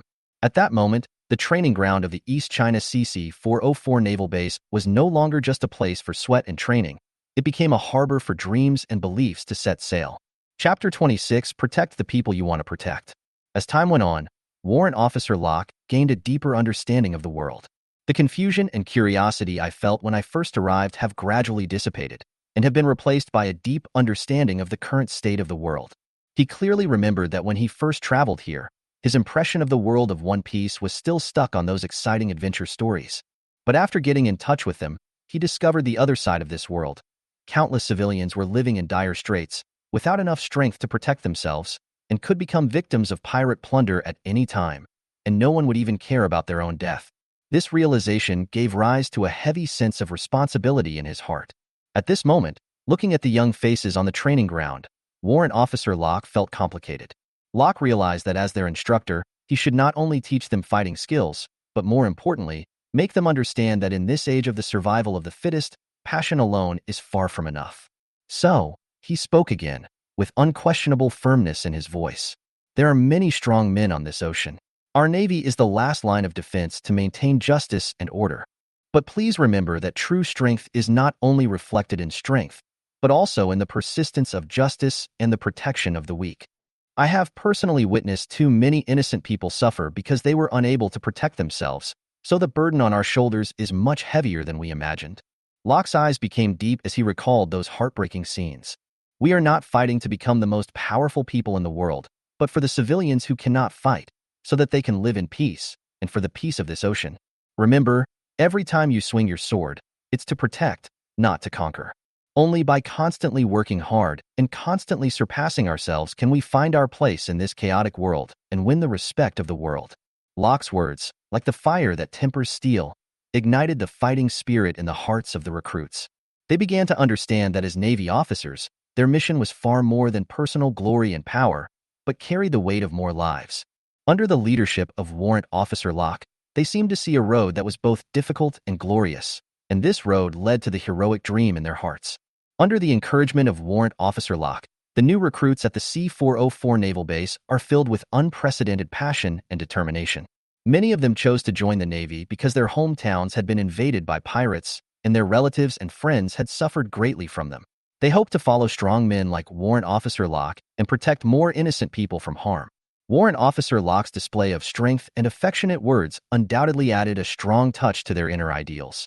On the training ground, the originally sporadic discussions gradually gathered into a strong resonance and finally turned into a unified shout. This voice is both a declaration to one's own future and an encouragement to one's companions. It echoes in every corner of the base and shakes everyone's heartstrings. To protect our homeland, for justice and peace, become a stronger Navy. With resounding slogans, sweat, and determined gazes, the recruits began a new round of training. There was less of the initial confusion and uncertainty in their eyes, and more of determination and indomitable spirit. Under the influence of Warrant Officer Locke's example, they understood that true strength comes from unremitting efforts and the persistent pursuit of ideals. Under the scorching sun, the recruits repeatedly carried out basic physical training, learned fighting skills, and made initial attempts at the 6 forms of the Navy. Although there were many falls and failures in the process, they got up quickly, helped each other, encouraged each other, and made progress together. Every time they sweat profusely, every time they fall and get up again, it bears witness to the solid steps they take towards becoming heroes in their hearts. Warrant Officer Locke observed silently and occasionally stepped forward to give instructions. He saw the desire for power and the vision for the future in the eyes of the recruits. He knew that it was this pure enthusiasm and unremitting training that would forge batches of outstanding naval warriors and become the true guardians of this sea area. At this moment, the C-404 Naval Base Training Ground is no longer a simple training place. It is more like a melting pot, tempering the will and bodies of the recruits and forging them from green boys and girls into a steel Great Wall to defend the East China Sea. Against the backdrop of rampant pirates, the struggles of this group of young sailors are writing their own legendary chapter. In a hidden office in the C-404 Naval Base, Captain Jack sat alone behind a large desk, holding a cup of hot tea in his hand, and silently watched everything happening on the training ground through the half-open curtains. The sunlight outside the window was filtered by the curtains and sprinkled on his body, adding a sense of mystery. Those deep eyes sometimes focused on Warrant Officer Locke, and sometimes swept across the recruits' faces full of fighting spirit. Captain Jack frowned slightly, with an imperceptible bitter smile on the corner of his mouth, thinking secretly in his heart. He spoke slowly in a very low voice, almost audible only to himself. "Locke, do you regard this place as a cradle for training naval warriors, or are you quietly building your own power? Your influence is growing day by day. I can't help but worry about whether the future of this base will be dominated by you one day." He took a sip of tea gently, and a complex emotion flashed in his eyes. Captain Jack knows very well that Warrant Officer Locke's ability and charm are of great appeal to the recruits, which is undoubtedly a double-edged sword for the base. On the one hand, Locke's rigorous training and personal demonstration greatly improved the recruits' morale and combat effectiveness. On the other hand, his growing personal prestige also made Jack, the highest commander of the base, feel a little threatened. "Maybe I'm too sensitive," Jack talked to himself, but then shook his head, denying his own thoughts. In these uncertain times, Any factors that could affect the stability of the base must be carefully considered. Maybe we should consider some of what that guy said. Chapter 27: Fishing and Fishermen. Locke slowly opened the door and stepped into his personal office deep in the naval base. The afterglow of the setting sun pouring in through the window and the neatly arranged documents and medals in the room create a solemn and lonely atmosphere. He sighed softly and leaned against the door, his eyes involuntarily falling on the training diagrams of the Navy's 6 styles hanging on the wall. Each of these illustrations records the Navy's most sophisticated physical skills. Once upon a time, Locke had mastered these skills through countless times of sweat and persistence. Even though it is such a profound 6 style, Locke pondered in his heart. Among the vast number of Marines, those who can truly grasp its essence are as rare as phoenix feathers and unicorn horns. He shook his head, lamenting the scarcity of talent and the difficulty in improving the overall naval strength. With his thoughts at this point, Locke decided to take action. He walked to the phone bug next to his desk, gently dialed the number with his fingers, and connected to the Navy headquarters. The ringtone went through several twists and turns, and finally the call came through to the famously calm Naval Admiral, Aokiji. "Hey, is this Chingji? I'm Locke." There was a hint of urgency in Locke's voice. "Recently, there seems to be some pirates with tens of millions of people in the East China Sea forming a group to do something. I wonder if you, Master, can come back and help me deal with them." On the other end of the phone came Aoki's unique and different and calm voice. "Oh, Locke. Regarding this issue, I am currently busy dealing with some matters on the Grand Line. You know, those priceless pirates always make people worry. I have gone to the vicinity of the Red Earth continent to personally supervise take action." After hearing this, Locke couldn't help but smile bitterly. Aokiji is always at the forefront of the fight against pirates. His sense of responsibility and execution make him admire and envy him. "I understand, Master Aokiji. Then stay safe, and we'll discuss this in detail when you get back. I hope you can resolve the situation over there successfully." Locke sat at his desk, his hands folded, his eyes deep, lost in thought about the past.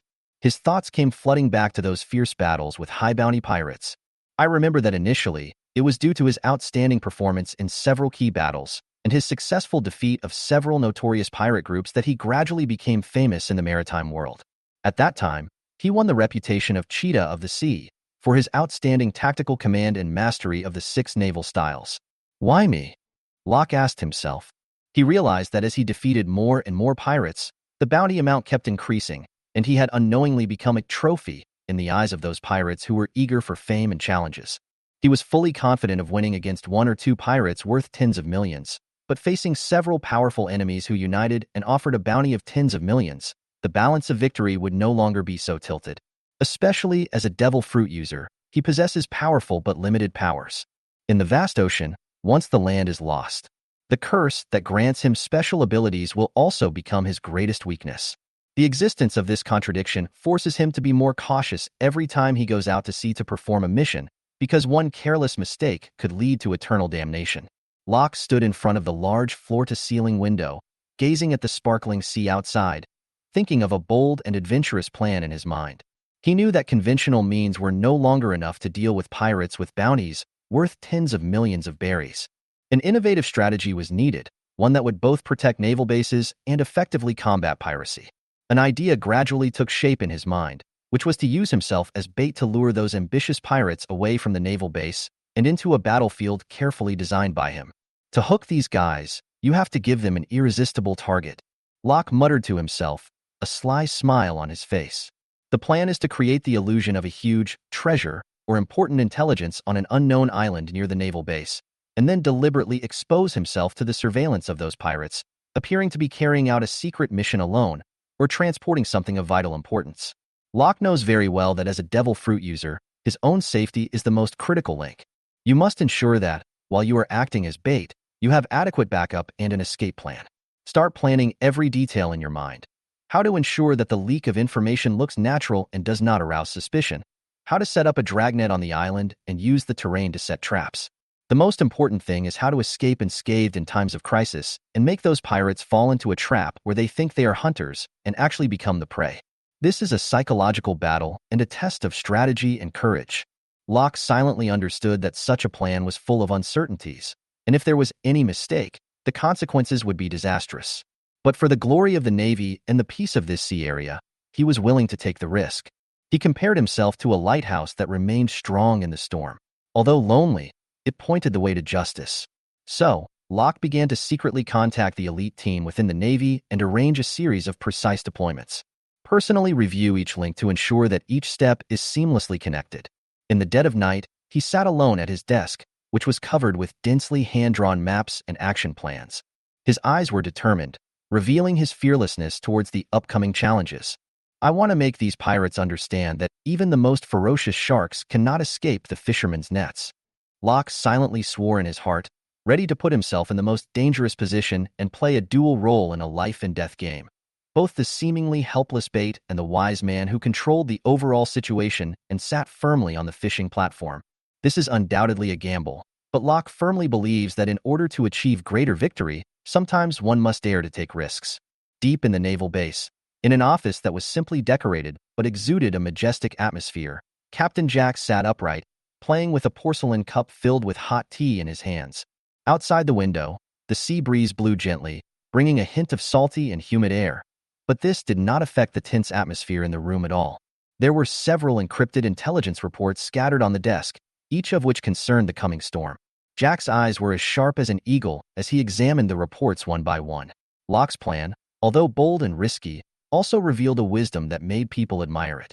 However, as an experienced naval commander, Jack knows that any plan has two sides, and success and failure are often just a matter of thought.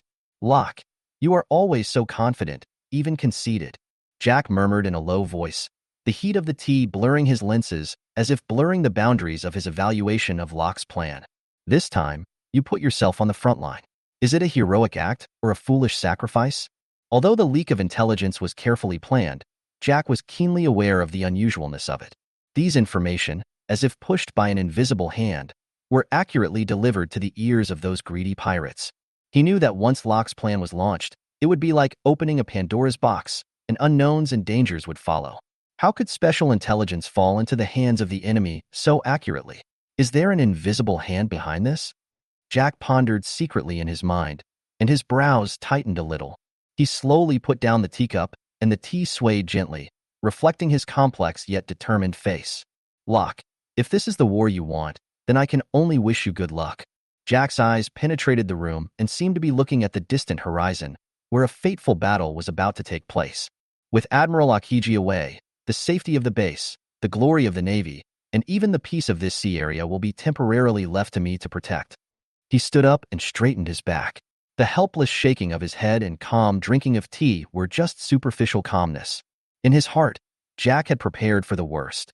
He added softly but firmly, if you really choose to go to the end of this road, then at least let me believe that your sacrifice can be exchanged for more peace. I hope that all of this is a decision you made after careful consideration, rather than an impulsive and reckless decision. As he finished speaking, Jack turned and walked to the window, his eyes once again cast on the rough sea. There, an unprecedented storm was about to set off, and he had to be prepared for everything. As for those pirates who were used as bait by Locke, they were able to get more accurate information from Captain Jack. Chapter 28, Fence Sitter. Deep in the dim cabin, several gloomy figures gathered around a tattered map, their faces either with hideous scars or cunning smiles. They were all well-known pirates with bounties of tens of millions of Baileys. At this moment, the din mushy in their hands continued to transmit valuable information leaked from within the naval base.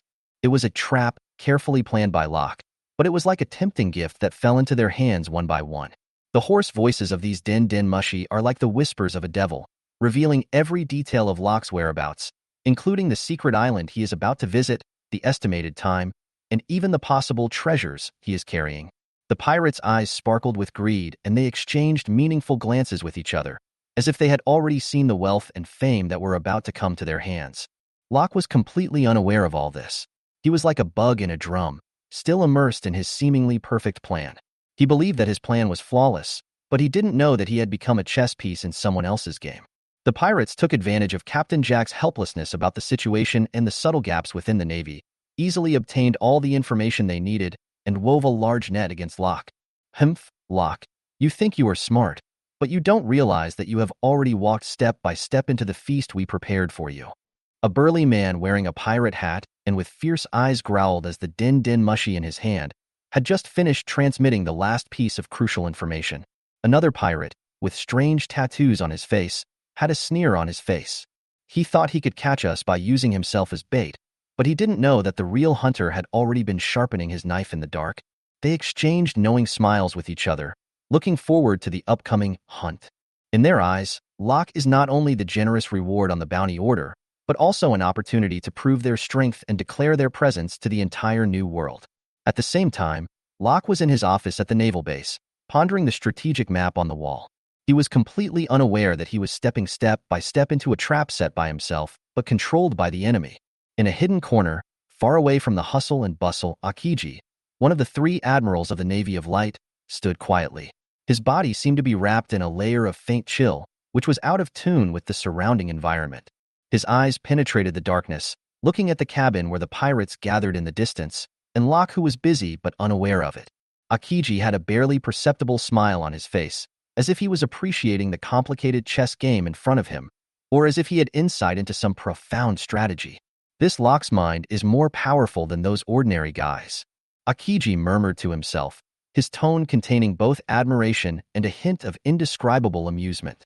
As the top combat force of the Navy, Aokiji has seen countless pirates with great wisdom and strategies, but he could give such an evaluation.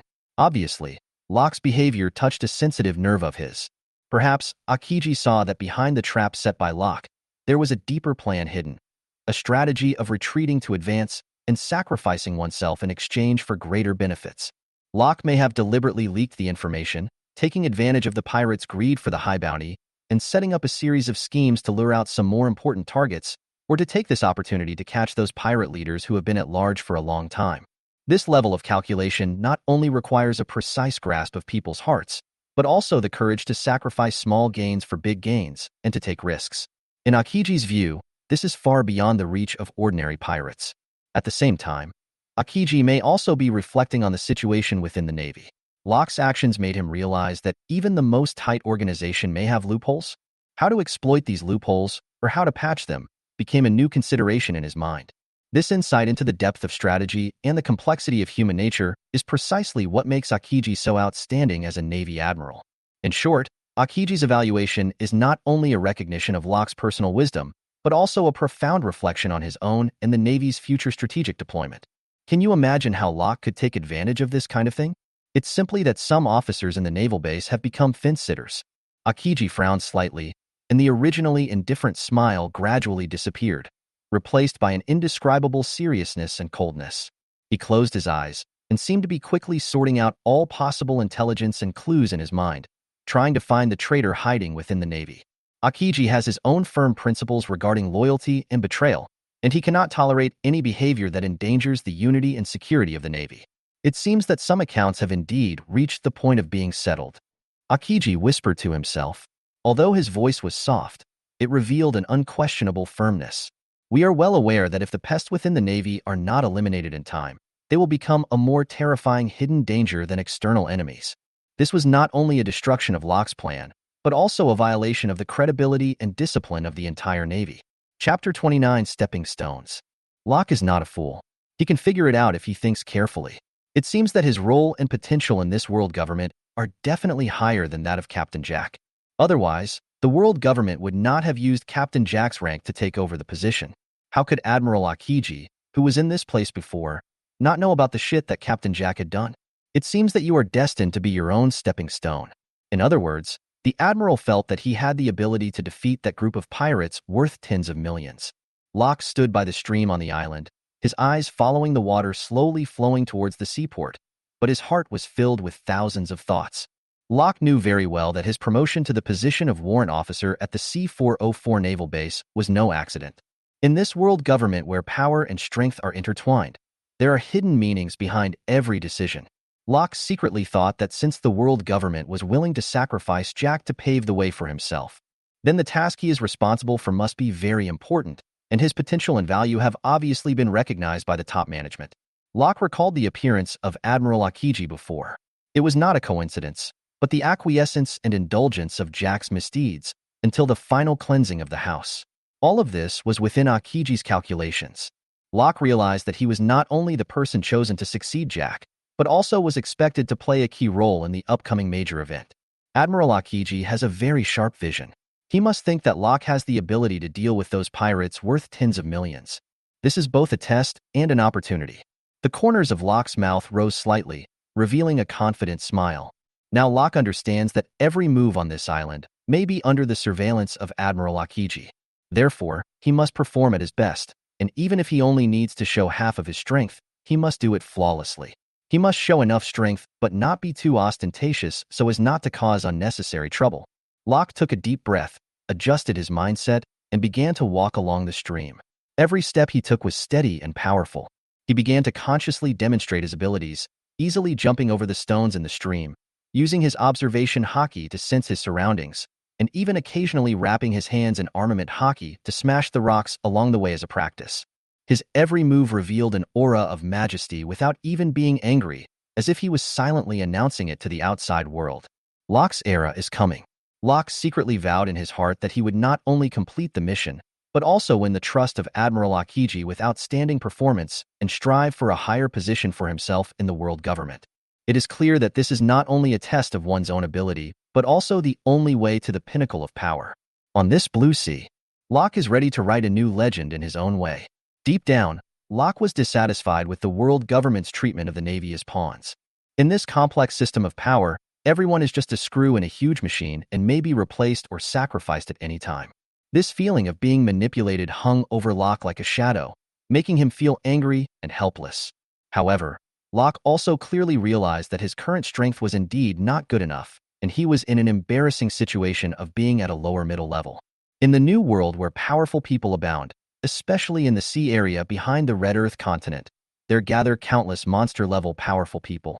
In comparison, I am just a drop in the ocean. What makes him even more frustrated is that he still has not mastered the domineering haki, one of the important standards for measuring strength in the world of One Piece.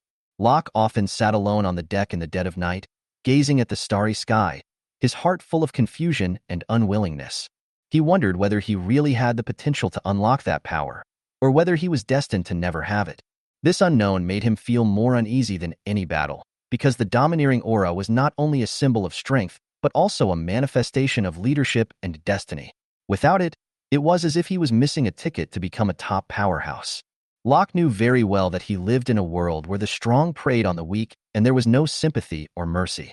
If you want to escape the fate of being manipulated, you must improve your strength and become irreplaceable.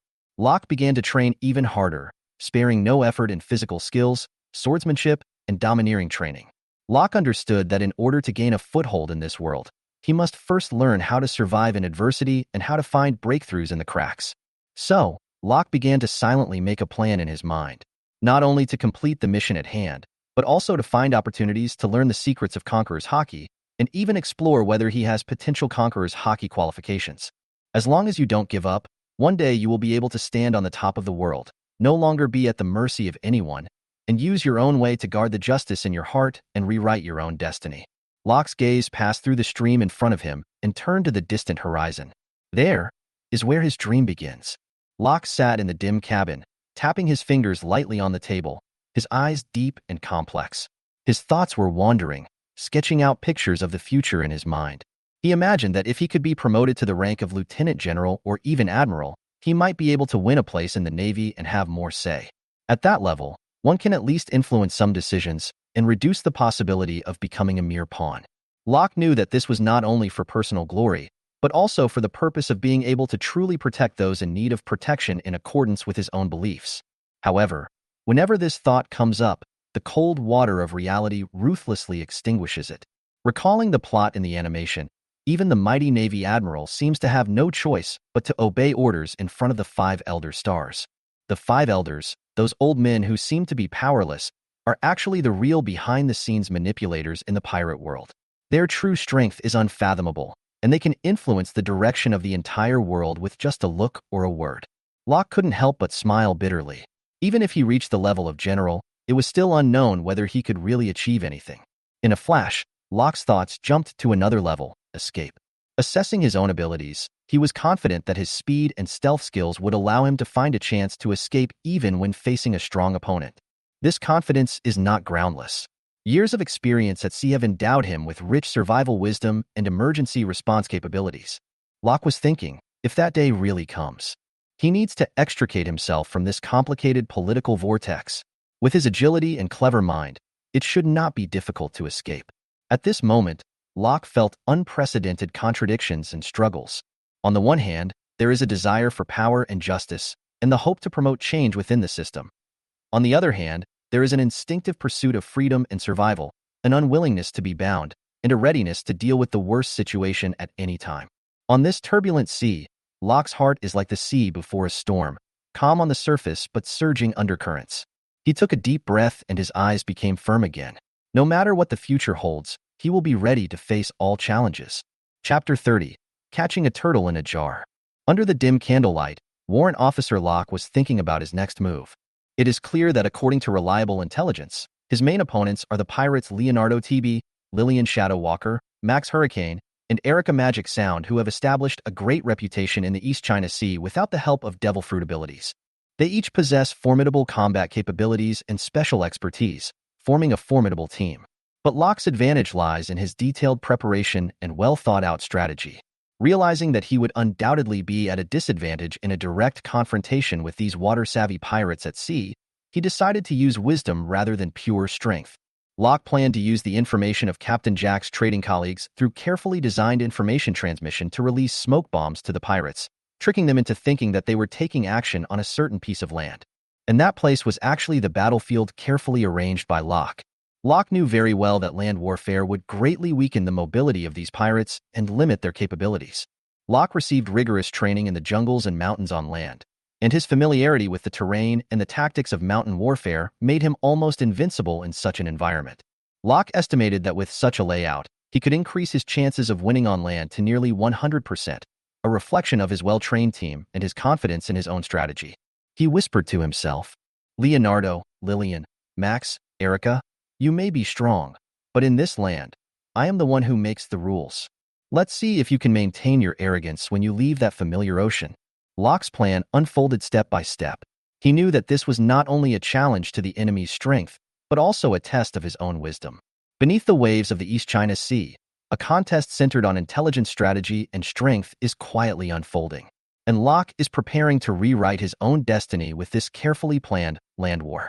After receiving the subtle information revealed by Captain Jack, several famous pirate leaders in the East China Sea gradually gathered. They developed a strong interest in Locke, the apprentice of Admiral Aokiji. In a secret night meeting, they sat around a campfire. The sea breeze was blowing. The stars dotted the night sky, but there was a tense and exciting atmosphere in the air. Leonardo TB spoke first, his voice deep and powerful. The target this time is not simple. It is Warrant Officer Locke, the apprentice of General Aokiji. If we can capture him, it will be a great move, whether as a bargaining chip or to demonstrate our strength to other forces. Lillian Shadowwalker leaned aside with an enigmatic smile on her face. Also, I heard that Locke is quite confident in his own strength and wants to compete with us on land. Humph, that's exactly what I want. The land is a good stage for us to show our strength. Max Hurricane stroked his beard with a deep look in his eyes. Indeed, whether it is the 4 emperors or the 7 warlords of the sea, who can refuse such a gift?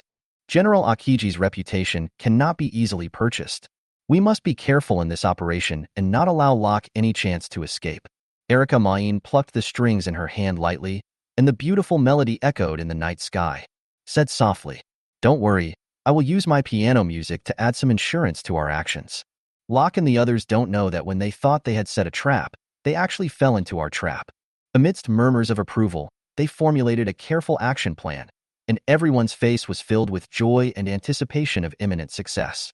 They were full of confidence, believing that this action would not only strike a blow to the Navy's arrogance, but also enhance their reputation in the East China Sea and even the entire pirate world. However, they had no idea that Warrant Officer Locke had already anticipated all of this. The dragnet that was laid was precisely to take advantage of their self-confidence and greed, leading them to this seemingly easy-to-attack but difficult-to-defend island. Under Locke's calm and cunning arrangement, a carefully planned counter-ambush was waiting for these self-righteous pirates. Locke stood on a high place on the island, looking at the ships gradually approaching in the distance, with an imperceptible sneer on the corner of his mouth. "Welcome to my stage, everyone. Let me show you what it means to truly catch a turtle in a jar." Following the rhythm of the waves hitting the shore, Leonardo, Lillian, Max and Erica led their pirate group and landed silently on Locke's island. The night provided them with a natural camouflage, but Warrant Officer Locke had already set up a dragnet through carefully arranged covert surveillance and keen observation hockey. Locke is aware of every subtle movement of his enemy. Under the cover of a dense forest, Erica Magic gently touched the strings of the piano, and the soft and magical melody quietly spread in the night sky, as if it could penetrate the barriers of the mind and hit the human soul. This was a special song that she used specifically to inform Locke that they had landed and confidently declared that they had discovered the other party's hiding place. Listen, Chief Locke, we know you're nearby, and your little tricks are nothing but a breeze to us. Come out, let's talk face to face. In his own command center, Locke captured this provocative melody through hidden monitoring equipment, and a playful smile appeared on the corner of his mouth. He was not in a hurry to show up, but responded with a calm and magnetic voice through the loudspeakers on the island. Oh, Miss Magic Sound, your music is indeed beautiful, but I have to say that every corner of this island is an open secret to me. I admire your confidence, but don't forget, this is land, my territory. At the same time, Locke secretly mobilized the elites of the bandit group to firmly control the fortress position of the entire island, forming an invisible net, waiting for the prey to fall into the trap. The key to this game is not to hide, but to take advantage of the opponent's confidence and misjudgment and lead them into the trap that has been set. The pirates searched and advanced along the predetermined route. Every step seemed to be within Locke's expectations, but they were completely unaware. Warrant Officer Locke's strategy was like a carefully choreographed dance, with every step calculated precisely for the final, magnificent ending. On a seemingly peaceful island night, a contest of wisdom and strength quietly unfolds, and Locke was standing quietly in the center of the stage, waiting for his opponents to step into the carefully designed interweaving of light and shadow. Chapter 31 Counter-Encirclement. As the night deepened, Leonardo, Lillian, Max, Erica, and their pirate crew members strolled around the island. At first there was laughter and a light-hearted atmosphere in the air, and they didn't seem to be worried about any ambushes that Warrant Officer Locke had set up. Erica's piano playing was sometimes brisk and sometimes mysterious, as if guiding the entire team and also as if mocking an unknown trap. Suddenly, a few pirates walking in front accidentally triggered a cleverly hidden ground spike trap, but they reacted quickly and avoided it easily, followed by a burst of triumphant laughter. Lillian jumped lightly onto a huge rock, and with her almost invisible figure, she easily untied a complex rope mechanism. She looked back and smiled. Locke, these little gadgets of yours are really not good enough. One after another, the pirates used their respective strengths, be it strength, agility, or wisdom, to easily break every trap set by Locke. Every time they released one, they would deliberately shout loudly so that Locke could hear it clearly through the echo of the island. Hey Locke, this one is too easy. It seems your information is wrong. We are not that easy to deal with. Their words were full of joking and confidence. At this time, Locke was in his temporary command post. Through the hidden monitoring and sound system, he could clearly hear every word of the pirates and see every scene of them breaking the trap. Cold sweat gradually seeped out of his forehead, and his voice trembled with disbelief. How is this possible? In their hearts, they were extremely ecstatic because they were able to obtain more information. This proves that the name of the traitor in the naval base is becoming more and more confirmed. Unless I must die here, I'm afraid the naval base will be under my control. The pirates' voices rang out again, this time with a victorious attitude. Locke, come out. We know you're hiding there. Why waste time? Surrender and join us, or at least save us the trouble of looking for you. They seemed to be enjoying this game of cat and mouse, and Locke seemed to be the prey being manipulated. As the night deepened, Warrant Officer Locke's plan gradually moved forward. Taking advantage of the island's natural environment and preset mechanisms, they gradually narrowed the encirclement, with each step calculated with extreme precision. Although the pirates were full of confidence, they didn't know that their every move was within Locke's calculations. Go ahead, my guests, and let us see who is the master of this land. Locke thought to himself that the apparent panic and uneasiness were just illusions he deliberately created in order to make the pirates relax their vigilance and step into his carefully arranged welcome ceremony. At the same time, in a secluded corner of the island, Admiral Aokiji was quietly observing all this. That icy yet sharp gaze could see through all disguises and schemes in the night. Aokiji was full of admiration for Locke's performance. This kid does have courage and wisdom that are different from ordinary people. In this sea full of uncertainties, being Being able to plan so calmly and seek opportunities in adversity will surely lead to unlimited achievements in the future. Aokiji's evaluation is not only an acknowledgement of Locke's current strategy, but also an affirmation of his potential. In the storms of the New World, what is needed is not only great strength, but also a profound mind and adaptability like Locke's.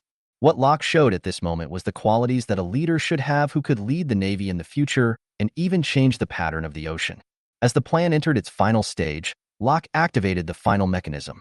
The terrain on the island began to change, and the seemingly calm road instantly turned into a dangerous and desperate situation. Hidden ambushes also emerged from all directions, completely blocking the pirates' retreat. Now, the game is over. Locke's voice echoed coldly and firmly in every corner of the island, completely tearing apart the mask of disguise. The pirates were shocked to find that the agility and strength they were proud of seemed so pale and powerless in the face of Locke's wisdom. Chapter 32: Easy to Win. However, just as the pirates were preparing to reverse the situation with the intelligence and powerful skills in their hands, the voice of Warrant Officer Locke sounded again in the night sky, with an indescribable smile. Intelligence is indeed the key in war. But you seem to have forgotten one thing. A real war is not just about the accuracy of intelligence, but also about the application and interpretation of intelligence. As Locke finished his words, a fire suddenly lit up on the other side of the island, illuminating a group of well-equipped and battle-ready naval soldiers, as well as several huge mechanical devices. It turned out that Locke deliberately let Captain Jack leak only part of the information, and the real trap was to make the pirates mistakenly believe that they had grasped the overall situation and thus relax their vigilance. What you think is omniscience is just a fog I created. Now, let me show you the true meaning of information warfare. Locke's voice echoed in every corner of the island, accompanied by the roar of machinery. The terrain of the island changed again, forming a battlefield that was unfavorable to the pirates. The pirates looked at each other in bewilderment. They had never imagined that the countermeasures they had carefully prepared had fallen into Locke's calculations from the very beginning. The intelligence they relied on turned out to be a misleading trap carefully laid by Locke. The four leaders, Leonardo, Lillian, Max, and Erica, exchanged glances. They realized the seriousness of the matter, but as strong men on the sea, they did not give up resistance immediately. Locke, you really taught us a lesson, Leonardo said in a deep voice. But there is no word, give up, in the dictionary of pirates. Just as the pirates were preparing to fight to the death, Locke's voice was heard again, this time with a bit of sincerity. Fighting is not the only solution. What I pursue is to protect the peace of this sea area, not endless fighting. If you are willing, we can fight together against the real threats, the enemies hiding in the shadows. Locke's proposal was beyond everyone's expectations, but his words caused ripples in the hearts of the pirates. They began to think that perhaps the real enemy was not the Navy in front of them. Rather, it is the masterminds behind the scenes who are manipulating them and trying to disrupt the order of this sea area. General Aokiji watched silently from the side, with complicated light flashing in his eyes. Kei not only demonstrated outstanding military talent, but also showed extraordinary wisdom and foresight. The cooperation he proposed may be the opportunity for this sea area to move towards peace. Under the cover of night, a battle that was supposed to be a life-and-death contest seemed to have the potential to take a turn for the worse. The confrontation between Locke and the pirates seems to be developing in an unexpected direction. The driving force behind all this is Warrant Officer Locke's unfathomable wisdom and his persistent pursuit of peace. Just as the pirates were immersed in the sudden turn of events, the sky suddenly darkened, and dark clouds seemed to gather in an instant, blocking the moonlight. The entire island was shrouded in a strange shadow. At this moment, a huge figure fell from the sky, like wings of fear spread out in the night. That was Warrant Officer Locke, but now he no longer looked human.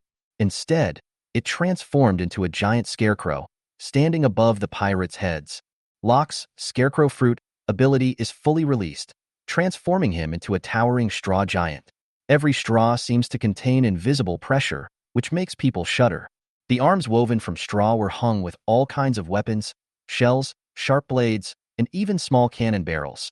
It was like a mobile arsenal, demonstrating its combat power that should not be underestimated. Negotiation? Of course, I never turned down a fair deal. Locke's voice came out of the scarecrow's mouth, but it echoed, as if it came from all directions, making it difficult for the pirates to determine its exact location for a moment. But before that, let us make it clear that justice is never afraid to take necessary measures, especially when facing evildoers who seek to disrupt peace. As the words fell, Warrant Officer Locke controlled the straw and shadows around him, extending them like living tentacles, silently entangled the pirates who were still confused or trying to resist. Although these straws look fragile, they are actually very tough and can easily restrain the pirates' movements, making them unable to move. Remember, pirates, the real joke is not my attitude at this moment, but your naivety in disregarding the laws of this sea. Locke's voice was filled with unquestionable authority as he slowly spun in the air. The weapons in his hands fell one by one, but they turned into nothingness the moment they touched the ground. They were replaced by denser bundles of straw, which accurately bound more pirates and formed an inescapable net. This scene was more of a carefully planned performance than a sneak attack, as Locke used his unique devil fruit ability to deliver a shocking declaration of justice.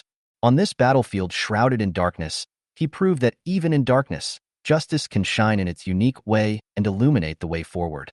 Admiral Aokiji, watching this scene in a hidden place, couldn't help but smile in approval. On this island barely illuminated by moonlight, Locke's huge scarecrow form is certainly shocking, but what is even more unexpected is those pirates who seemed weak and had no bounty value showed an extraordinary tenacity and courage when they were suddenly restrained. Although their bodies were tightly tied up, there was no fear in their eyes, only sparks of indomitable spirit and anger. We may not be big shots, but that doesn't mean we don't have dignity. A young voice rang out among the crowd, inspiring his companions. These pirates, who might be nameless at ordinary times, are united by a common crisis at this moment, encouraging each other with words and eyes. Their fighting spirit seems to be able to light up the darkest night sky. At the same time, Leonardo, Lillian, Max, and Erica, 4 high bounty pirates, quickly recovered from their initial surprise at Locke's surprise attack. They knew that as the core of the team, they had to stand up at this moment to protect their crew members and defend their own reputation. Leonardo swung his heavy sword, and every blow was accompanied by a sharp whistling sound of steel and air, which could split the night. Lillian moved around like a ghost. Her speed and stealth skills made her almost untraceable in the darkness, constantly interfering with Locke's vision and actions. Max's muscles swelled, and each punch was packed with the power of a storm, shattering the straw tentacles that tried to approach. Erica's piano music was no longer melodious, but became rapid and passionate. The sound waves turned into entities, cutting through the air and opening up a path for her teammates to attack. Locke, don't think you can scare us by changing your appearance. Leonardo roared, and the tip of his sword left deep scratches in the straw, demonstrating his extraordinary swordsmanship. Your little tricks are great, but the real battle has just begun. Lillian whispered in the shadows, her figure flickering, and each time she appeared, a pirate's restraints were released. Faced with these powerful opponents, Locke was shocked, but he was more confident in his own strategy. He used the scarecrow's ability to constantly change his form, sometimes splitting into multiple small scarecrows to disperse the attack, and sometimes merging into a huge defensive wall to block heavy blows. The entire battlefield turned into a fierce confrontation of straw and steel, will and strategy. Very good, that's more like it. Locke's voice came out from all parts of the scarecrow at the same time, echoing over the battlefield. Tactics are also constantly adjusted in order to suppress these high-bounty opponents while preventing them from rescuing the remaining pirates.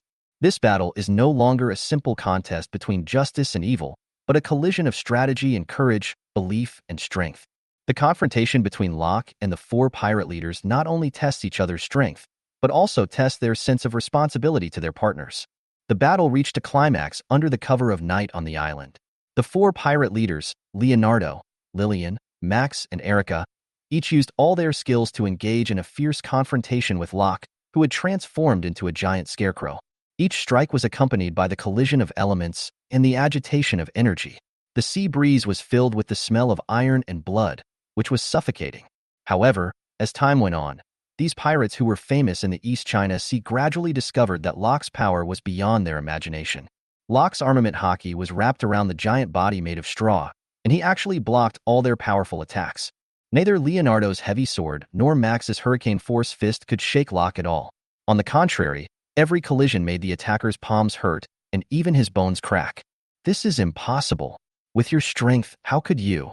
Leonardo was panting, blood was hanging from the corners of his mouth, and his eyes were full of disbelief. Locke's voice came coldly from the scarecrow's mouth with an unquestionable calmness. The East Sea also has its depths and unknowns. During the 6 months that I studied with Admiral Aokiji, Every day felt like 10 years, and every moment was filled with battles and trials.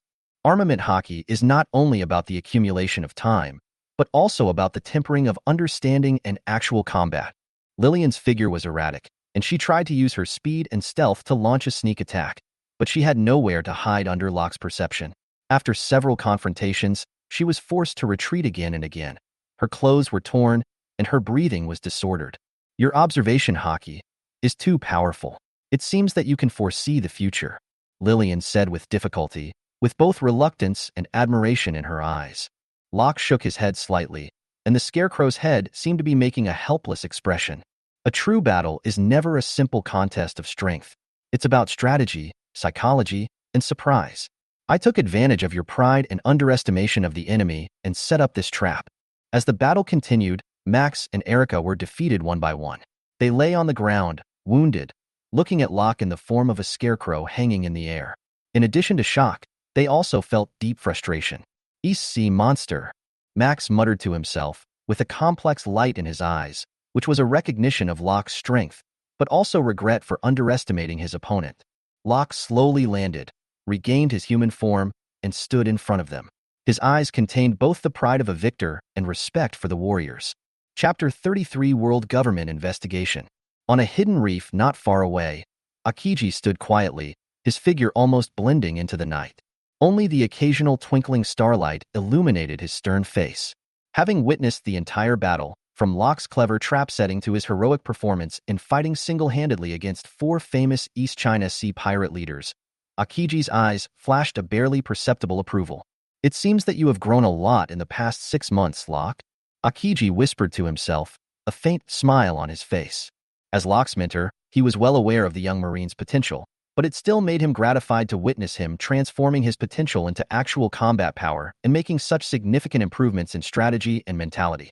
Locke not only showed strong personal combat effectiveness, but more importantly, he used practical actions to interpret the responsibilities that a real navy should have, protecting the innocent while giving the losers a chance to stand up again. This spirit that transcends simple victory and defeat is exactly what Qingji hopes to see, and it is what he has been trying to teach Locke.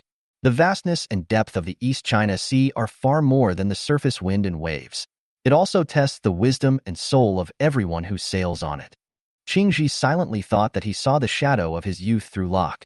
At that time, he also experienced countless challenges and trials before he became who he is today. As the battle ended, Aokiji slowly walked out of his hiding place and walked towards Locke with light steps. His appearance startled Locke, who had just regained his human form, and the surrounding pirate leaders. Then there were different emotions fluctuating: surprise and respect for Locke, and awe and curiosity for the 4 pirates. Well done, Locke. Aokiji's voice is calm and deep, like the warm sun in winter, which gives people strength while remaining gentle. You have proven yourself worthy of greater responsibility. Remember, true power is used to protect, not simply to conquer. Locke straightened his back and looked at his mentor with a firm gaze, his heart filled with gratitude and determination. He knew that this battle was not only a test of his own abilities, but also the starting point to a broader world. The moment the 4 pirate leaders saw the Navy Admiral Aokiji, the horror in their hearts was beyond words. They knew very well that the reputation and strength of the Admiral were known to everyone on the Grand Line. And the person in front of him is the legendary user of the Ice Fruit ability, Aokiji. Under such oppressive feeling, their previous arrogance instantly dissipated and was replaced by unprecedented tension and fear. Decisive. Leonardo spoke first. There was a tremor in his voice. How could we possibly attract the attention of someone like you? But please listen to us. Under the gaze of Aokiji that seemed to see through everything, the 4 pirate leaders seemed to be bound by invisible pressure and unconsciously revealed the dirty deals between them and Captain Jack of the C-404 Naval Base. It turns out that Captain Jack secretly colluded with them for personal gain, planning to use pirates to get rid of Locke and thus remove the obstacles on his path to promotion. The reason why they agreed to participate in this operation, in addition to the temptation of huge benefits, was more because they underestimated Locke's strength and had blind confidence in victory. We originally thought that as long as we captured Locke, we would be able to gain more benefits from Captain Jack, including some important naval intelligence and resources. Lillian lowered her head, her voice as soft as a mosquito's, not daring to look Aokiji in the eyes. Max and Erica also added, their tone full of regret and self-blame. Obviously, at this moment they have realized what a stupid and fatal mistake it is to collude with corrupt elements within the Navy and challenge a Navy like Locke, who has a sense of justice and amazing strength. After hearing this, Aokiji frowned slightly, and a hint of coldness flashed in his eyes. He has always hated corruption within the Navy, and Captain Jack's behavior is undoubtedly a blasphemy to his belief as a guardian of justice. Justice will never bend because of the corruption of an individual. Aokiji's voice was like ice, piercing the night sky. I will record your confession. As for Captain Jack, he will receive the punishment he deserves. Locke stood aside, shocked by all this, but also admired Aokiji's fair judgment. He never expected that his superior, whom he had always trusted, would do such a thing behind his back. This made him have new thoughts on the purity of the Navy. Because I knew Jack would betray me, but I didn't know he would betray me so thoroughly. Locke, you did a great job protecting your companions and exposing the darkness. Aokiji turned and said to Locke, remember, the glory of the Navy needs to be maintained by every member. No matter what difficulties and temptations we encounter, we must not forget our original intention. With Aokiji's announcement, the storm surrounding conspiracy and betrayal has temporarily subsided, and the waters of the East China Sea will also usher in a new order and challenges. For Locke, this was not only an important turning point in his career, but also the beginning of his deep understanding of justice and belief as a sailor. After that revelation and conflict, Locke's life did not immediately return to peace. The world government attaches great importance to this incident, especially as it involves corruption within the Navy. This not only concerns the reputation of the Navy, but is also a test of the justice system of the entire world. Therefore, Locke received instructions from his superiors to undergo a series of detailed investigations to ensure that every detail of the incident was thoroughly investigated. The investigation process was tedious and rigorous, with Locke repeatedly questioned about his contacts with Captain Jack, details of the battle, and how he saw through and dealt with the entire conspiracy. Despite the pressure and distrustful looks during the process, Locke remained calm and honest because he believed that the truth would eventually come to light. Meanwhile, Captain Jack was not so lucky. As the investigation deepened, his crimes of colluding with pirates and attempting to murder his colleagues were thoroughly exposed. The world government has always had zero tolerance for such behavior, and soon, Captain Jack was stripped of all his positions and honors, and what awaited him was a swift and severe trial. When Locke heard news about Jack again, he had been executed according to law for serious violation of naval discipline and treason. This is not only a punishment for Jack's personal crimes, but also a warning to all the Navy, reminding everyone the importance of upholding justice. Just when Locke was feeling exhausted physically and mentally from the long investigation and Jack's ending, an unexpected good news blew through the monotonous blank room where he was like a spring breeze. The news was delivered personally by a senior general. In view of Locke's outstanding performance in the incident and his loyalty and bravery in the face of difficulties, the Naval Headquarters decided to award him a commendation and promote him to a higher rank in recognition of his contributions and sacrifices. At this moment, Locke's mood was complicated. On the one hand, he felt sorry for Jack's ending. After all, they were once comrades on the same front. On the other hand, he was also pleased that his persistence and hard work were recognized.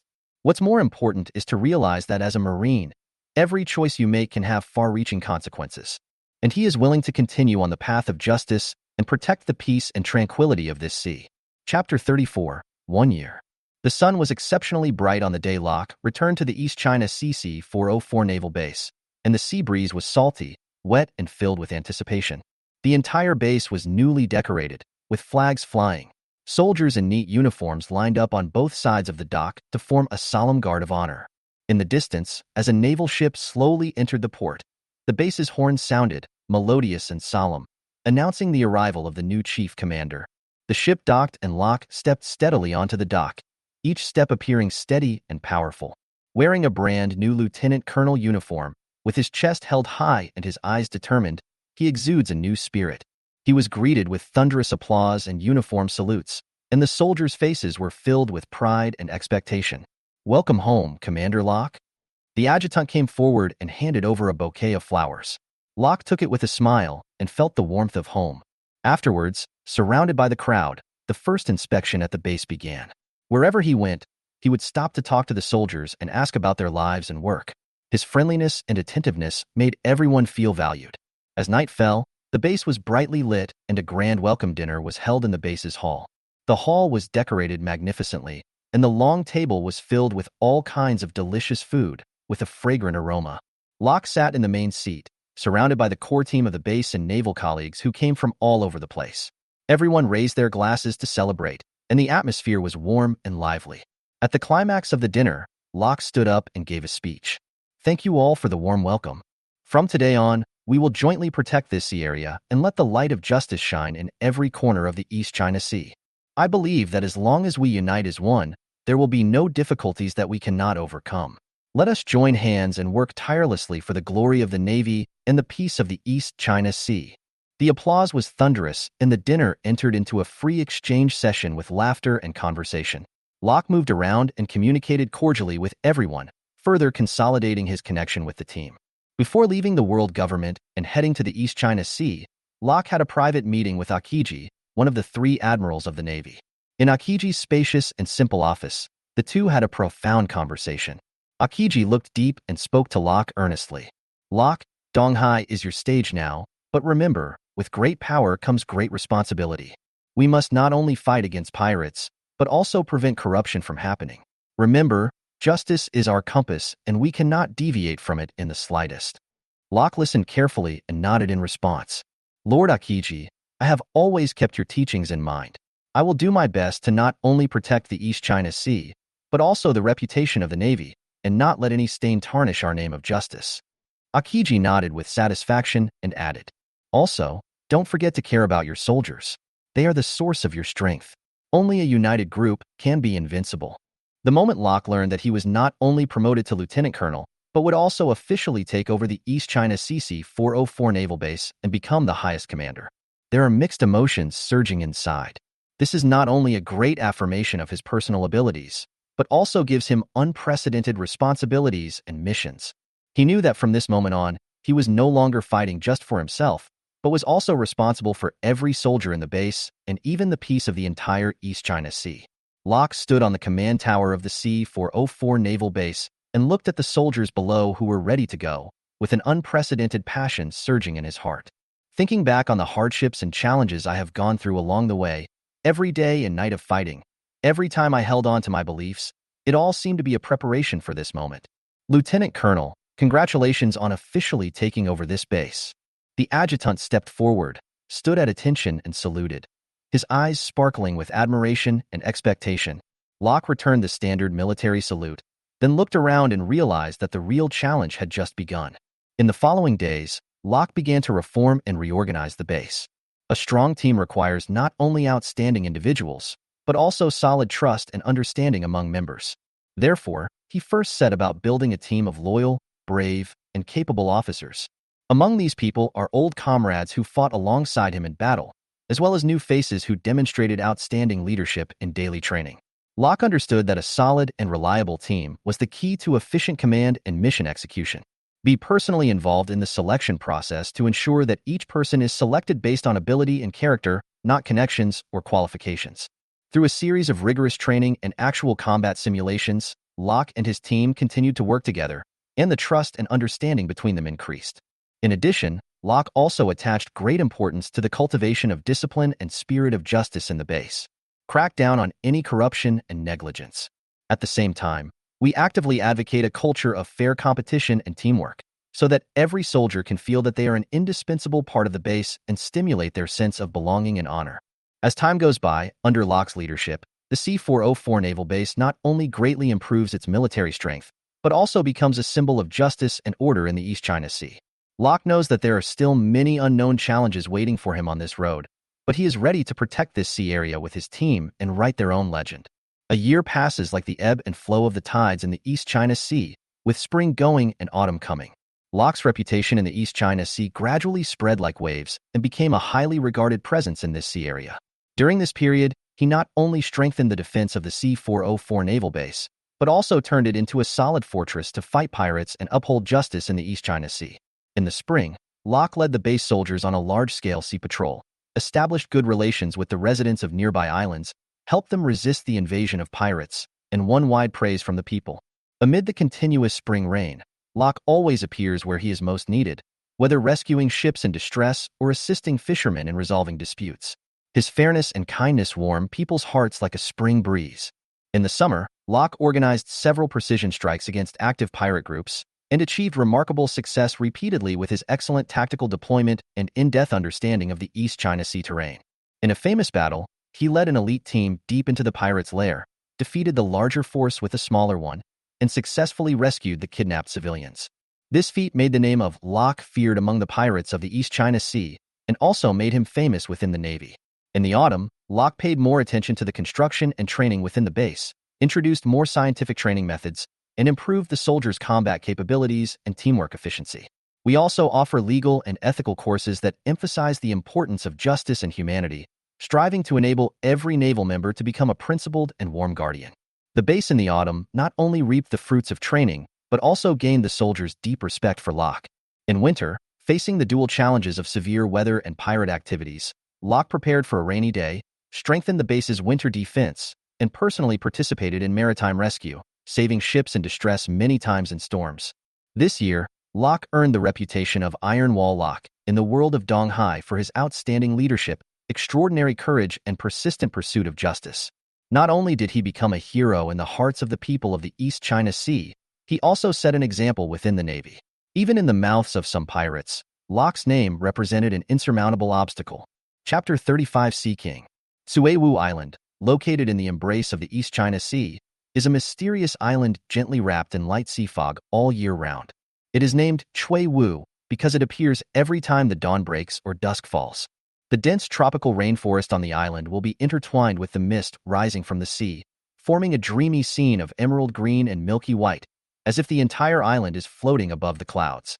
The tranquility of Green Mist Island was broken by an invisible fear, and the daily lives of the residents were overshadowed by the frequent disappearances. The warm scene of fishermen singing in the evening has been replaced by worry and anxiety. When night falls, people sitting around the campfire no longer share laughter and harvest, but whisper about the unknown horror. It is said that it is a huge, mysterious creature with eyes as red as flames. It can approach its prey silently in the sea fog. Its whereabouts are secretive and difficult to guard against. Faced with this increasingly serious situation, the leaders of Tsuewu Island decided to take action. They sent carrier pigeons across the turbulent East China Sea, aiming directly at the East China Sea C-404 naval base. The base, known for its efficient emergency response and strong military force, is seen as key to resolving the East China Sea crisis. The news soon reached the C-404 naval base, and the base commander received an urgent request for help from Tsuewu Island. Locke, the supreme commander of the base, a veteran who had been through many battles and had seen a lot, had a gleam of disbelief in his eyes when he received the letter for help from Tsuewu Island from the messenger. This tough guy who has experienced countless storms always has a curiosity to explore the unknown and a desire to challenge. Although he was skeptical about the sea monster, his desire to explore the unknown and his sense of responsibility as a soldier drove him to decide to embark on this unusual journey himself. Locke quickly got ready and boarded a high-speed patrol boat alone, crossing the rolling waves and rushing towards Tsuewu Island. Along the way, he pondered in his heart, recalling the experiences in his career, and couldn't help but feel deeply moved. He had faced all kinds of incredible situations before, but his intuition told him that this incident was of great importance and might become the most legendary chapter in his military career. As the patrol boat gradually approached Tsuewu Island, the mysterious scene shrouded in fog gradually became clear, and Locke's curiosity and nervousness were intertwined. Locke realized that no matter what the reason for the disappearance of the residents, as a soldier, the mission is to protect the tranquility of this sea area, uncover the mystery, and restore the tranquility of Tsuewu Island. When Locke's patrol boat slowly sailed into the port of Tsuewu Island, the islanders cast glances at him with both expectation and awe. Whether this helper from outside can lift the haze covering the island has become a common question in everyone's mind. Locke took a deep breath of the air smelling of sea salt and stepped firmly onto this unknown land. There was only one thought in his mind. No matter what was waiting for him ahead, he would move forward bravely until the truth was revealed. As Commander Locke stepped onto the dock of Green Mist Island, he was immediately surrounded by a group of anxious and expectant residents. Their eyes showed both welcome for foreign helpers and deep fear of unknown threats. The village chief is an old man with a weathered face but a determined look in his eyes. He walked out of the crowd, stepped forward, shook Locke's hands tightly, and said gratefully, "Thank you, Lieutenant Colonel Locke. You are our last hope." Locke felt the power and trust coming from the village chief and nodded, his voice steady and powerful. I'm here to help you. First, please tell me all the details about the red-eyed monster. The villagers spontaneously formed a circle. The atmosphere was heavy and tense. The village chief began to tell the story. About a month ago, our fishermen began reporting seeing a pair of flashing red lights in the fog, and at first everyone thought it was an illusion. But then someone disappeared at night, and then a second one, a third one. Before each one happened, someone would mention the red lights. We believe there is a huge creature hiding in the fog, its eyes like burning coals, hunting silently. Locke listened with a serious expression, occasionally asking questions to gain a more detailed understanding of the situation. Did you try to trace or leave any evidence? He asked. A young fisherman stood up, holding a scratched piece of wood in his hand, and said tremblingly, "This was found on the wreckage of my father's fishing boat. The traces on it. We don't know what caused them, but they don't look like they would be left by ordinary marine life." Locke carefully examined the marks on the wooden board and evaluated it in his mind. He turned to face the crowd, his tone firm. "I understand your concerns, but please rest assured that we will do our utmost to investigate this matter. Now, please stay alert and avoid going out alone at night. At the same time, I will arrange my team to set up surveillance on the island and surrounding waters to collect more clues." The village chief's frown relaxed slightly, and he nodded gratefully. "May God bless you, Lieutenant Colonel Locke. Please be careful, that thing is not an ordinary thing." Locke smiled slightly, a smile that showed both fearlessness of unknown challenges and commitment to the safety of the villagers. "We will take care of it and let Green Mist Island welcome the peaceful dawn again." After saying this, he turned and left, beginning to organize the search and investigation, with a preliminary plan and response strategy in mind. Lieutenant Colonel Locke stood in the makeshift command tent, surrounded by debris salvaged from the sea, tools left behind by fishermen, and the wooden board covered with strange scratches. In silence, he scanned the items one by one, quickly constructing possible images in his mind. As an experienced naval officer, Locke had an extraordinary understanding of marine life, but even he was shocked by the huge size of the creatures pointed to by the clues before him. 70 or 80 meters long. He muttered to himself, and this estimate made him feel a little worried. Such huge sea kings are rare in the East China Sea. They usually live in deeper and farther waters, or in remote places such as the doldrums. Logically speaking, there shouldn't be any creatures like this in the calm waters of Tsuewu Island. Locke's eyes became deep, and the doubts in his heart surged like waves. I began to wonder if there were more complicated reasons behind this, or if some unknown force was driving this giant beast to deviate from its normal range of activities. Thinking to myself, this is not just a natural phenomenon and must be investigated further. Chapter 36. Injured Sea King. As night fell, Tsuewu Island was shrouded in an even thicker layer of fog, and the originally peaceful night was now filled with depressing silence. Every household closed their doors and windows, not daring to let even the faintest light out, for fear of attracting that unknown, terrifying existence. The town seemed to have become a ghost town, with only the sound of waves hitting the beach, which seemed particularly loud in the silence. In such a tense atmosphere, Lieutenant Colonel Locke chose to walk alone on the deserted beach. The moonlight shone through the mist, dappled on his resolute back. He carried no weapons, and only relied on his sharp eyes and keen intuition to observe every subtle change around him. Locke did this not only to verify the existence of the red-eyed monster mentioned by the villagers, but also out of confidence in his own abilities and a desire for unknown challenges. The sea breeze blew by with a cool breeze, and Locke's footsteps left a series of marks of varying depths on the beach. Think as you walk, trying to piece together more clues from the known information. At this moment, an unusual wave appeared on the sea surface, a surge that exceeded the natural rhythm, as if some huge monster was approaching quietly. Locke stopped and stared at the sea with bated breath. His eyes, which were used to capturing details, were now even more focused. In the sea fog, you can vaguely feel two red lights flickering in the dark. It was an ominous red that didn't fit in with the night. Instead of backing off, Locke took a step forward, as if inviting the other party to show up, with challenge and courage boiling in his blood. However, the pair of red lights just lingered in the distance, as if measuring and testing, and ultimately did not come any closer. Locke's calmness and composure seemed to exceed its expectations.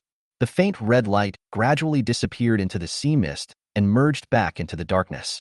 Locke looked in the direction where the red light disappeared, and a barely perceptible smile appeared on the corner of his mouth. This silent confrontation made him even more convinced that no matter what kind of creature it was, It should not be a reason for the residents of Green Mist Island to be afraid. He turned back, with his next plan in mind, determined to solve this problem once and for all and restore peace to Green Mist Island. The night is still deep, but in the heart of this indomitable lieutenant colonel, dawn is not far away. For 3 consecutive days, every night when night fell, Lieutenant Colonel Locke would come to the beach alone, and those red eyes seemed to follow a certain pattern. Every time they appeared, they would quietly sink into the sea after a brief confrontation with Locke, without any further action. This abnormal behavior pattern not only gave the islanders a sense of relief, but also caused them deeper concerns. Such speculation began to circulate among residents. Could that sea monster really be intelligent? It seems to be afraid of Lieutenant Colonel Locke, but how long will this fear last? Once Locke leaves, how can we protect ourselves? These questions are like sea fog, shrouding everyone's mind and lingering. Locke was also aware of this subtle change, and he knew that the problem could not be solved in the long run by individual strength alone. So he quickened the pace of his investigation and continued his night watch in the hope of luring the sea monster into revealing more flaws. In addition, Locke also began to organize young and middle-aged people on the island to teach them basic self-defense skills and emergency response strategies to enhance the islanders' self-rescue capabilities. We can't just rely on outside help, he stressed at a rally. Everyone is a guardian of Green Mist Island. We must learn to protect ourselves and our home. Locke's actions brought hope to the islanders and also inspired their fighting spirit. Although the mystery of the Sea King's wisdom remains puzzling, the islanders begin to believe that nothing can be overcome through unity and wisdom. Lieutenant Colonel Locke's perseverance and the awakening of the islanders seem to be telling the unknown creatures lurking in the deep sea that Green Mist Island is not an easy place to deal with, and any threat will face strong resistance from the entire community.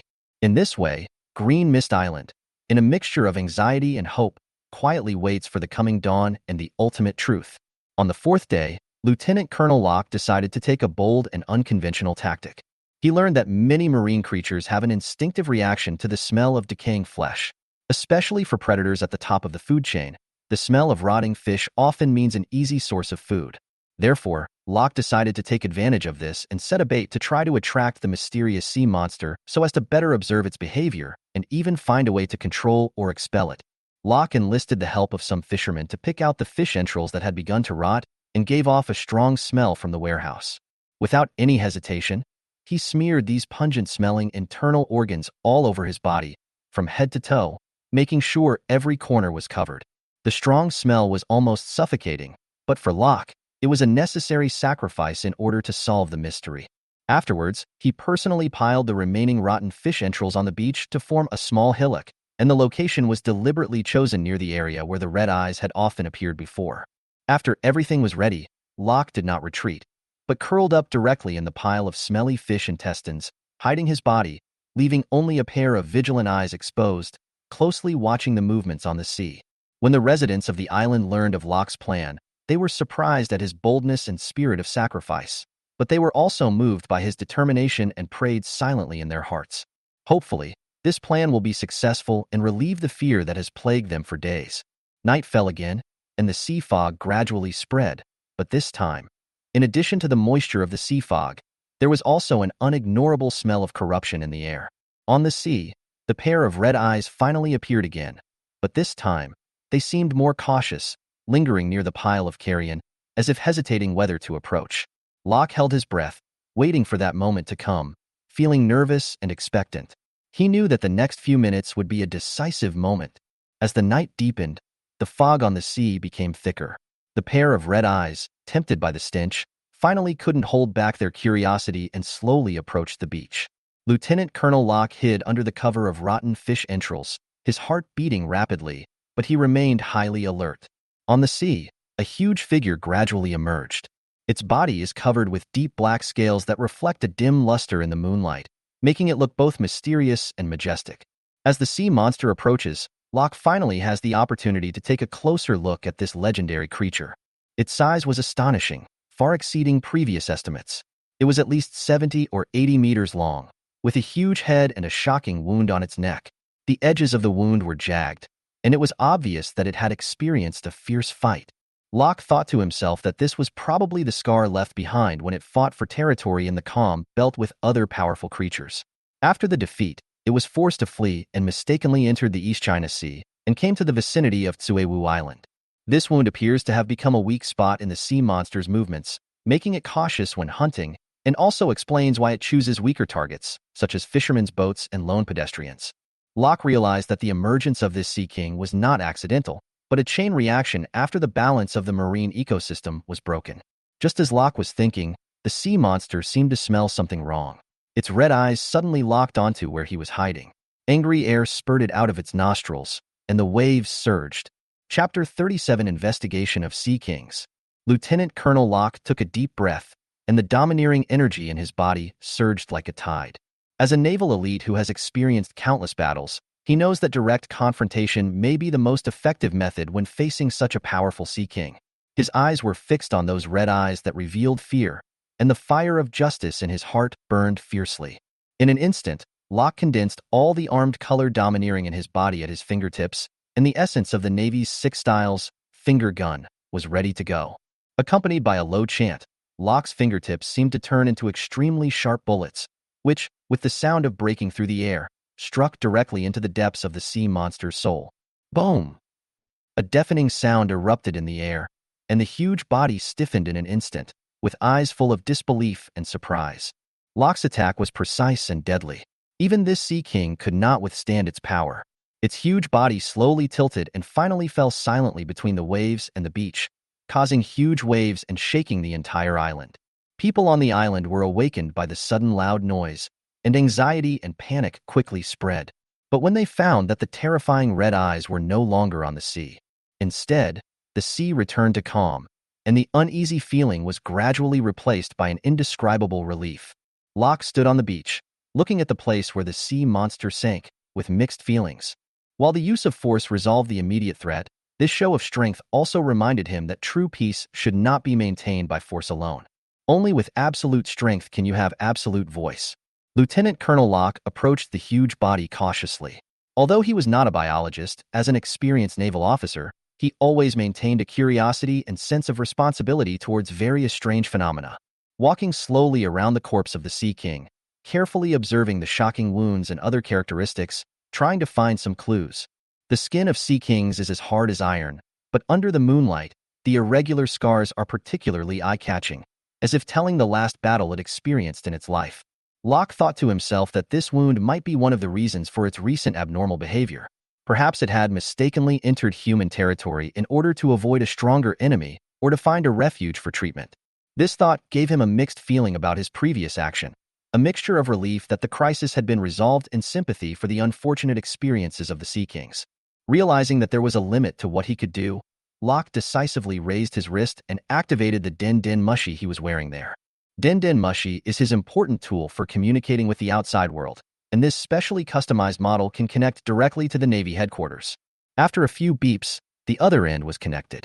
This is Lieutenant Commander Locke, reporting the situation.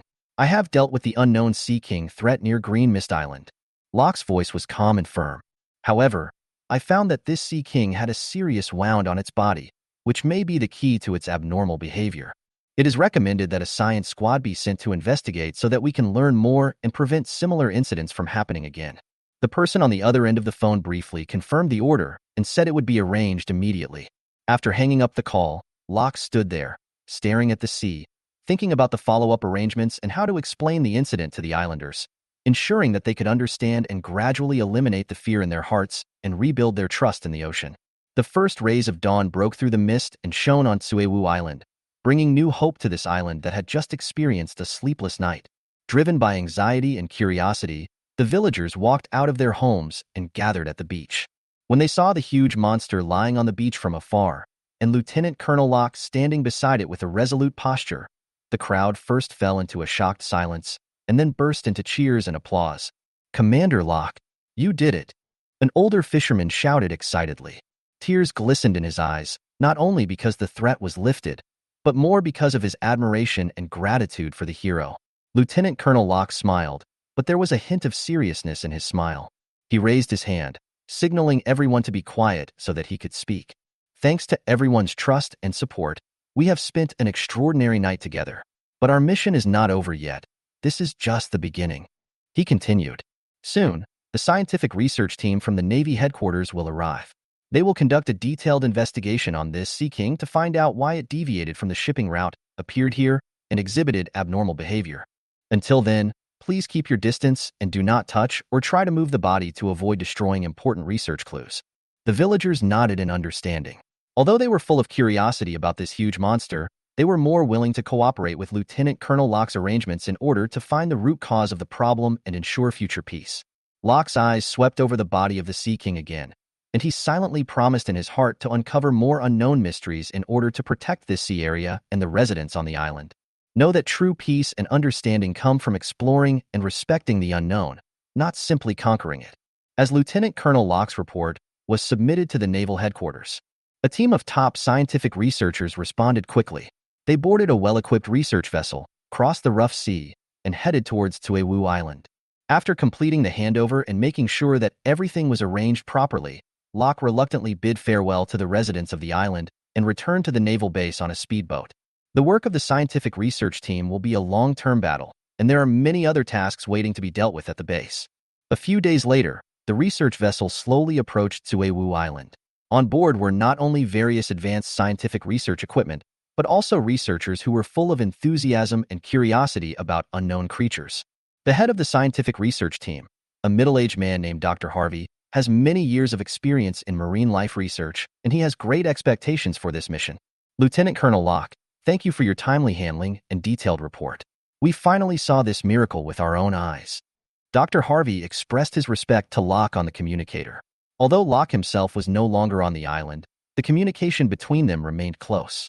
After arriving on the island, the scientific research team quickly started working. They set up a cordon around the Sea King carcasses and set up tents and laboratory equipment. The researchers wore protective clothing and held various instruments, carefully collecting samples, analyzing data, and recording every detail. At the same time, Dr. Harvey started a conversation with the residents of the island, patiently explaining to everyone the purpose and importance of scientific research. Everyone, we are here to uncover the secrets of nature and understand why creatures like this would stray from the normal path and come here. This is not only a contribution to science, but also to better protect your homeland and avoid similar incidents in the future. Please rest assured that we will complete the investigation as soon as possible. We apologize for any inconvenience during this period. The islanders listened to Dr. Harvey's words. Although they felt a little uneasy, they were more looking forward to and trusting the future. Chapter 38. Getting Rich Overnight. Commander Locke had a lot of thoughts in his mind as he made his way back to the naval base. I am full of curiosity and imagination about the world's scientific research level and the abilities of those top researchers.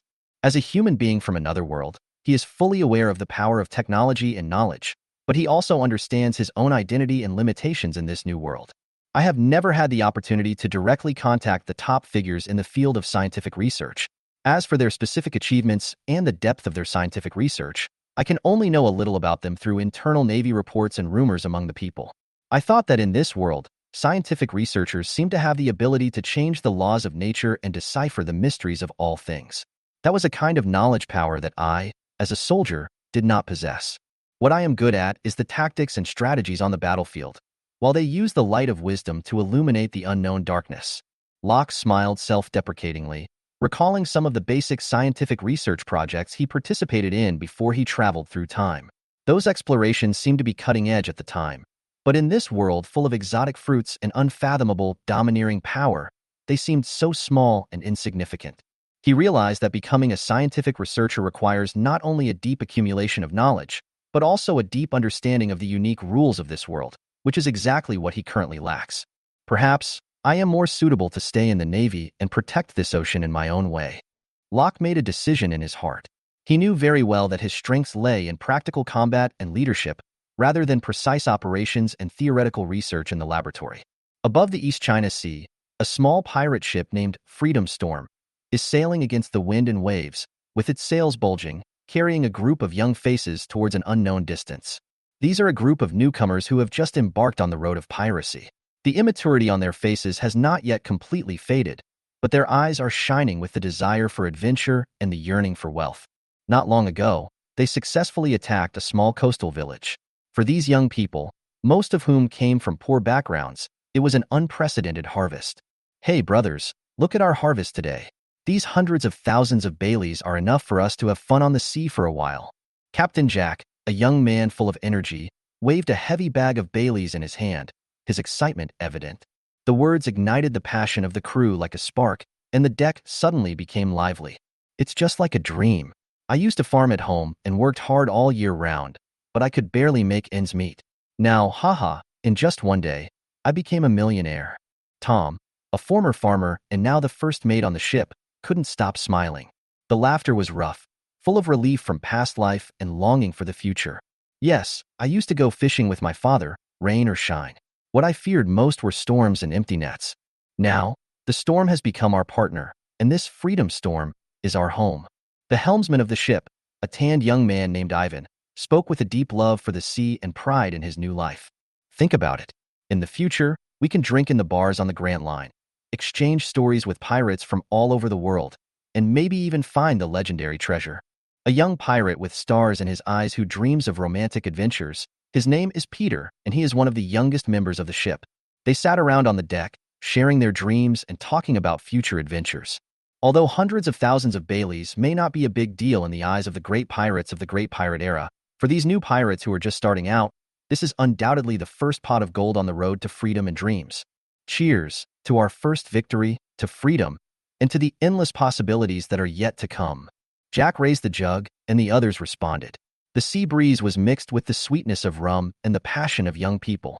They clinked glasses with each other, and their laughter echoed on the sea, as if announcing the beginning of a new era. However, behind this joy, they have not yet realized it. The afterglow of dusk fell on the dirt road of the small village, and the golden light rimmed every cottage and every field with gold. However, this beautiful and peaceful picture is about to be broken. A group of young pirates broke into the village quietly. They were wearing tattered pirate uniforms and had fierce and cunning looks on their faces. They held sharp blades in their hands, and their eyes revealed greed and savagery. The pirate leader was a tall young man with a scar on his face that added to his fierce temperament. He strode to the center of the village, brandishing the sword in his hand and shouting loudly, "Everyone listen up. We are pirates. Now, hand over all your Baileys." His voice echoed over the village, frightening the villagers. They all came out of their homes and showed expressions of fear on their faces when they saw this group of ferocious pirates. An elderly villager said in a trembling voice, "We all make a living by farming and fishing. There is no Bailey." Before he could finish his words, he was interrupted by a skinny pirate. "Old man, stop talking nonsense. Hurry up and take out Bailey, or we will be rude to you." The villagers were trembling with fear. They knew that these pirates were not to be trifled with. A child hid behind his mother, showing one eye, and whispered, "Mom, I'm afraid." His mother hugged him tightly, her eyes filled with fear, but she still tried to stay calm. "Don't be scared, baby. We'll be fine." However, faced with the threat of pirates, the villagers had no choice. They had no choice but to take out the Baileys they had hidden at home and hand them over to the pirates with trembling hands. Their faces were filled with fear and reluctance, but the pirates didn't care. They counted the Baileys in their hands and laughed with satisfaction. The pirate leader said arrogantly, "You're smart. Remember, this is just a small warning. Next time if you dare to hide something, it won't be so easy." After saying that, they walked away, leaving behind only the villagers' trembling figures and deep fear. But they didn't know what kind of monster they would encounter next. But now they are immersed in the joy of getting rich overnight. Chapter 39, Controlling the Young Pirates. As night fell, Lieutenant Colonel Locke drove a small ship alone across the tranquil sea. Except for the sound of waves hitting the hull, there was silence all around. After completing the task, he felt a little heavy-hearted. On the one hand, he was impressed by the current strength of scientific research in the world, and on the other hand, he was thinking deeply about his own identity and mission. In the darkness of the night, only a few stars in the distance kept him company. The sea breeze blew gently, carrying a slightly salty taste, reminding him that he was now in a vast blue realm. Just as Locke was immersed in his thoughts, an unusual silhouette broke the tranquility on the sea level. A ship with a unique shape and full sails sailing fast came into view. Although the distance was still far, Locke immediately recognized that this was most likely a pirate ship from its flamboyant flag and compact hull design. The words, "Freedom Storm," flashed through his mind as he recalled the news about a rookie pirate group that had recently circulated within the Navy. They seemed to be rising in the East China Sea at an alarming rate, attracting a lot of attention. Locke's intuition told him that it might be fate that made him meet this pirate ship at this moment. As a lieutenant commander, it is his responsibility to investigate and contain any potential threats and protect the tranquility of the sea. He increased the speed of the ship, preparing to approach the suspected pirate ship, while thinking in his mind how to properly handle this situation. As the distance between the two ships gradually shortened, Locke could see the scene on the Liberty Storm more clearly. The crew were immersed in the carnival, completely unaware that danger was approaching quietly. A complex expression passed across Locke's face, showing disdain for the pirates' behavior, but also subtle sympathy for their youthful vigor and their dream of pursuing freedom. Locke knew clearly that as a Navy, his duty was to uphold justice, even if the other side was a group of young people with dreams.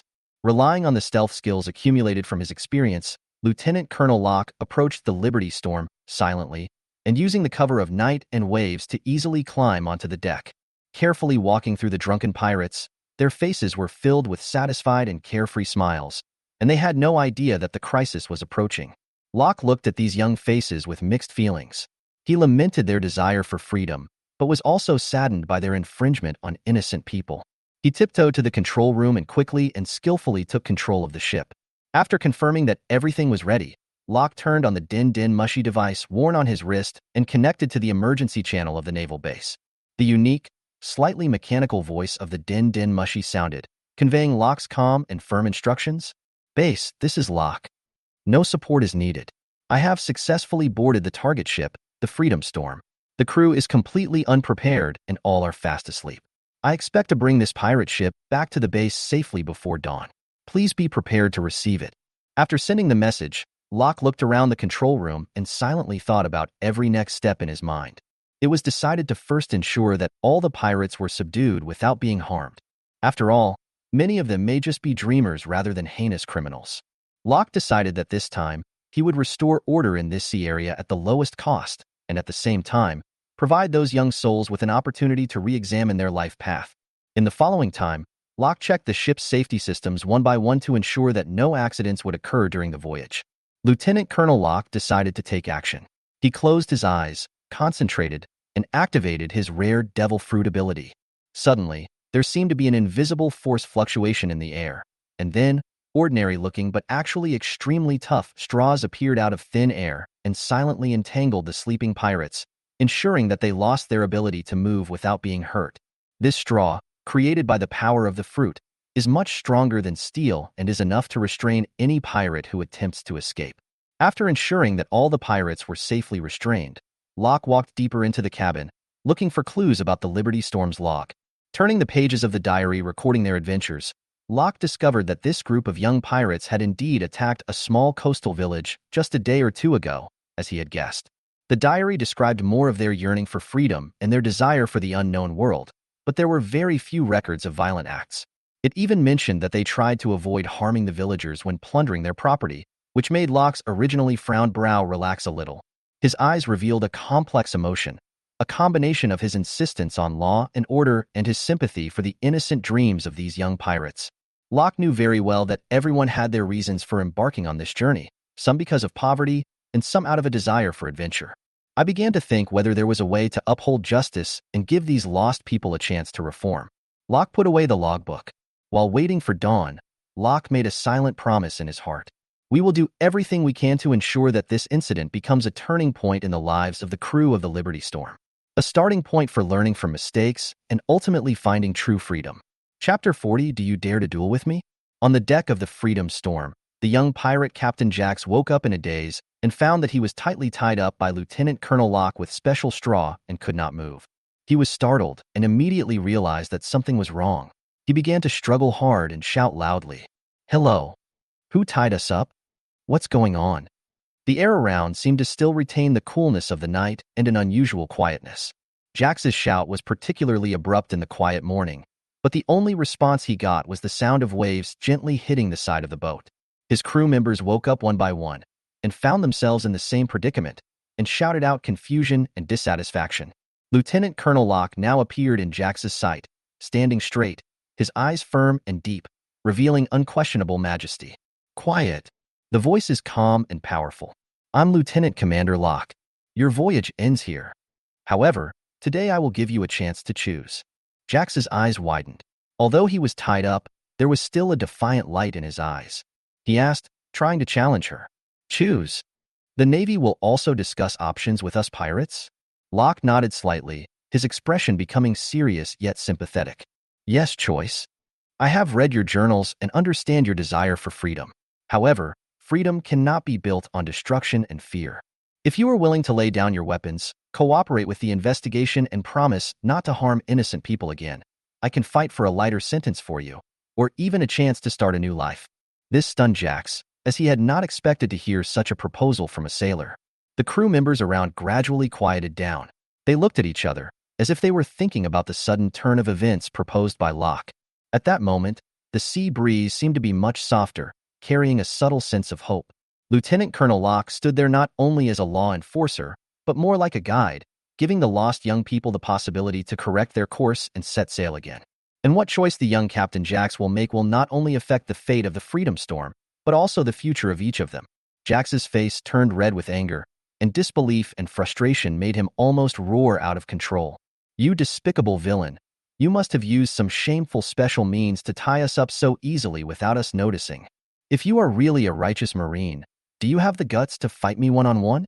If I still lose to you in a duel like this, then I, Jax, will accept the defeat, and you can do whatever you want with me.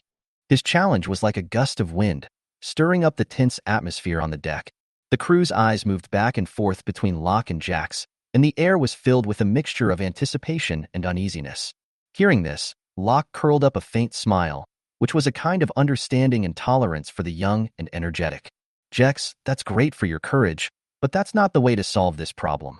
The reason why I can control you so easily is not because of any despicable means, but because the responsibility I bear requires me to complete the task efficiently and safely.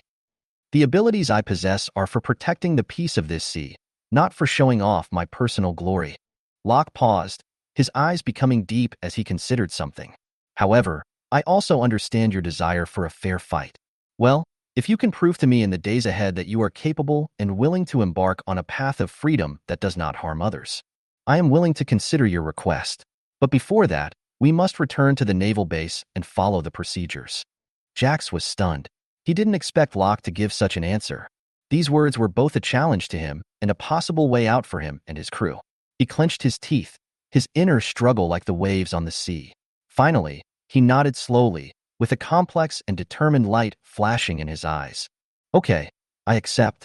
But remember, Locke, you owe me a fair fight.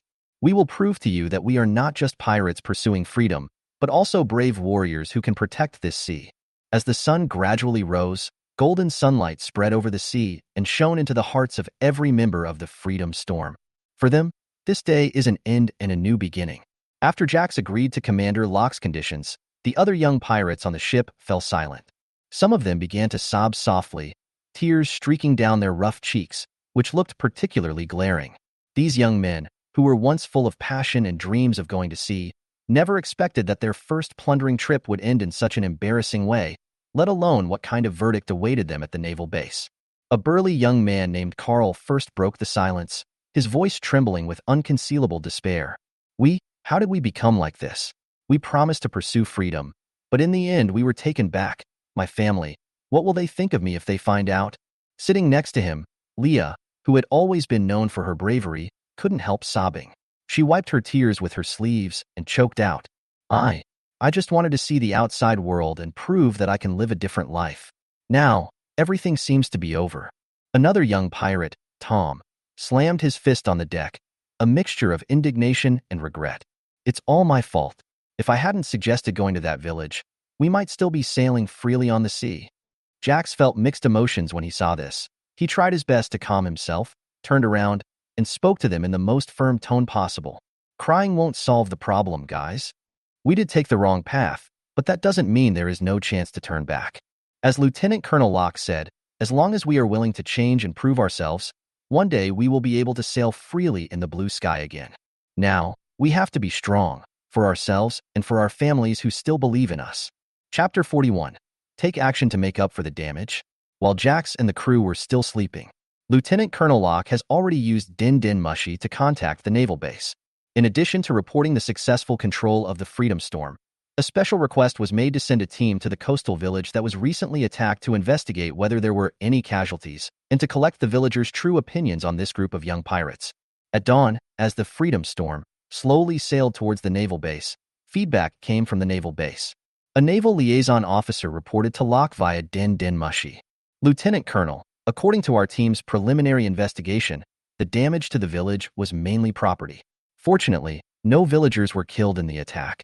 The villagers mentioned that although the pirates' behavior was frightening, they seemed to be restrained in their looting, and some people even vaguely heard them arguing among themselves, advocating not to harm innocent people.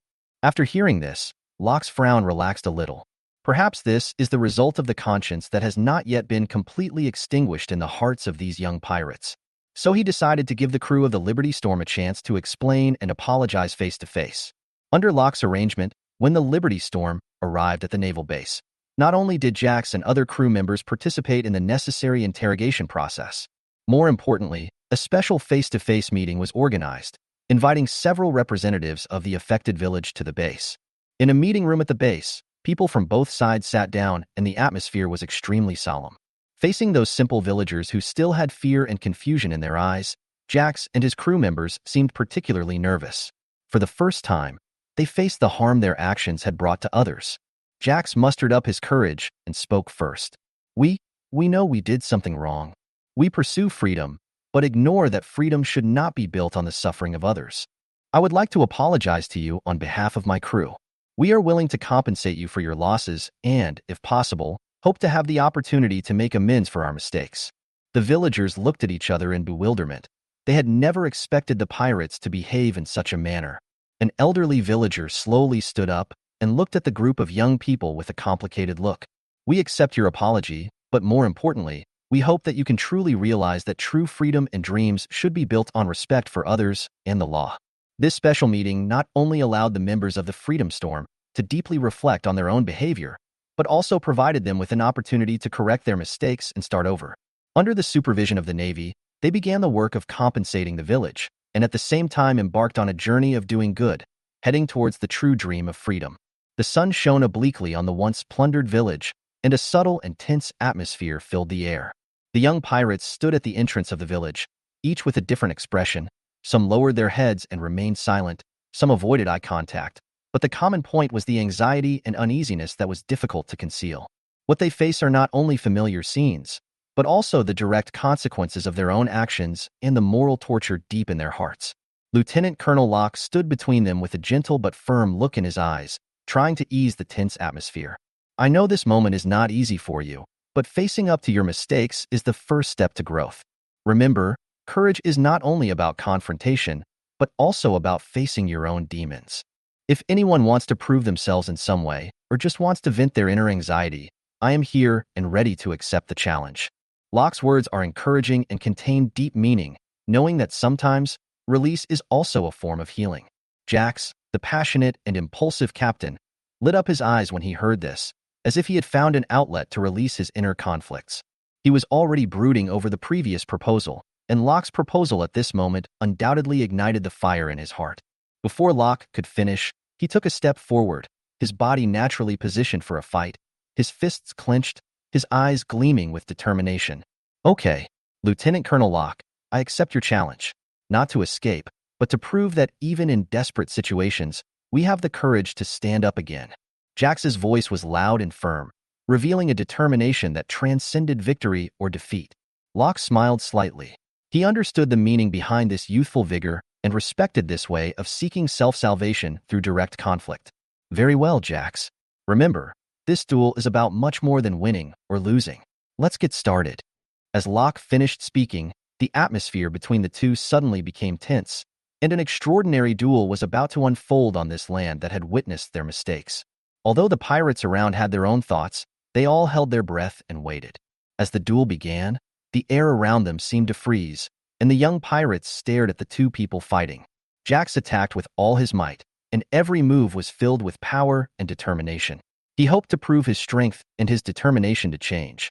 However, what Commander Locke showed was not only his profound skills as a naval lieutenant colonel, but also the combat wisdom and skills accumulated over many years of experience. After one round, Locke subdued Jax to the ground with a clean and neat grappling technique in a flash. The whole process was so fast that no one present could react. Jax fell to the ground, his eyes filled with reluctance and awakening, realizing that the gap between him and Locke was not just about force, but also about the understanding and practice of the ocean and justice. The other pirates looked at each other in bewilderment, their hearts filled with indescribable shock. They began to truly realize that to become a truly strong man, one must rely on more than brute force and recklessness. Lieutenant Colonel Locke slowly stood up and looked at the young pirates gathered in a circle with a stern yet caring tone. You must now fulfill your promises with concrete actions. Fighting cannot solve problems. True courage lies in facing your own mistakes and then correcting them. According to preliminary estimates, the damage to this village is approximately several 100,000 Baileys. You must compensate for the damage you have caused through labor and protection here. After a pause, he continued. Remember, true freedom is not to act arbitrarily, but to pursue your ideals within the rules. I hope that through this experience, you can find your own right path. Whether you continue sailing or find another way, remember to protect everything you love instead of destroying it. Locke's words, like a sea breeze, blew away the fog in the hearts of the young pirates. They began to realize that true adventure and freedom require finding a balance between respect and responsibility. In the following days, they followed Locke's arrangements and devoted themselves to the reconstruction of the village, from repairing damaged houses to assisting fishermen in fishing, from cleaning the beach to planting protective forests. Every drop of sweat witnessed their transformation and growth. Lieutenant Colonel Locke stood on the observation deck of the base, gazing at the junction of the sea and sky in the distance, with mixed feelings in his heart. He knows that the world is not black and white, just like the crew of the Freedom Storm he faces. Although they have gone astray, they have not completely lost the brilliance of humanity in their hearts. The respect for life and the desire for freedom have left complex traces on them. He recalled every detail of the interrogation and compensation process. Locke realized the guilt and sincerity of these young people when facing the villagers, as well as their desire to reform themselves in the future. Sometimes, a person's value does not depend entirely on his past, but on whether he has the willingness and courage to change the future. Locke's thoughts returned to his own experiences. He had witnessed too many gray area stories. Understand that between absolute justice and evil, there is a vast middle ground. As a sailor, he not only has the responsibility to uphold the dignity of the law, but also has the obligation to guide those who have lost their way to find the right path. Chapter 42, Blood Blade Kronos. Deep in the distant East China Sea, there is a name that strikes fear into the hearts of all seaport towns: Blood Blade Kronos. A pirate with a bounty of 12 million berries appears in a pitch-black pirate outfit with a cold smile that can never be wiped off his face, exuding an aura mixed with evil and blood. Kronos is not only famous for his brutal behavior, but also for his extreme greed for wealth and his almost morbid obsession with Bailey, which makes him the initiator of nightmares for countless innocent villages. There is a deep scar under Kronos' left eye. It is said that he cut it with his own hands during a robbery to commemorate an opponent he failed to conquer. It also became a symbol of his cruelty. His hair was black and so wild and messy that even the ocean breeze couldn't tame it. Whenever he stepped into a village, his cold eyes would flicker with a crazy desire for wealth and enjoyment of the impending destruction. Different from most pirates who simply pursue treasure, Kronos enjoys the process, the oppression and control over the weak. The Shadow Scythe pirate group he led was like a bloodthirsty beast, approaching silently in the night and then turning the village into ruins before dawn. They plunder not only gold and silver treasures, but also prefer to snatch the hope of survival from the helpless villagers and enjoy the pleasure of forcing people into desperate situations. Once, Kronos heard that a large amount of wealth was hidden in a small village, so he led his fleet there without hesitation. After arriving, he did not launch an attack immediately. Instead, he ordered the pirates to light a bonfire at the edge of the village and held a carnival. That night, the whole village was shrouded in a shadow of terror. It was not until midnight, when the villagers' vigilance was at its lowest, that Kronos ordered his men to launch a surprise attack. They shuttled through the narrow alleys like ghosts, ruthlessly destroying every peaceful place, looting all valuable items, and even cruelly torturing the resisting villagers, just to force them to tell them the location of the hidden treasure. Kronos himself took action, using the blood-stained scimitar to cut through the night sky, and every swing was accompanied by the screams of the villagers. He seemed to draw strength from this chaos and despair, always with that creepy smile on his face. In Kronos' view, The destruction of civilian villages was not just for wealth, but also a display of power, a way to announce his presence to the world. However, it was this extreme behavior that made him the primary target of the Navy and the righteous pirates. Despite this, Kronos continued to do as he pleased, confident that his own power would allow him to continue to act at large in this sea, and to continue pursuing his never-ending dream of wealth and destruction. He was like a black hurricane, leaving only destruction and despair wherever he went. And the reward of 10 million Baileys seemed a twisted affirmation of his evil career. Bloody Blade Kronos was on his flagship, the Night Ghost, sipping expensive rum while listening to his men report on recent strange happenings in the East China Sea. When he learned that the fledgling pirates had been persuaded to help protect the village they had intended to plunder, disdain and anger mixed in his eyes, as if he had heard the biggest joke in the world. Humph, a bunch of trash. You betrayed your pirate nature just because of a few empty words of preaching. This is really a disgrace to the ocean. Kronos' voice is low and magnetic, yet it reveals unquestionable majesty. He slammed the wine glass heavily on the table, and the wine splashed everywhere, just like his contempt for those so-called reformed pirates. A true pirate should let his name resound throughout the seas and make all who hear it tremble, instead of becoming the guardian of those ants on land. When talking about Lieutenant Colonel Locke, Kronos curled up the corner of his mouth into a sneer, which was filled with endless coldness and confidence. Lieutenant Colonel Locke, is that so? He is just another guy who thinks he is righteous. In my eyes, Blood Blade Kronos, no matter he is a lieutenant colonel or a general, he is just a stumbling block that hinders my progress. If he hadn't been lucky enough to not have confronted me head-on, I would have made him experience what true fear is and made him regret why he was born in this sea. Kronos stood up, walked to the side of the ship, and stared at the boundless sea. The sea breeze blew his black cloak, like a dark sail fluttering. The East China Sea, this seemingly peaceful sea, will sooner or later be tainted by my name. Those foolish pirates and pretentious Navy officers will understand that strength is the only law. As for those villages, their existence is only to add to the fun of my conquest. A raging fire ignited in Kronos' heart. It was a thirst for conquest, a welcome to challenge, and a warning to anyone who dared to stand in his way. He decided to go to the East China Sea in person, not only to expand his sphere of influence, but also to prove it to everyone. The name Bloody Blade Kronos is an untouchable taboo, a nightmare on the sea, and the best lesson for those who attempt to change the nature of pirates. In the dictionary of Bloody Blade Kronos, there is no compromise, only conquest and destruction. Blood Blade Kronos' declaration was like a thunderclap, making every crew member on the Night Ghost feel an indescribable chill. They exchanged nervous and fearful glances with each other, but no one dared to speak, let alone object or persuade.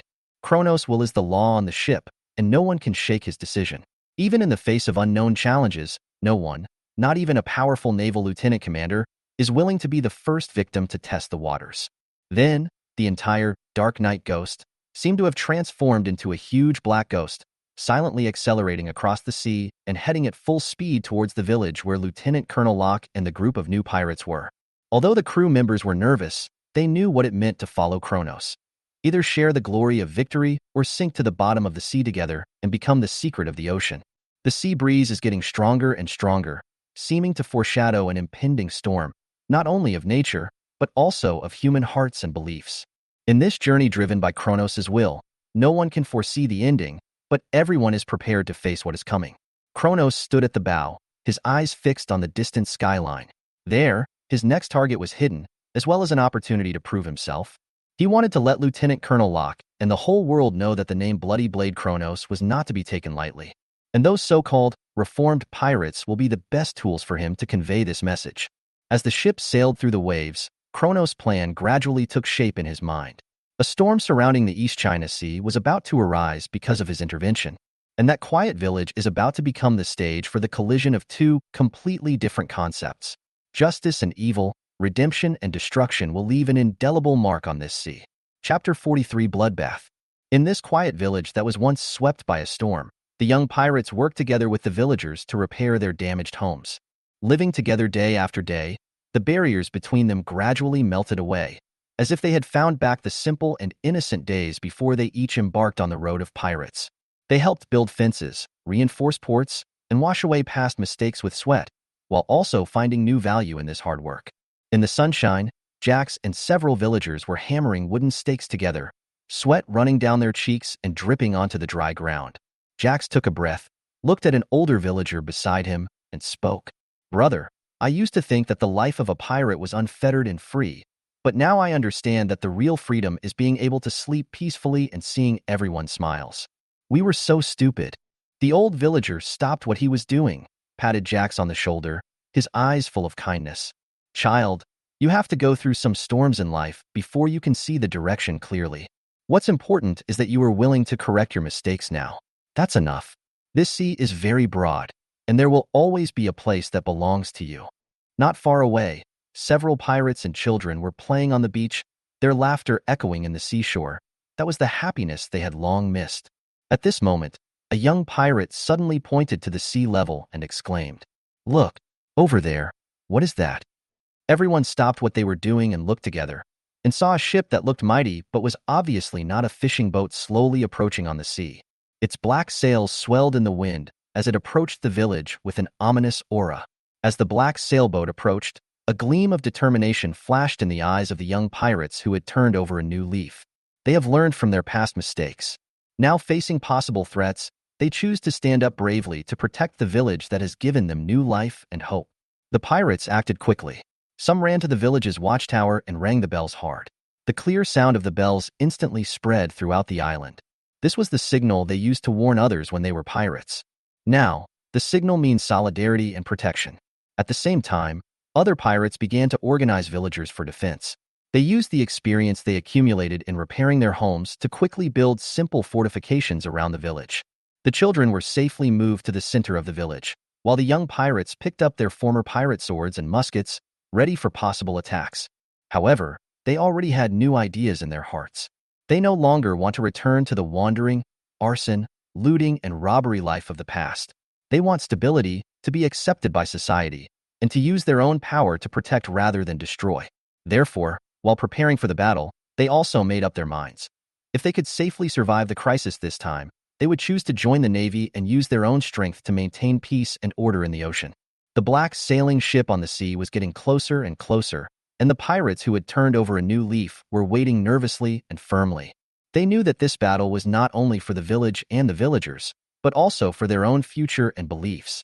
They are no longer pirates, but guardians and heroes. No matter what the outcome, they are ready to face it all. Faced with the approaching pirate ship, the pirates who had turned over a new leaf fought side by side with the villagers. They waved their weapons and shouted loudly, trying to resist the enemy's attack. However, the disparity in strength caused them to fall in a pool of blood one after another, unable to recover. The strongest pirate, who was leading the group, looked at the group of people who were resisting hard with disdain and sneered.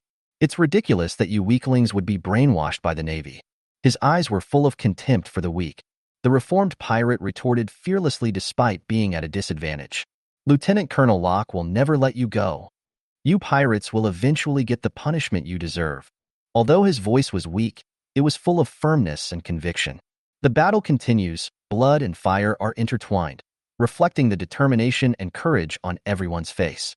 Although they knew that the chances of winning were slim, no one chose to give up. They used their own lives to defend the land that once gave them rebirth and hope. In this fierce battle, everyone showed the most glorious side of human nature. They were no longer pirates, but real warriors who risked their lives to protect their homes. Even if they may not be able to defeat the powerful enemy in the end, their courage and faith will never be erased. Evidence of the battle can be seen everywhere on the island. Broken wood piles, overturned furniture, and hastily built fortifications all tell of the fierce struggle. Although some young pirates and villagers unfortunately fell in the battle, their positions were often surrounded by more traces left by the enemies, showing that they were brave until the end and did their best to delay the enemy and buy precious time for the village. In front of a burned house, you can see rows of deep knife marks. Those were the marks left by a young pirate who, at the last moment, single-handedly stood between his home and the enemy. Wherever the blade went, it was proof of his bravery. At the edge of the village, next to several half-overturned wooden barrels, the ground was covered with dried oil stains. That was a reflection of their wisdom, using limited resources to set up a fire attack and catch the enemy off guard. Although the battle was brutal, evidence of their hard struggle could be found next to every fallen figure. Whether it was scattered stones, broken sticks, or swords deeply embedded in the soil. All of them told of their efforts to protect their homes. Despite the disparity in power, they proved with their actions that they are no longer the pirates they once were, but the guardians of this land, and they interpreted true courage and sacrifice with their actions. After the battle, although the village was devastated, the surviving villagers, in addition to their grief, also had deep respect for these former pirates. They used their lives to write a unique legend, proving the possibility of change and redemption. Although Lieutenant Colonel Locke's teachings were not present, they seemed to be integrated into their actions and became the spiritual force guiding them forward.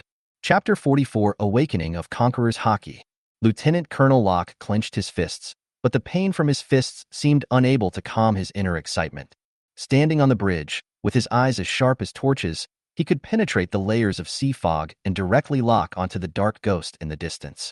After receiving the report from his men, he fell into a long silence, but beneath that silence was a volcano that was about to erupt, an endless anger and hatred towards Kronos. They could have had a better future. Locke's voice was low and heavy, and every word seemed to be squeezed out from between his teeth. Locke could not accept that those young pirates who had gone astray but bravely turned back were ultimately unable to escape the cruel fate of the ocean. This is not only a pity for their personal fate, but also a heavy blow to Locke's own beliefs. All Navy, prepare your combat equipment and set sail for that village immediately. Locke's order was firm and unquestionable. He turned to face his adjutant, his eyes showing both determination and tragedy. Notify all naval forces that can be mobilized in the East China Sea. We must let Bloody Blade Kronos know that this sea area is not his private playground where he can do whatever he wants. As Lieutenant Colonel Locke's order was issued, the entire warship quickly entered combat status, and the deck was busy and orderly. The naval soldiers were well equipped and in high spirits, although they knew that unprecedented challenges were waiting for them ahead.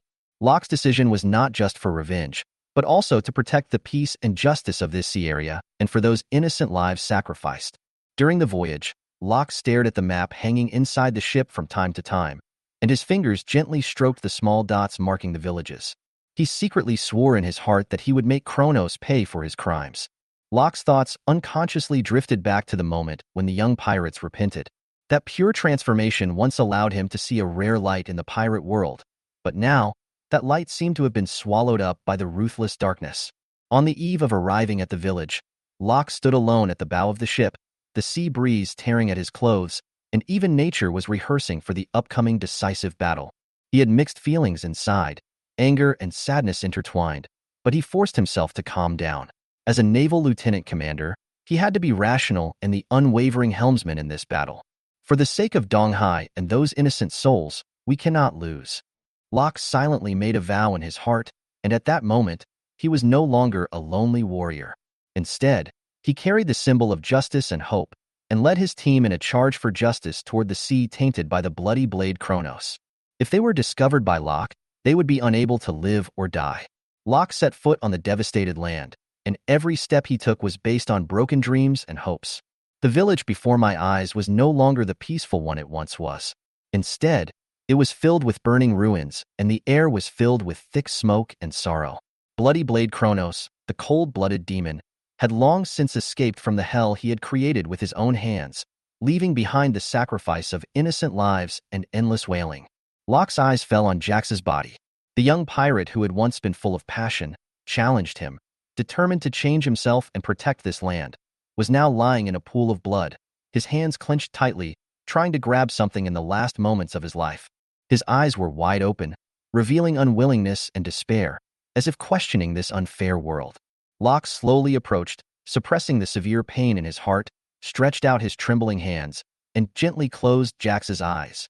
This simple action was both the final respect for him and Locke's deep helplessness towards this silent ending. Closing his eyes and thinking, Jax's words before his death echoed in his mind, about dreams, about change, and about the persistence of justice. All of these turned into nothingness in the wind with his passing. Why is it that in this world, those who try to illuminate the darkness are always the first to be extinguished? Locke's heart was roaring, anger and sadness intertwined into an impenetrable web that almost suffocated him. The world of pirates is full of violence and greed, but witnessing it all with your own eyes, the shock is far more intense than you might imagine. Kronos, Locke whispered through gritted teeth, the name sounding like venom on his tongue. every syllable a blasphemy against justice. I will make you pay for your crimes with blood. This is not a simple oath, but Locke's commitment to this sea and all innocent lives. Attacking civilians can be considered heroic, but it is just to exaggerate the fear that the sea can cause. Locke straightened his back and looked around with sharp eyes. Although the village was filled with despair at this moment, an even stronger fighting spirit was burning in his heart. Gather the team. We must not only hunt down Kronos, but also protect every corner and never let such a tragedy happen again. Locke's voice rang out above the ruins, firm and powerful. But for some reason, the pounding heart gave Locke a very strange illusion at this time. Locke had only taken 2 steps when he began to feel dizzy. Lieutenant Colonel Locke's consciousness began to blur. This sudden change made him feel unprecedentedly shocked. Realize that this is not ordinary poisoning or intervention by external forces, but a deeper and more mysterious manipulation. The mind is bound tightly as if by invisible ropes. The murderous intent that came from within was like boiling magma, about to break through the dam of reason and drown everything. The surrounding naval soldiers also began to be affected. They first felt dizzy, and then a strong sense of oppression, as if they were wrapped in invisible malice, and even breathing became difficult. The soldiers supported each other and tried to steady themselves. Their eyes were filled with panic and confusion. They all looked at Lieutenant Colonel Locke, only to find that his condition was even worse. "Sir." A soldier managed to squeeze out these few words in a weak voice. He tried to get closer to Locke, hoping to do something, but found that he was also pushed back by that force and could not move an inch. The soldiers' whispers were low, but they revealed their anxiety and worry. They knew that if this situation was allowed to continue, the entire team would collapse. Lieutenant Colonel Locke was struggling internally. He tried to muster his last bit of willpower to fight against this unknown force. Close your eyes, take a deep breath, and try to find a trace of clarity in the abyss of your soul. At the edge of consciousness, he seemed to hear a distant call, which was the voice of justice from the bottom of his heart, and his belief in fighting against evil and safeguarding peace countless times during his many years of naval career. "No, I can't fall down." Locke's lips moved slightly, almost silently, but these simple words seemed to have exhausted all his strength. He forced himself to open his eyes, and a determined light flashed in his eyes again. In the midst of consciousness, Locke seemed to have returned to the time when he communicated with Admiral Aokiji. Aokiji's indifferent but meaningful words echoed in his ears, and the description of the domineering aura was like lightning that cut through the chaos in Locke's heart. He finally understood that it was his own inner anger and unwillingness that stimulated this dormant power, which was the legendary untamable domineering aura. Locke's mind wavered between chaos and clarity, and he realized that this was both an opportunity and a test. Conqueror's Haki, this power that only circulates among the legendary strong, has now unexpectedly awakened in his body. It is both an affirmation of his will and a strict requirement for control. Locke's heart was surged with unprecedented excitement and tension. He knew that he could not fall down at this moment, and he had to control this power. Otherwise, it would become a double-edged sword, hurting others and himself. However, the load on his body had reached its limit. The surging domineering aura was like an out-of-control flood, impacting Locke's consciousness and making his vision gradually blurred. Before completely losing consciousness, Locke used up his last bit of strength to force the awakened domineering aura back into his body to prevent it from continuing to wreak havoc and harm his companions around him. "Hold on. Must find a way to control it," Locke muttered to himself, and then his body fell limply to the ground and he fell into a deep coma. The surrounding Navy soldiers immediately gathered around upon seeing this. Although they were still in a slight state of dizziness, they felt relieved to see that Lieutenant Colonel Locke was safe and sound. Chapter 45 Investigation begins. Locke's consciousness gradually awakened from the deep darkness, as if he had broken free from a long and deep dream. Locke felt a heaviness in his head, as if the whole world was vibrating with every heartbeat of his heart. Everything around seemed unusually quiet, with only the rhythm of the waves hitting the shore, seeming to sing a distant requiem for this restless night. Locke held his head with great effort and sat up. As far as he could see, there was darkness, scattered fallen soldiers, and occasional seabirds.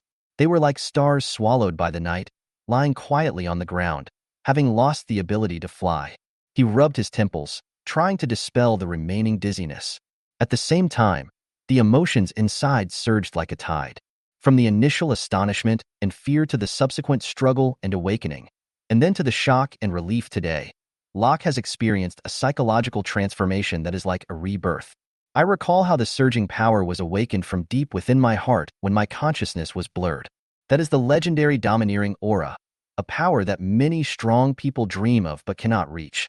A complex emotion emerged on Locke's face, a mixture of surprise and confusion, his eyes flickering in the darkness, as if looking for an answer. He realized that the awakening of this power was both an opportunity and a challenge. How to control it and make it a weapon to protect justice rather than a weapon to hurt innocent people was the issue he had to face next. Thinking of this, the corners of Locke's mouth rose slightly. It was a confident smile, an expectation for self-challenge, and an infinite longing for the future. The main reason is that at this time, Locke had no idea how to control and release this domineering aura. If you want to use this kind of immature arrogance in war or duels, I'm afraid the effect is not as powerful and severe as Locke imagined. Looking around slowly, although it was dark, I could make out every fallen soldier in the moonlight. They all carried the same mission and responsibility. As his consciousness gradually recovered, Locke began to try to condense the energy in his body and carefully guide the domineering aura that had just awakened. This time, it was no longer an out-of-control torrent, but a gentle stream, surrounding him, protecting rather than hurting. Take a deep breath, feel the harmonious coexistence of this power and your own will, and an unprecedented sense of calm and power will arise spontaneously. Locke sighed in his heart. The realization at this moment seemed to be fate's arrangement that allowed him to touch a new realm of power on the edge of extreme anger. The three colors of domineering, especially the untamable domineering color, became the symbol of his entry into the ranks of masters. He couldn't help but smile bitterly. Although this way of awakening put him in a desperate situation, it also made him cherish this hard-earned power even more. Bloody Blade Kronos, the pirate who started all this, inadvertently became the catalyst for Locke's transformation. Locke understood that a true master must not only have extraordinary strength, but also have extraordinary will and sense of responsibility. What he shoulders is not only personal glory, but also the peace of the entire East China Sea and even the dignity and mission of the Navy. Thinking of Kronos' arrogant behavior, Locke's mouth curled up in a cold arc, and his eyes flashed with determination and the flame of revenge. Blood Blade Kronos, you have allowed me to witness the awakening of the conqueror's haki, and also made me understand what true anger is. But remember, you have awakened not only the potential of a lieutenant commander, but also the anger of all the righteous forces in the East China Sea. You will eventually get the retribution you deserve for your actions. Around Locke, the Navy soldiers gradually woke up from their coma. They supported each other, looked around in a daze, and were confused and puzzled by what had just happened. They did not notice the fluctuation of the special power in Locke. I only vaguely remember that in the chaos, the commander exuded an unprecedented strong aura, like a beacon in the raging waves, which made people feel both reassured and fearful. Sir, are you all right? We seem to. A soldier staggered towards Locke, his face pale and his eyes filled with worry and confusion. Trying to piece together the shattered fragments of memory can only capture vague fragments. Locke's figure appeared particularly firm in the chaos. Although that force was invisible, it made everyone feel oppressed. Locke patted the soldier on the shoulder and comforted him. I'm fine. We've all had some unusual experiences. Now, it's time to make those pirates pay the price. His tone was firm, and his eyes were shining with unprecedented determination and confidence. Locke understood that he had to seek justice not only for himself, but also for those who had suffered innocently because of Kronos. Under Locke's instructions, the naval base in the East China Sea took quick action. Communication equipment flashed, encrypted information was transmitted between ships, and a large-scale search and investigation operation against Bloody Kronos and his Shadow Scythe pirate group quietly began. The Navy used advanced reconnaissance technology, combined with intelligence networks, to dig deep into all the information about Kronos, including his whereabouts, habits, weaknesses, and even signs of conflicts and divisions within the pirate group. At the same time, informants secretly bribed by the Navy also began to become active. They roamed around every corner of the East China Sea, bars, underground markets, and even gathering places of other small pirate groups, collecting clues about Kronos. These pieces of information are like pieces of a puzzle, pieced together bit by bit to reveal the outline of Bloody Blade Kronos, and also provide key clues for the Navy's next move. During this process, Locke remained calm and focused. He used this precious time to try to coexist peacefully with the newly awakened domineering aura in his body and explore its potential and limitations. He understood that only by fully mastering this power could he take the initiative in future confrontations against the so-called Four Emperors and bring true peace and justice to the East China Sea. Although the naval soldiers only had a vague understanding of the changes that had taken place in their superiors, they also felt an unprecedented cohesion and sense of mission. Locke's transformation set a new benchmark for them, inspiring everyone to fight for justice and for the future of Donghai. Under Locke's leadership, the East China Sea Navy is gradually weaving a huge net, quietly waiting for the arrival of Blood Blade Kronos, preparing to give him the most fatal blow. Chapter 46 Fantasy Sea Dream Gambling Ship. After ravaging the village, Kronos and his group did not stop for a moment and headed straight for the gambling ship named Fantasy Sea Dream. This gambling ship is famous in the hidden waters of the East China Sea and is a safe haven for many pirates seeking excitement and indulgence. Huanhai Chiming is famous for its luxury. The hull is covered with dazzling golden decoration and dark blue mother of pearl. When night falls, the lights on the hull are brilliant, like a bright pearl on the sea. The interior of the cabin is extremely luxurious. The walls are inlaid with various precious gems, exuding a soft and mysterious luster. Every inch of space shows the ultimate wealth and power. Stepping into the central hall, a huge crystal chandelier hangs from the dome. The light pours down like water, illuminating the gambling table and rotating roulette wheel below. The clanking of dice and the collision of gold coins interweave into a song of greed. Movement. The air is filled with the smell of champagne and money, tempting every soul who steps here. In the VLP area on one side, there is another scene of the Huanhai Chiming. The layout here is as intricate as a maze, and each private room is built with a different theme, ranging from ancient Oriental palaces to futuristic technology. What people talk about most is the row of beauties in beautiful dreams, beauties carefully selected from all over the country. They are dressed in gorgeous clothes, each with their own style, standing on both sides of the corridor, waiting to be selected by guests. Behind their smiles, there are countless secrets and stories, waiting to be revealed by the right person. As soon as Kronos and his members of the Shadow Scythe pirate group got on the ship, they were attracted by the luxurious atmosphere. They laughed wantonly as if all the violence and destruction before had never happened. They chose the most luxurious box, ordered the best wine, surrounded themselves with the beauties of their choice, and forgot the passage of time. Kronos sat in the center of the box. The exclusive chair was made of black gold, symbolizing power and dignity. He held a glass of top-grade rum in his hand, but there was a barely perceptible coldness and emptiness in his eyes. The laughter and joy around him seemed to have nothing to do with him. While he was enjoying himself, he was also thinking about his next target of plunder. His desire for power and wealth could never be satisfied. Tonight, let us forget everything and immerse ourselves in the gentle land of the Fantasy Sea Dream. Kronos raised his glass high, his voice deep and powerful as if he was announcing to everyone and confirming to himself. This indulgence and enjoyment is their reward for being pirates. His fellow pirates responded with cheers. They found the freedom of pirates in gambling, drinking, and flirting with beautiful women. In this floating paradise, they temporarily forgot the outside world and immersed themselves in their own desires and joys, enjoying this sinful yet sweet fruit. On the gambling ship, Fantasy Sea Dream, which is full of sin and desire. In addition to the hustle and bustle and revelry of pirates, there is another unknown undercurrent lurking. Beneath this glamorous appearance, there is a group of people who are traitors among pirates and informants of the Navy. The pirates hate their existence, but they can do nothing about it. While Kronos and his pirate group were enjoying themselves, these informants were busy in secret. Their eyes and ears were spread throughout every corner of the casino, greedily collecting valuable information that could be exchanged for millions of baileys. The informants moved silently among the crowd. They might be waiters, idle players at the gambling table, or pleasure seekers who seemed to be addicted to beauty. They used various means to approach their targets, using alcohol and money to pave the way, gain trust, and obtain important information about Kronos' whereabouts, the pirate group's next plan, and even their internal conflicts. Once obtained, this intelligence will be transmitted to the naval base as quickly as a carrier pigeon in the dark night, paving the way for the upcoming operation. Meanwhile, Kronos was unaware of the approaching danger, as he was immersed in his own kingdom. Inside the box, the light was dim and ambiguous, shining on his scarred face, unexpectedly adding a bit of unruly charm. The beauties around him were either leaning or sitting, and every movement revealed teasing and temptation. Their laughter and Kronos' low voice intertwined to form an erotic picture.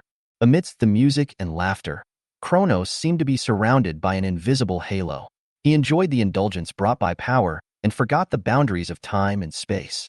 However, this short-lived happiness is built on the suffering of countless innocent people and is a provocation to justice.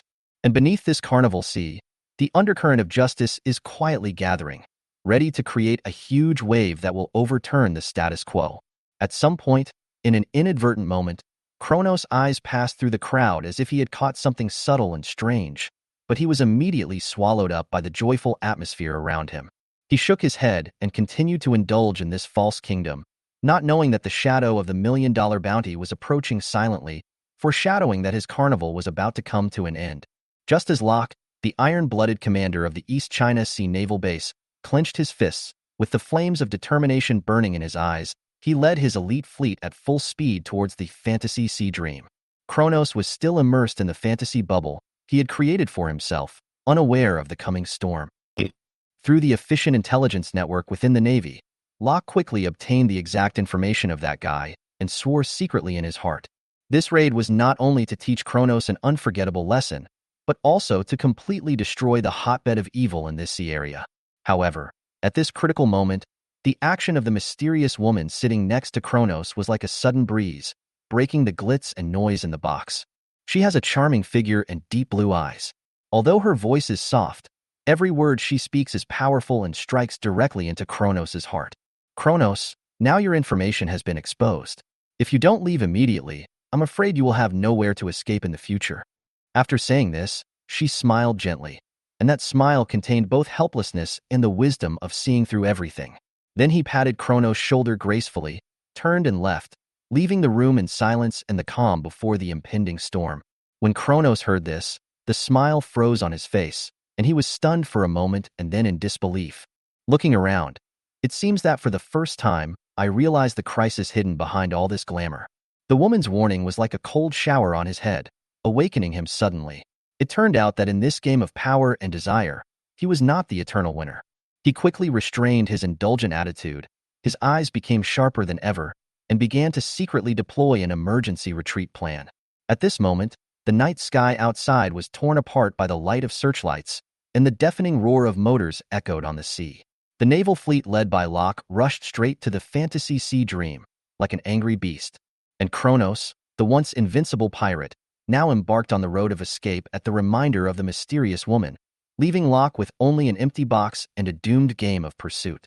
In this rough sea, everyone is pushed forward by the huge waves of fate, but the real contest has just begun. Chapter 47. Retreat. Locke's mind was as clear as a mirror. He was amazed that a gambling ship of the size of the fantasy sea dream could be openly operating in the East China Sea. It also attracted many pirates with bounties on their heads. It would be unbelievable if there was no powerful force protecting it. In this world, how can it be so simple to distinguish right from wrong, black from white? In this vast sea, the gray area is the norm, and interests, power, and desires are woven into a complex web that closely connects all parties. Locke knew that if he wanted the fantasy dream to be so arrogant, it would be impossible without the tacit approval or even secret support of several colonels at the large naval bases in the East China Sea. There may be an exchange of interests or a deeper layout behind this, but there is no doubt that these make Locke feel angry and disgusted. The justice of the Navy should never be associated with these dirty deals. Locke stood on the bridge, gazing at the brightly lit fantasy sea dream. Not far away, his heart filled with waves. This operation is not only a hunt for Kronos, but also a test of the undercurrent within the East China Sea Navy. Don't act on impulse and lump together all the naval colonels involved. After all, the intricate web of relationships behind this may involve higher-level decision-making, which is far beyond his ability to easily reach alone. Locke sighed. Although he felt helpless, he also understood that as a naval lieutenant colonel, he sometimes had to walk in the gray area, upholding justice while taking the overall situation into consideration. Locke adjusted his mood and decided to focus on his goal first and put aside the many questions in his mind for the time being. As the fleet slowly approached the fantasy sea dream, Locke led an elite team boarding this luxurious gambling ship. With a stern gaze, he walked through the crowd, ignoring the provocative and playful looks of the pirates, and went straight to the point. The purpose is very clear, which is to find Kronos and bring him to justice. As for other things, Locke chooses to put them aside for the time being. Kronos, where is he? Locke's voice sounded unusually steady in the noisy environment, yet it carried a majesty that could not be ignored. He did not waste time on unnecessary conflicts. He pretended not to notice the mocking looks of those pirates, but he had already laid a dragnet in his mind, ready to reel in the fish at any time. Under Locke's aura, the noise around him seemed to be quietened down a bit. What he exudes is not only the majesty of the Navy, but also the invisible oppression that he unconsciously reveals due to the awakened domineering aura, which makes people around him instinctively feel an indescribable shock. The woman who was originally in the dark could feel a special aura from Lieutenant Colonel Locke. There is no way to tell those guys behind me what level Locke has reached. You can only respond to each move as it comes. As a fragrant breeze blew by, an enchanting woman slowly stepped into Locke's sight. She was dressed in a gorgeous red cheongsam. The rich color seemed to swallow up the surrounding light and complement her aura, forming an irresistible vortex of charm. Each step carries a unique rhythm, as if it was done deliberately, yet also like an unintentional temptation that makes it impossible to look away. This woman exudes a captivating aura. It was a mixture of mystery and temptation, an aura that was both dangerous and irresistible. The smile seemed to contain thousands of words, and the arc of the corners of the mouth was just right, which was both charming and seemed to hide deep meaning. "Oh, Lieutenant Colonel Locke, your presence really brings glory to our fantasy sea dream." As she spoke, she gently waved a fan and walked towards me. Her posture was elegant and charming, and her eyes seemed to be able to see into people's hearts. "But I must assure you solemnly that the person you are looking for is definitely not here. Although our fantasy sea dream is a gathering place for heroes and heroes, we dare not get involved in anything that breaks the law." There was a hint of teasing and confidence in his tone, which seemed to imply that he knew everything about this gambling ship and seemed to challenge Locke's judgment. Her eyes said that everything here was under her control and that what Locke wanted to find was nothing but emptiness. Locke looked at the woman in front of him without showing any emotion, but in his heart he was weighing the truthfulness of every word she said. The woman in front of me is by no means an ordinary person. Her words are a mixture of truth and falsehood, and there are deeper intentions behind them. But he also knew that the action could not be stopped by the words of one person. He had to witness with his own eyes whether the justice in his own hands could draw a clear line in this chaotic sea. "Thank you for your cooperation. We will confirm it ourselves." Locke responded briefly and forcefully, with a firm look in his eyes, which showed that he would not easily believe what others said, but would verify it through action. As he finished speaking, he signaled his men to continue searching, while he himself remained alert, paying attention to every movement around him, ready to respond to any possible incidents at any time. The woman's face turned slightly cold when she saw this scene, but she soon forced out that charming smile again. The enchanting woman pointed in a direction and then turned and walked away gracefully again. The hem of her skirt swayed gently with her steps, as if drawing alluring curves in the air. Before leaving, she slowly said something to Locke, with an elusive meaning in her voice. "If we continue the search, I wonder if Lieutenant Colonel Locke can still uncover the truth. After all, the water in this sea is very deep." After hearing this, Locke narrowed his eyes slightly, and his mind was as clear as a mirror. He knew that the power behind this woman was by no means insignificant, and it might be a combination of several forces. Since they could blatantly operate the fantasy sea dream, they must have some hidden cards. Her words were both a warning and a gesture of goodwill in a sense, implying a boundary. Locke weighed the pros and cons for a moment and decided to quit while he was ahead. Although today's operation failed to capture Kronos directly, it at least revealed the power structure behind the fantasy sea dream and accumulated valuable intelligence for subsequent operations. The real competition does not happen overnight, but requires long-term planning and patience. So, Locke put on a meaningful smile and gave the order to retreat to the accompanying navy. "Let's call it a day. We have more important things to do." With unquestionable firmness in his voice, the navy began to withdraw quickly and orderly. Under Locke's command, the fleet slowly turned around and gradually moved away from the fantasy sea dream. Chapter 48. Escape. Under the cover of night, Kronos and his men quietly left the fantasy sea dream. They carefully planned the evacuation route in advance, with each person driving a small speedboat and dispersing according to the predetermined plan to avoid attracting attention. Under the moonlight, the speedboat cut through the sea, leaving behind a series of silver ripples, as if they were traces of unrest they left on their escape. Kronos thought to himself that the meeting place they agreed on was a remote and hidden island, which had been their safe haven after countless successful escapes from danger. However, the escape tonight is more difficult than ever before. The appearance of Lieutenant Colonel Locke is like a sword of Damocles hanging over one's head, making this dispersal operation full of unknowns and risks. The sea was windy and the waves were high. Kronos held the steering wheel tightly and looked around vigilantly. One could feel an unusual tension in the air. Even the pitch-black night could not conceal the sense of urgency of being tracked. His heart was beating wildly in his chest, and every cell in his body was telling him that this time, it wasn't just the Navy that was chasing them. It might also include those shadowy forces that had worked with them in the past. Because his exposure is likely to touch the entire underground world's interest chain. Kronos learned from a brief exchange with his men over the radio that they were each experiencing difficulties to varying degrees. Some were trapped by sudden storms, and some found unidentified ships following them.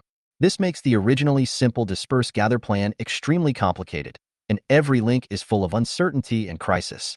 During this long escape, Kronos recalled the past more than once. Those wild nights of rolling dice at the gaming table, those agreements reached over clinking glasses, now seem so illusory and fragile. Realize that true freedom and security cannot be obtained through temporary tricks or violence, but lies in staying away from all these disputes. Kronos was fleeing in a small speedboat under the cover of darkness. His face was covered in a mixture of sweat and the salty smell of seawater, and his heart was beating like a drum, with every pulse reminding him that he might have hit a wall this time. Kronos was not a rookie thief. Years of wandering on the sea had made him experience countless storms, but today, everything that happened on the fantasy sea dream made him feel an unprecedented chill. The appearance of Lieutenant Colonel Locke and his intimidating aura made Kronos vaguely feel that he might have touched the most sensitive nerve of the Navy and provoked a powerful enemy that could not be easily gotten rid of. His thoughts were like a speedboat bobbing in the waves. Suddenly, he recalled Locke's eyes that seemed to see through everything, and suddenly he was troubled by the questions circling in his mind. Who leaked his whereabouts? Was it a seemingly loyal subordinate on the ship, or were the bigwigs hiding in the shadows sacrificing him as a pawn in order to protect themselves? Kronos gripped the steering wheel tightly, a look of determination flashing in his eyes. He knew that he could not turn back. Once he fell into the hands of the Navy, what awaited him would be a life in prison or a crueler fate. The night provided him with cover, but it also made the surrounding environment blurry. Every movement made him nervous, fearing that it was a sign of approaching pursuers. Suddenly, a few lights flickered on the distant horizon. They were the shadows of the naval fleet. Kronos cursed inwardly and accelerated the speedboat, trying to find any possible escape route. However, out in the vast ocean, facing the Navy's powerful tracking capabilities, his chances were slim. At this moment, Kronos was no longer the arrogant pirate leader of the past. Fear and anxiety spread from the soles of his feet to his whole body like cold seawater. I realized that this escape was not just for survival, but also a reflection on past choices. In the despair of fleeing, he began to regret that perhaps he should have stopped earlier, should not have been greedy for the excitement and benefits, and should not have provoked those forces that should not be touched. But regret was of no use. Now, he could only hope to find a glimmer of hope around the next corner and escape from the dark sea that was about to swallow him. Kronos' escape is like a race against fate, and the end, whether it is unknown salvation or final judgment, only time can give the answer. Chapter 49A Straw. Locke stood on the inconspicuous little wooden boat, as if blending into the night. Only the occasional flash of starlight vaguely revealed his resolute outline. No conspicuous light source was carried, which was done both to maintain secrecy and to create a psychological pressure on Kronos that he could not escape. Locke knew very well that for a seasoned pirate like Kronos, direct pursuit was often not as effective as clever inducement. Under Locke's careful planning, the Navy's main fleet maintained a certain distance, closely coordinated through radio communications, and quietly weaved an invisible net, tightening Kronos' escape route step by step. They used ocean currents, wind direction, and even Kronos' own psychological expectations to guide him towards a preset trap. Locke's eyes were like a cheetah, fixed on the faint and struggling light in front of him. That was Kronos' speedboat, trying hard to find a way out in the night sea, but unaware that it was falling into a trap step by step. Locke did not feel relaxed at all, but became more focused. He knew that the closer he was to success, the less likely he could make any mistakes. As the distance gradually shortened, Locke could feel Kronos' panic and despair, like a message transmitted through the sea breeze. This feeling is not unfamiliar. Whenever justice and evil confront each other head-on, there will always be such a subtle psychological game. A barely perceptible smile appeared on Locke's lips, not out of pride, but out of a firm belief in the impending execution of justice. He paced gently on the small wooden boat, taking every step with extreme caution, as if he was calculating the best time to strike. Everything around was so quiet that the only sound left was the sound of waves hitting the side of the boat and the occasional cry of seabirds in the distance. But beneath this calm was the turbulent battle preparations in Locke's heart. Kronos was sitting on the speedboat, and despite the darkness of the night, he could still feel the approaching pressure from behind. He tried his best to identify the figure on the small wooden boat in front of him through the darkness, trying to analyze the origins of this seemingly lonely Navy soldier. Kronos was filled with doubts and uneasiness. The other party's appearance was too sudden. The neat naval uniform seemed particularly eye-catching in the night, especially the badge symbolizing a higher military rank, which was faintly visible under the faint starlight, revealing his extraordinary identity. He realized that compared to the seemingly lonely naval lieutenant colonel in front of him, the huge warship chasing him from behind was the real threat. That warship was like a fortress on the sea. Its firepower and support capabilities were beyond the reach of his small speedboat. Kronos' heartbeat accelerated, and the sense of urgency of being hunted made his breathing rapid. At this critical moment of life and death, an idea flashed through Kronos' mind like lightning. Kidnapping this person might be his only way out. The corner of his mouth curled up into an evil smile, an expression mixed with despair and madness, as if he had found a glimmer of survival in the darkness. During his pirate career, he had used the chips in his hands to exchange for survival countless times, and this time was no exception. Kronos suddenly turned the speedboat and accelerated towards Locke's small wooden boat. He thought to himself that as long as he could control this seemingly keen naval lieutenant colonel, he might be able to use this as a condition to force the pursuing warship to stop, thus buying himself a chance to negotiate or even escape. In this dangerous sea, every decision is a matter of life and death, so Kronos decided to give it a try. As the distance shortened, Kronos' eyes became more and more fierce, with a determination of desperate risk. He was well prepared. As soon as he got close to Locke, he would immediately take action and use all means to turn the lieutenant colonel into his own shield.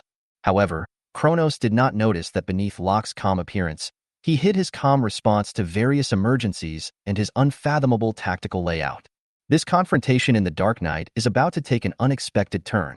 In the large naval force not far away, on the bridge of the flagship, a group of officers were closely watching the impending confrontation through advanced night vision equipment. When they saw Kronos' speedboat suddenly turn and rush straight towards Lieutenant Colonel Locke's small wooden boat, they were all surprised. "Is this guy crazy? You actually want to attack Lieutenant Colonel Locke?" A young officer said in disbelief.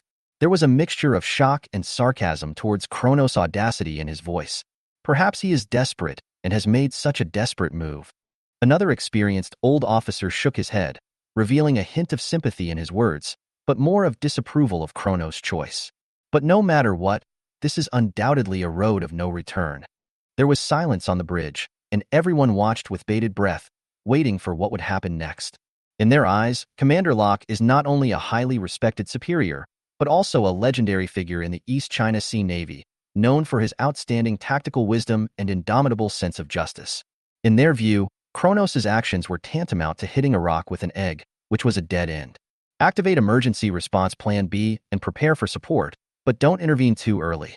Locke's voice suddenly rang out in the communication channel, steady and firm, interrupting the discussion on the bridge. The words reveal a precise grasp of the situation and also demonstrate absolute confidence in one's own strength. Upon hearing Locke's order, the naval officers and soldiers acted quickly. Although they were puzzled and regretful about Kronos' behavior, they believed more in Lieutenant Colonel Locke's judgment and ability. In their minds, this seemingly unfair duel had actually already been decided. Kronos' speedboat approached Locke's small wooden boat like a frightened beast. His rampant smile looked particularly ferocious in the night, as if he was sure of victory. "Humph, a mere lieutenant colonel dares to block my way," he taunted loudly, trying to overwhelm everything with his momentum. Little did he know that all this fell into Locke's calm and profound eyes. Locke did not respond immediately. His movements were light and quick. Before Kronos could react, he jumped lightly and his body drew a graceful arc in the air. Then, in the surprised eyes of everyone, a straw gently popped out from between Locke's fingers and touched Kronos' forehead squarely. At that moment, it was as if time stood still. Kronos' originally arrogant face suddenly froze, and then his whole body collapsed powerlessly, and he fell into a deep sleep without any warning. That seemingly ordinary straw is actually Locke's carefully cultivated straw attack ability. As Kronos fell, the large naval force following closely behind quickly approached. When the sailors on the deck saw this scene, they were stunned for a moment and then burst into thunderous cheers. They looked at their boss, Lieutenant Colonel Locke, in disbelief as he used such a simple yet shocking method to deal with this fierce pirate with a bounty of 12 million berries. This is amazing. Lieutenant Colonel is becoming more and more unpredictable. A young Marine shouted excitedly. His eyes were full of admiration. This is our Lieutenant Colonel Locke, the guardian of the East China Sea. Another Marine echoed, his tone full of pride. Locke jumped lightly back into the small wooden boat with a smile on his face, but there was a hint of imperceptible worry in his eyes. He knew that the real challenge was still ahead, but at least at this moment, justice had once again triumphed over evil, and peace had returned to the sea. Surrounded by the crowd, Kronos was tied up tightly, waiting for the punishment of the law, while Locke's figure appeared taller and more determined in the night and cheers. Chapter 50, Holding Room. Kronos was escorted to Naval Base C-404, a secret facility located underground on a remote island, which is used to detain serious criminals.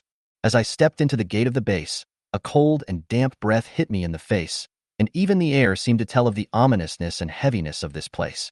The holding cells are located at the deepest part of the base, connected by a series of intricate tunnels. Each cell is made of high-strength alloy, a material that even the most ferocious pirates cannot destroy on their own. Soundproofing materials are embedded in the walls to ensure that communication between prisoners is strictly limited, while also effectively isolating outside noise, creating a sense of complete isolation. There were no windows in the cell. Only a dim light bulb hanging from the ceiling provided a faint light, making the entire space filled with a depressing atmosphere. In the center of the room was an iron bed fixed to the ground, with a thin mattress on it and nothing else. There is a small sanitary facility in the corner, which is the only place where prisoners can take care of their physiological needs. It is simple and lacks privacy. In terms of defensive measures, Naval Base C-404 is equipped with a state-of-the-art security system. Biometric scanners are installed at the entrance to ensure that only authorized personnel can enter. In addition, a high-voltage electric grid is installed outside the cell door. If someone tries to break in by force, the grid will immediately release an electric current that is enough to make the person lose the ability to move instantly. There is also an elite naval special operations team inside the base, ready to respond to possible emergencies at any time. The perimeter of the base is not only heavily guarded, but also has anti-submarine networks and air defense systems deployed to ensure that it cannot be easily approached from either the sea or the air. Kronos and his men were imprisoned in different cells and could not see each other. This arrangement was intended not only to prevent them from colluding and planning their escape, but also to facilitate interrogation and break through their psychological defenses one by one. Under such strict supervision, their past arrogance has long since disappeared, replaced by deep remorse and fear of an unknown fate. In the dark and narrow detention room, Kronos was chained tightly to a cold iron bed. Despite his embarrassing situation, he still tried to maintain his former dignity and arrogance. With his chin raised, his eyes gleamed defiantly in the dim light, and his voice pierced the silence with his usual arrogance. "Listen, you lowly Marines. How can you hold me, Kronos, the great pirate king, captive? Let me out, and I promise to give you all the wealth and status you want." Faced with his threats and inducements, the surrounding naval soldiers simply exchanged looks full of disdain. The leading local officer raised the musket in his hand expressionlessly and pointed it coldly at Kronos' forehead. The cold light from the muzzle was particularly dazzling in the dim light. "You are such a lunatic. Do you think we will be shaken by your empty threats? Your time is over." He gently pulled the hammer of the musket, making a crisp click. Kronos' pupils suddenly contracted, but he still refused to give in. "Hmph, shoot, you cowards, and see who will regret it." The native official sneered, slowly put down his weapon, and responded in an almost pitying tone. "No, it would be too easy for a madman like you to die so easily under a gun. What we want is for you to reflect on your crimes day after day behind bars until you deeply understand every mistake you have made. Do you think I can't see that beneath your bravado, you are trembling with fear deep down inside?" The soldiers around also nodded, expressing their disdain for Kronos' words and their insistence on justice with a silent but firm attitude.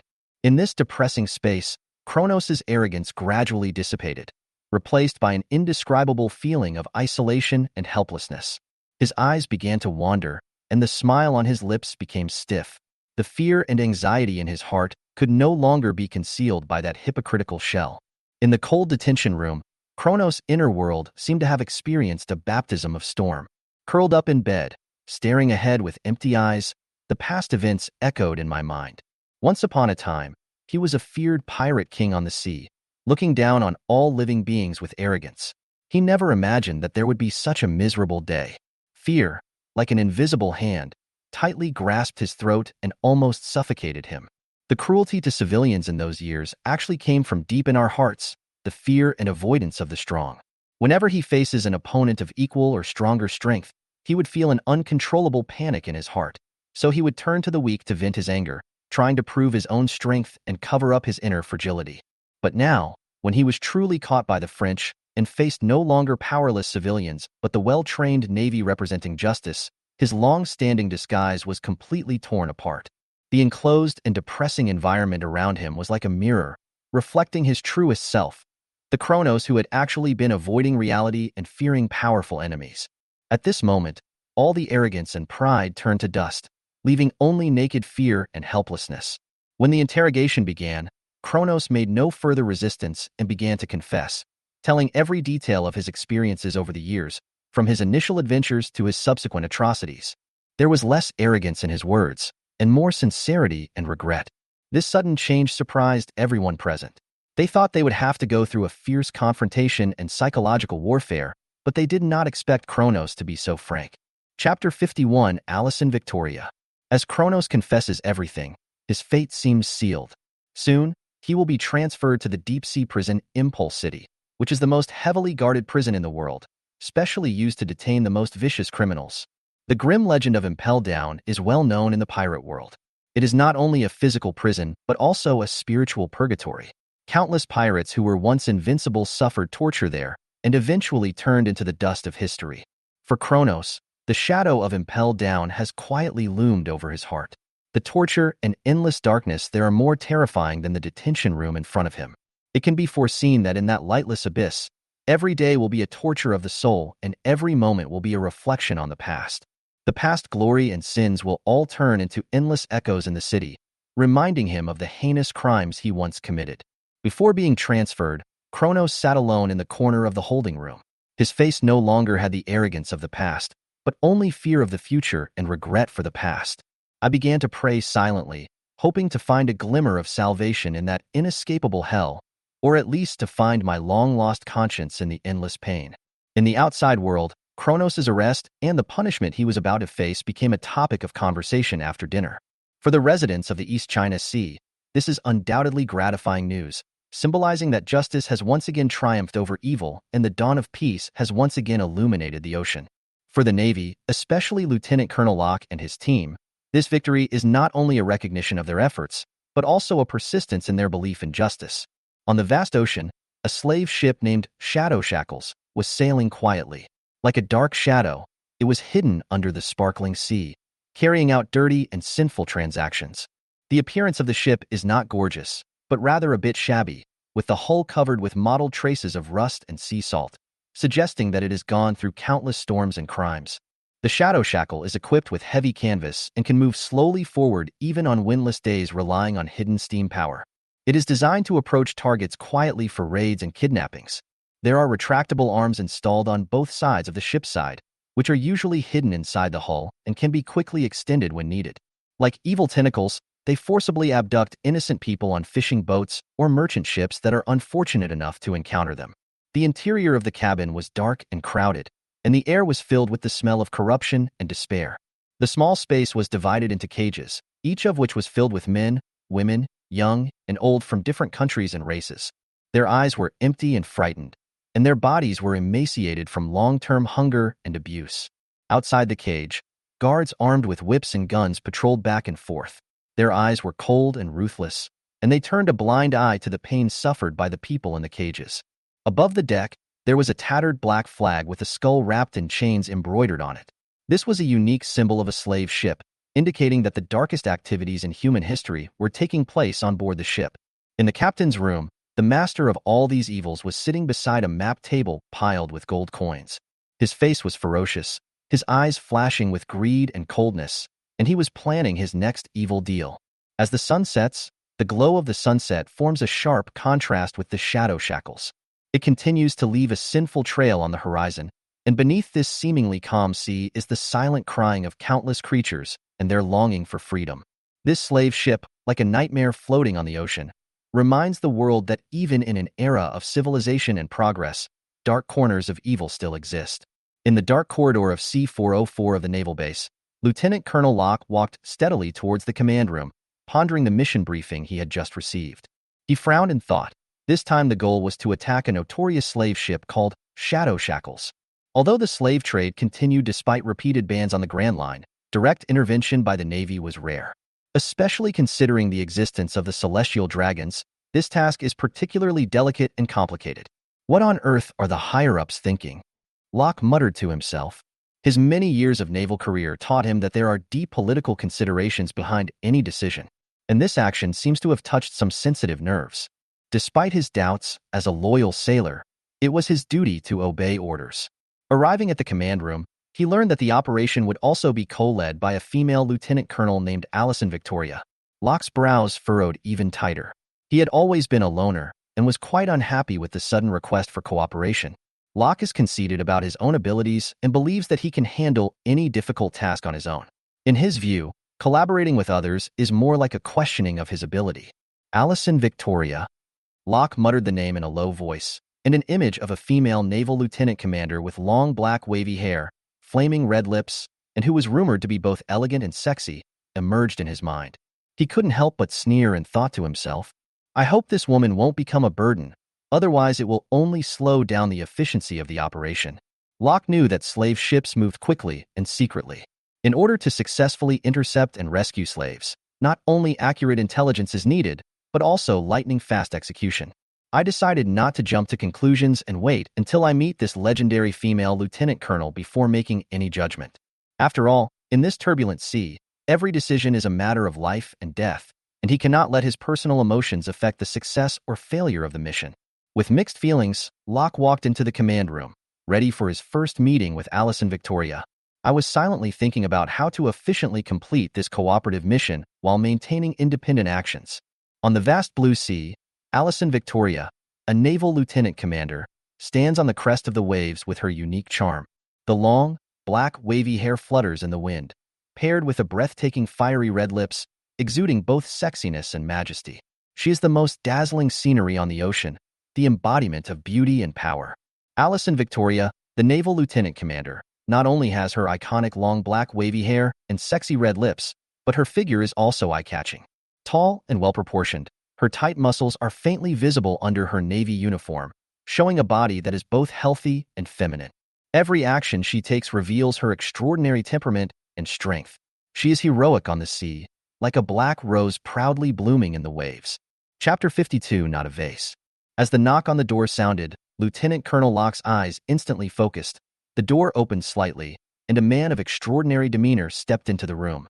Allison Victoria, the legendary female lieutenant colonel, appeared in front of Locke in an attitude that could not be ignored. Her steps are steady, her long black wavy hair swaying gently, and every step seems to carry some kind of indescribable rhythm. Her red lips are slightly pursed, making her look both cool and elegant, with a hint of imperceptible gentleness. Locke's first impression was complicated. He had to admit that Allison's appearance was indeed eye-catching, but this did not lower his vigilance. Instead, it aroused his intuition as a warrior. He looked at his new partner with a hint of disapproval, as if evaluating whether she really had the ability to match her reputation, or was just pushed to the forefront for some unknown reasons. Because this woman's figure and appearance are too much like the plaything of some high-ranking naval officers. Lieutenant Colonel Locke, I have long heard of your great name. Allison's voice was clear and powerful, and there was no flattery in her tone, only equal respect and focus on the task. I believe our common goal is to successfully complete this mission, rather than other irrelevant speculations. Locke's eyes narrowed slightly. He was a little surprised by the other party's direct and frank attitude. Realize that your previous assumptions may have been too arbitrary. What Allison exudes is not just the charm given by her appearance, but a firmness and confidence that comes from the inside out. It is a reflection of having gone through countless storms and won respect through her strength. Commander Allison, I hope we can work together effectively. Locke finally nodded, his tone no longer showing any previous contempt, but instead taking on a proper professional attitude. The slave ship, Shadow Shackle, will not surrender easily. We need to make a careful plan. As the conversation unfolds, the two begin to study intelligence and plan strategies together, and Locke gradually discovers that Allison not only has a keen strategic vision, her control over details is also extremely precise, and every suggestion hits the mark, showing her profound skills honed in actual combat. Locke's prejudice gradually disintegrated, replaced by respect and trust for his partner. At this moment, in the command room of the naval base, two souls who had once been strangers to each other were closely connected because of a common mission. On the slave ship called Shadow Shackles, Captain Hammond Greystoke was standing in his dark and enclosed captain's room, holding an ancient and exquisite din din mushi in his hand.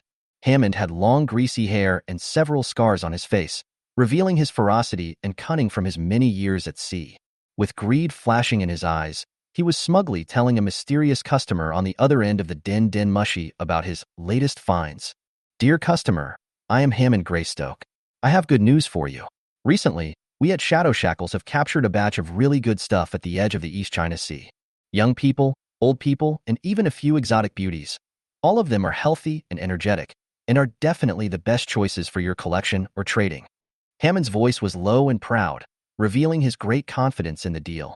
In the captain's room, the dim oil lamp flickered with a weak light, illuminating the various strange trophies and maps hanging on the wall, creating a weird and depressing atmosphere. The air was filled with the salty smell of sea water and the stench of human sweat.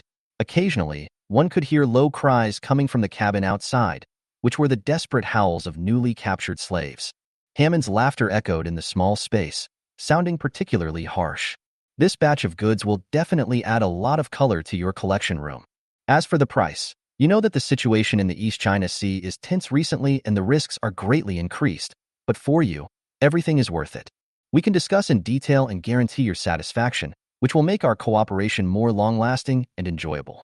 As he spoke, he tapped the table with his fingers as if calculating the huge profits that were about to come, with a cruel and greedy smile on the corner of his mouth.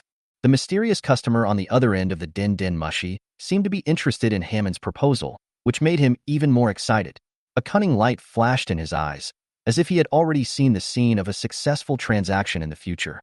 "Don't worry, my ship and my people will never fail. We will deliver the goods secretly at the designated reef island and await your arrival. Remember, only professionals like us can bring you the best choices." Hammond hung up the din din mushi, the smug look on his face still there. He turned and looked at the dark sea outside the window, thinking about the next course of action in his mind, completely ignoring the suffering of the imprisoned lives. At this moment, the Shadow Shackles seemed to have become a moving hell on the sea, and Hammond Greystoke was the demon controlling all this evil. In the dark and narrow cabin, the figures of several women are vaguely discernible. Although long-term suffering and fear have left subtle marks on their faces, the temperament that is inadvertently revealed still reveals their former elegance. Her hair had lost its former luster and was scattered messily on her shoulders, but it could not hide the traces of having been carefully groomed. Although there was fear and fatigue in his eyes, there was still a light that had not completely gone out, which was the desire for freedom and a better life. Their postures may no longer be straight and their clothes may be tattered, but one can still glimpse their former elegance and charm from their occasional unconscious gestures. Even in such a desperate environment, when they rely on each other and comfort each other with subtle movements, their tenacity and tenderness are as touching as a glimmer of light in the dark night. Faced with the relentless brutality and daily terror aboard the slave ships, these women displayed extraordinary courage and resilience. Even when they saw those ferocious crew members, they couldn't help but tremble, but there was no complete surrender in their eyes.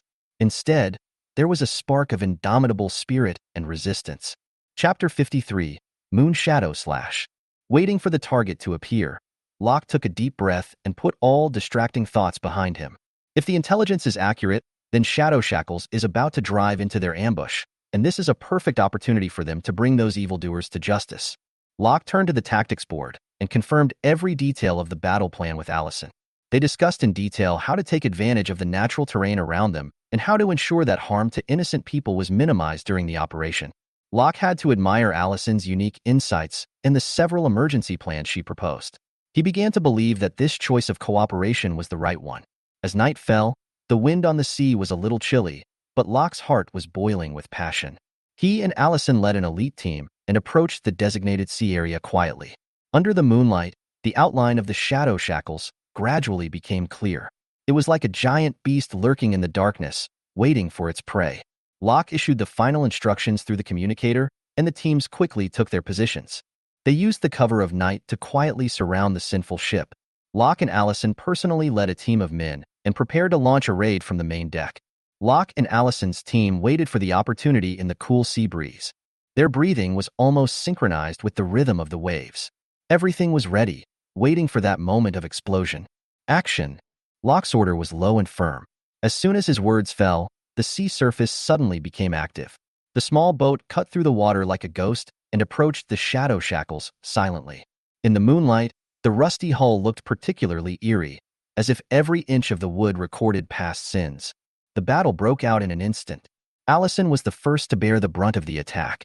Her nimble figure leaped up with the help of the rope, like a black lightning streak across the night sky, and broke directly into the enemy camp. His movements were swift and precise, each swing of the sword being accompanied by a flash of silver light, and he quickly took out several guards who were caught off guard. Locke followed closely behind with steady and powerful movements, and every step he took made the deck tremble, as if the earth itself responded to his anger and punished those who trampled on human rights. During the battle, the surrounding environment seemed to join in this just crusade. The sea breeze became stronger, blowing the flags fluttering and cheering for the warriors. The lights on the deck flickered in the melee, and the interweaving of light and shadow illuminated scenes of fierce fighting. The flashing of swords, the collision of iron and blood, and every detail told of the cruelty and determination of this battle. Inside the cabin, the imprisoned slaves saw a glimmer of hope in the chaos. Although they were weak, sparks of hope ignited in their eyes. Deep in the dim, narrow cabin, slaves were huddled together, and the air was filled with fear, despair, and long-term repression. Their eyes were empty and their bodies looked thin due to long-term malnutrition, but even so, when the light shining through the gaps in the cabin ceiling was accompanied by the sound of fierce fighting, there was a spark in his eyes that was almost extinguished. It was the desire for freedom. They could faintly hear the sound of metal clashing coming from the deck, the crisp echo of swords colliding. Every collision seemed to strike their hearts, stirring up waves deep in their hearts. The battle was accompanied by the roars of the warriors and the wailing of some unfortunate people. These sounds intertwined together, constructing a complex emotional picture that both frightened them and gave them hope. Despite being exhausted both physically and mentally, some older slaves began to pray in low voices, while younger ones clenched their fists, their nails digging deep into their palms without realizing it, as they tried to discern the progress of the battle from the vague sounds. The children snuggled up to their mother, their big eyes full of confusion and curiosity. They did not understand what freedom was, but they instinctively sensed that the changes happening outside might change their destiny. In such an environment, an indescribable atmosphere spread in the cabin, a delicate balance of uneasiness, expectation, and disbelief. A common question arises in everyone's mind. Will it be different this time? Although past experiences have taught them that hope is often accompanied by deeper disappointment, at this moment, even the slightest possibility is enough to make their hearts beat again, as if a ray of rain has arrived in a long dry land. They exchanged complicated glances with each other, which contained uncertainty about the future, trust in their companions, and courage to face the unknown. Amid the hustle and bustle of the outside world and the inner struggle, an idea quietly sprouted. Perhaps, this time, they can really touch the unreachable light. On the chaotic battlefield, Hammond Greystoke, the once rampant slave ship captain, he watched helplessly as his men continued to fall in front of Locke and Allison's elite team. Panic and anger intertwined into a turbulent undercurrent in his heart. He tried to cheer himself up and shouted hoarsely, trying to call out the trump card that had been hidden in the dark, hoping to turn the situation around. However, before he could express his intention, it was sealed forever by a sudden force. At this critical moment, Allison Victoria, the legendary female lieutenant colonel, demonstrated her unique skill, Moon Shadow Chopping Wave. Under the moonlight, she seemed to be the goddess of the night. Her whole body wrapped in a layer of faint silver light, and the air around her seemed to freeze. She slowly raised the special long sword in her hand. Circles of flowing light condensed on the tip of the sword, gathering endless energy like a whirlpool. At this moment, time seemed to stand still, and everyone waited with bated breath. Then, Allison swung the sword suddenly, and a dazzling sword light cut through the night sky, like a glimpse of a beautiful woman under the full moon, which was breathtakingly beautiful and carried the momentum to destroy everything. Moon Shadow Slash broke through the air with such a fast speed and such a mysterious trajectory that even Hammond's mouth, which was opened in despair, did not have time to close it. The sword energy, shining with silver light, had silently passed through the night and hit his throat. At that moment, time seemed to flow again, and there was a slight click sound. Hammond's head fell silently to the ground, his eyes wide open, full of disbelief and unwillingness. But his body slowly fell down, and his blood dyed the deck red, marking the end of this source of evil. With the dramatic fall of Hammond Greystoke, the atmosphere of the entire Shadow Shackles suddenly changed. Those crew members who had been fighting desperately witnessed their leader's arrogant image disappear in an instant, and shock, fear, and hesitation flashed in their eyes. The weapons in their hands began to tremble, and the will to fight seemed to be cut off by the silver light. Courage and loyalty seemed so fragile in the shadow of death. Some of them, seeing the captain they had always feared and been loyal to, die in such a tragic way, their deepest faith began to collapse. They looked around at the bodies and wounded of their comrades, as well as the Navy soldiers who were gradually gaining the upper hand, and realized that the outcome of this battle was already decided. Fear spread in their hearts. Some began to quietly drop their weapons, while more people stopped attacking in hesitation, their eyes wavering between fighting and fleeing. Surrender. You have nowhere to go. Lieutenant Colonel Locke's voice pierced through the noise of the battlefield, resounding like it provided direction to these lost souls. Allison Victoria stood at the door of the captain's room, her figure looking even more resolute in the afterglow of the battle. The sword that had just executed justice still had an lingering glow. In the face of this irreversible force of justice, the resistance on the ship gradually collapsed. Some people knelt on the ground, holding their heads in their hands, their faces full of regret and relief. Some silently put down their weapons, their eyes empty as if they had just awakened from a long nightmare at this moment. Chapter 54. Do you have other tasks? Locke stood on the deck, not far away, and witnessed Allison Victoria's decisive blow with his own eyes. The moment Hammond Greystoke fell, he couldn't help but feel a complicated feeling in his heart. On the one hand, Locke felt a sense of satisfaction that justice had been served with the end of such a notorious slave trader. On the other hand, he also realized that with the rapid fall of the enemy leader, he might have missed the opportunity to obtain important intelligence from Hammond. Locke's gaze lingered for a moment on Hammond's face, which was distorted with astonishment, and a trace of regret flashed through his heart.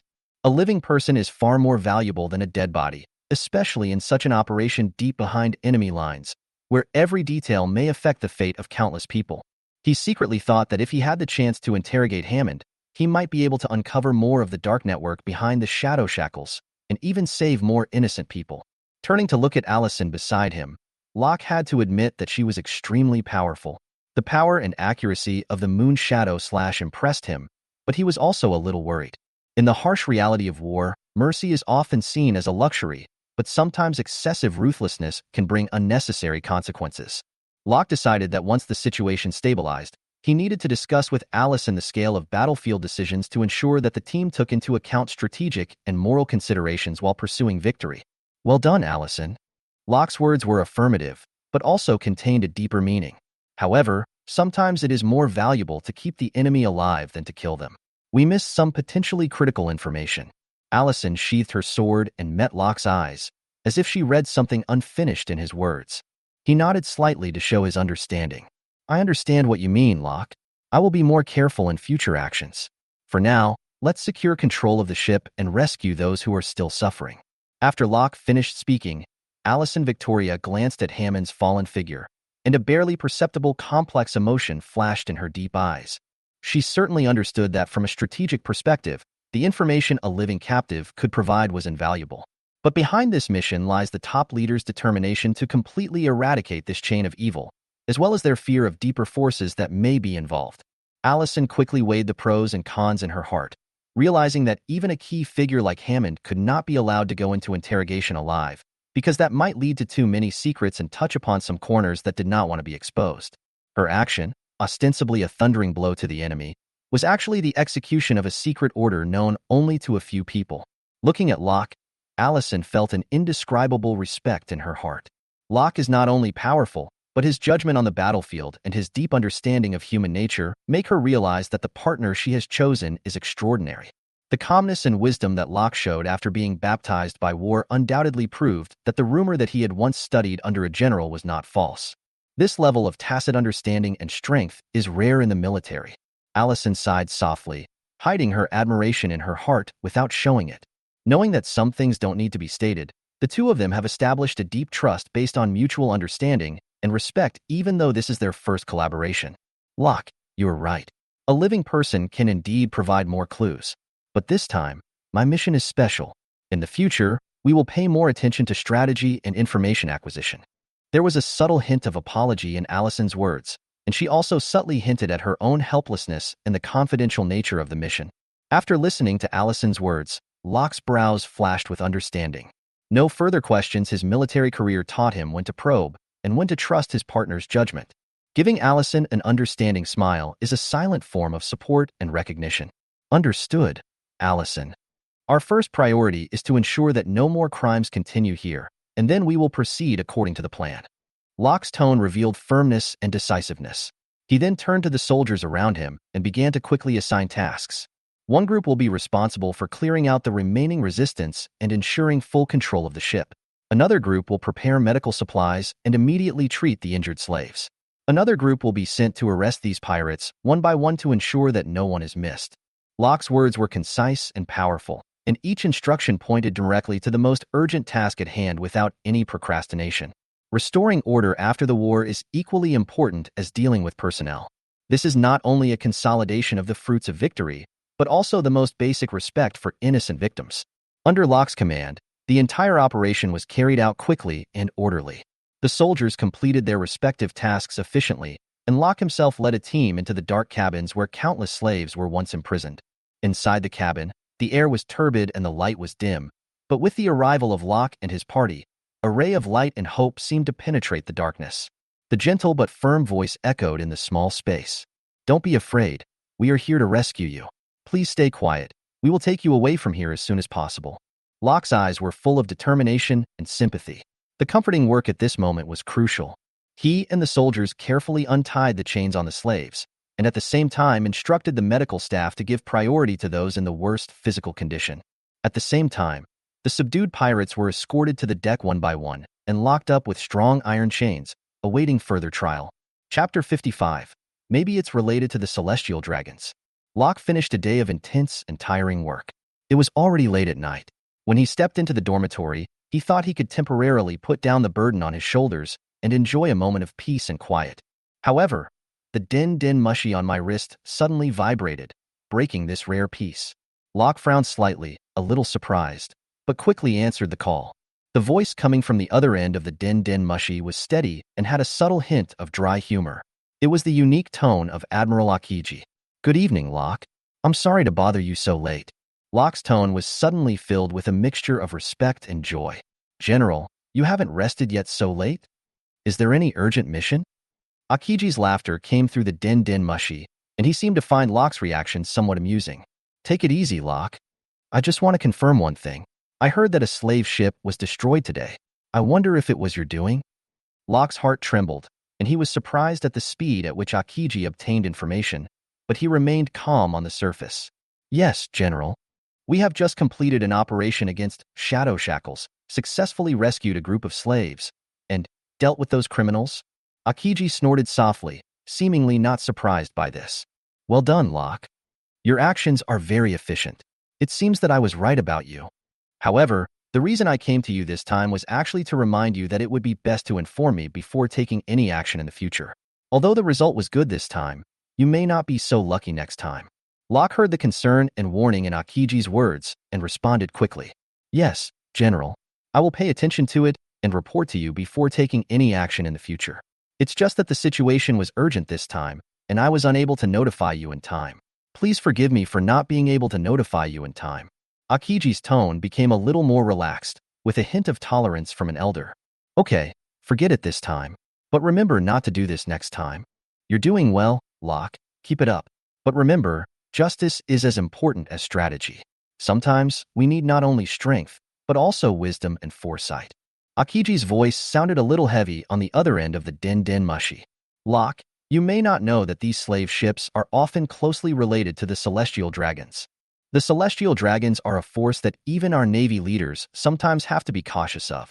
Their influence is far-reaching, far beyond what you can imagine at the level you are currently exposed to. Locke could feel the ambiguity and reservation in Aokiji's words. Obviously, this is a topic that even Aokiji, an admiral, finds difficult to talk about. What the admiral is saying is, this action may have touched upon areas that should not be touched. You could say that. Aokiji pondered for a moment and continued. But you did the right thing. Saving innocent people is always the first priority. But in the future, we need to be more cautious. As for why the East China Sea let you get involved in such a thing, I can't give you a definite answer now. However, I believe that as you grow up, you will gradually understand the complexity of this world. Locke's heart tightened when he heard this. He had naturally heard of the name Celestial Dragons, but he had never thought that he would have any intersection with them. I'll be careful, Admiral. But Aokiji seemed to have guessed Locke's confusion and interrupted. There's no need to rush, Locke. Your task now is to accumulate experience and enhance your own strength. When the time is right, I will tell you more. That's all for tonight. Have a good rest. There will be new challenges waiting for you tomorrow. After the call ended, Locke stared at the din mushi in his hand, his heart filled with unprecedented confusion and heaviness. The celestial dragons, unknown connections, the mysteries of the East China Sea. All of these made him feel unprecedented pressure. I lay back in bed, tossing and turning, with a lot of thoughts in my mind, but I still couldn't make any sense of it. Locke lay on the bed, thinking over and over again about his own strength and current situation. Thoughts are like the night, deep and a little chilly. He clearly realized that even though he possessed the ability of the straw fruit, this alone was far from enough in this world full of strong people. My armament haki and observation haki are still at the basic stage. Although my conqueror haki has been awakened, I am not proficient in it. Can I really gain a foothold in the new world like this? Locke asked himself and answered himself, with an unyielding light in his eyes. The superhuman devil fruit is indeed powerful, but without the corresponding domineering support, it is like a sword without a sharp edge, and it is difficult to exert its true power. The celestial dragons, they are an existence that even the generals have to treat with caution. Behind them is the highest authority of the entire world government, the Five Elders. Legend has it that each of those old guys is a monster with unfathomable strength. Locke muttered to himself, feeling an unprecedented sense of crisis. He realized that once he was involved in the disputes among the celestial dragons, even he himself might instantly become a tiny chess piece on the chessboard, at the mercy of others. I can't rely on a single strength. I must develop comprehensively and improve my haki, especially the Conqueror's haki. I must master its essence as soon as possible. Locke secretly made up his mind that only by making himself stronger could he safeguard the justice he believed in and protect those who were unable to protect themselves in this turbulent sea. Thinking of this, Locke closed his eyes and began to try to meditate in his mind, guiding the energy in his body. Although his Conqueror's haki is not yet stable, he believes that he can achieve it through constant training and practice. One day, I will be able to control it with ease and make it another trump card in my battle. Tomorrow, I will start from the beginning and make myself stronger. Locke muttered to himself and slowly fell asleep with expectations for the future. In the end, Locke could only fall asleep with a lot of questions in his mind, hoping that one day in the future, he would find all the answers and unravel the mystery. The morning light was just breaking, and a hint of paleness appeared on the horizon. The naval base has not yet fully awakened, but in the silence, the sound of wind and footsteps above the training ground can be faintly heard. Locke, a young but up-and-coming naval officer, was ready to go and walked into the empty training ground alone before the first ray of sunlight broke through the clouds. The chill of the early morning air blew in, but it failed to cool the enthusiasm in Locke's heart. Surrounded by powerful enemies, only by constantly honing oneself can one remain invincible in troubled times. Therefore, I decided to use this undisturbed early morning time to improve my 6 styles of the Navy. This is not only a test of his physical fitness and skills, but also a test of his will. The breathing method was activated, and Locke adjusted his breathing to bring his body into the best condition. Every breath of air he inhaled seemed to carry power, nourishing every cell of his body. Then he started to shave, his figure galloping across the training ground like a phantom, leaving behind a trail of afterimages. The speed was so fast that it was dizzying. Then, he switched to paper drawing. bending his body flexibly and dodging virtual attacks. Every movement was extremely smooth, showing his ultimate control over his body. The moon step was activated, and Locke's feet lightly tapped the ground as if he had broken free from the constraints of gravity, jumping and moving in the air. Every step was light and silent, as if he was walking on the moon. Then came the storm kick. Locke gathered strength with his legs and kicked the air, making a roaring sound. The air was torn apart, and a shock wave visible to the naked eye appeared. Finally, he practiced iron block. His muscles were tense, and it seemed as if steel was flowing under his skin, making it extremely hard. Locke punched the wooden stake used for training. Sawdust scattered everywhere, and the stake cracked. This scene happened to be seen by several naval soldiers who were on night watch. They were already accustomed to the early rising culture of the base, but they still sincerely admired Locke's self-discipline and hard work. They talked in low voices, their eyes full of admiration. "Look at our commander. He has already started practicing the 6 forms before daybreak. No wonder he is so strong. He is truly our role model." Locke's sweat shone in the morning light, and every breath he took was full of power. He has only one belief in his heart. No matter whether he is facing the celestial dragons or other powerful enemies, he must make himself stronger, until one day, no force can threaten the justice and peace he wants to protect. Chapter 56 Great Body. As the first ray of sunlight broke through the sky in the early morning, the naval base's horns sounded on time, melodious and solemn, awakening the sleeping camp. The naval soldiers walked out of their respective barracks, rubbing their sleepy eyes, and prepared to greet the new day. However, when their eyes inadvertently fell on the training ground, they were all shocked by the scene before them, and their sleepiness disappeared immediately. On that wide training ground, Locke's figure was like a whirlwind, shuttling back and forth quickly.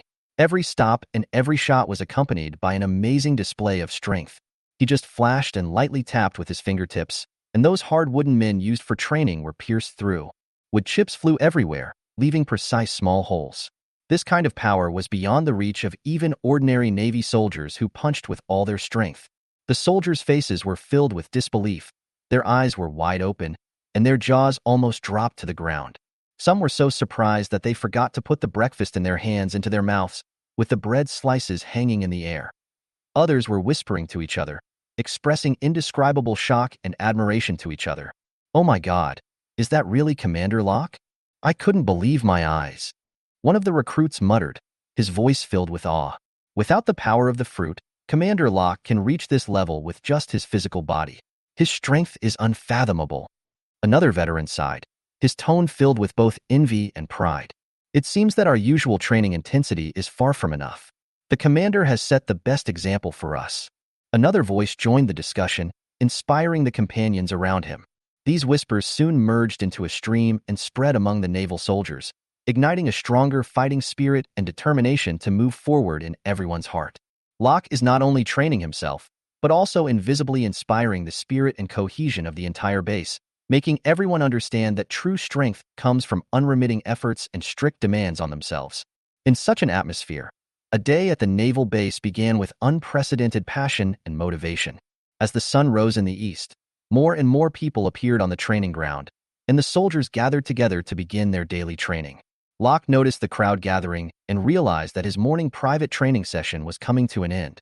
Slowing down the movements, holding the breath, finishing the last round of iron block practice, the muscles of the whole body relaxed and returned to normal. He turned around with a gentle and encouraging smile on his face and walked towards the soldiers who were gradually gathering. Locke knew very well that as an officer, his words and actions had an undeniable impact on his subordinates. He gently brushed off the dust on his body and spoke in a relaxed and confident tone. "Good morning, everyone. It seems like today is a good start. I hope everyone can have a good harvest from the training." When the soldiers saw Locke, they immediately straightened their backs, having been whispering to each other, with admiration and determination flashing in their eyes. A young soldier mustered up his courage, took a few steps forward, his voice filled with obvious excitement. "Sir, your training looks really exciting. We are all stunned. We must work harder today and strive to reach your level as soon as possible." Hearing this, Locke's smile became even warmer. He patted the soldier on the shoulder and spoke earnestly. "Well done. If you have this kind of heart, you have already won half the battle. Remember, perseverance and constant self-challenging are the path to becoming stronger. Let's work hard together." After saying that, Locke turned around and left the training ground with brisk steps, leaving a firm and encouraging figure for the soldiers. The back seems to be telling something silently. A truly strong person not only demonstrates strength, but also inspires others and leads them forward. The soldiers watched Locke leave and exchanged motivated glances with each other. The training ground was suddenly filled with shouts and more enthusiastic drills. Locke's simple morning training invisibly ignited the fighting spirit of the entire base. Every soldier secretly made up his mind to become a truly strong man like their superiors.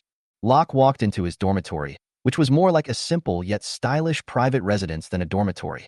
As the person in charge of the base, he enjoys this small privilege. The dormitory is decorated in a practical yet warm way, which is in sharp contrast to his usual vigorous and decisive style. There are several oil paintings depicting the sea hanging on the wall, and nautical charts and strategy books are neatly placed on the table. Everything is in order. Locke stood in front of the large dressing mirror, staring at himself in the mirror. After countless battles and training, his body has become solid and powerful, with clear muscle lines and every inch showing strength and toughness. I couldn't help but smile bitterly, thinking about the difference between the ordinary self before the time travel and the present self, as if they were two worlds apart. This transformation is both a gift from fate and the result of one's own unremitting efforts. After taking a shower, Locke, wearing a simple white navy shirt, sat on the sofa in the living room, staring through the window at the sparkling sea in the distance. The sea breeze occasionally carried a salty and humid scent and sneaked into the room, brushing his cheeks, making him feel a little cool.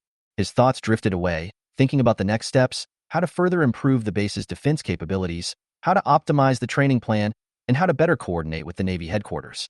Of course, there is also the question of how to more effectively combat those evil forces hiding in the shadows. He picked up the notebook on the table and began to outline tomorrow's plans and long-term strategic ideas. The pen tip rustled on the paper, and every word carried his commitment to peace and justice in this sea area.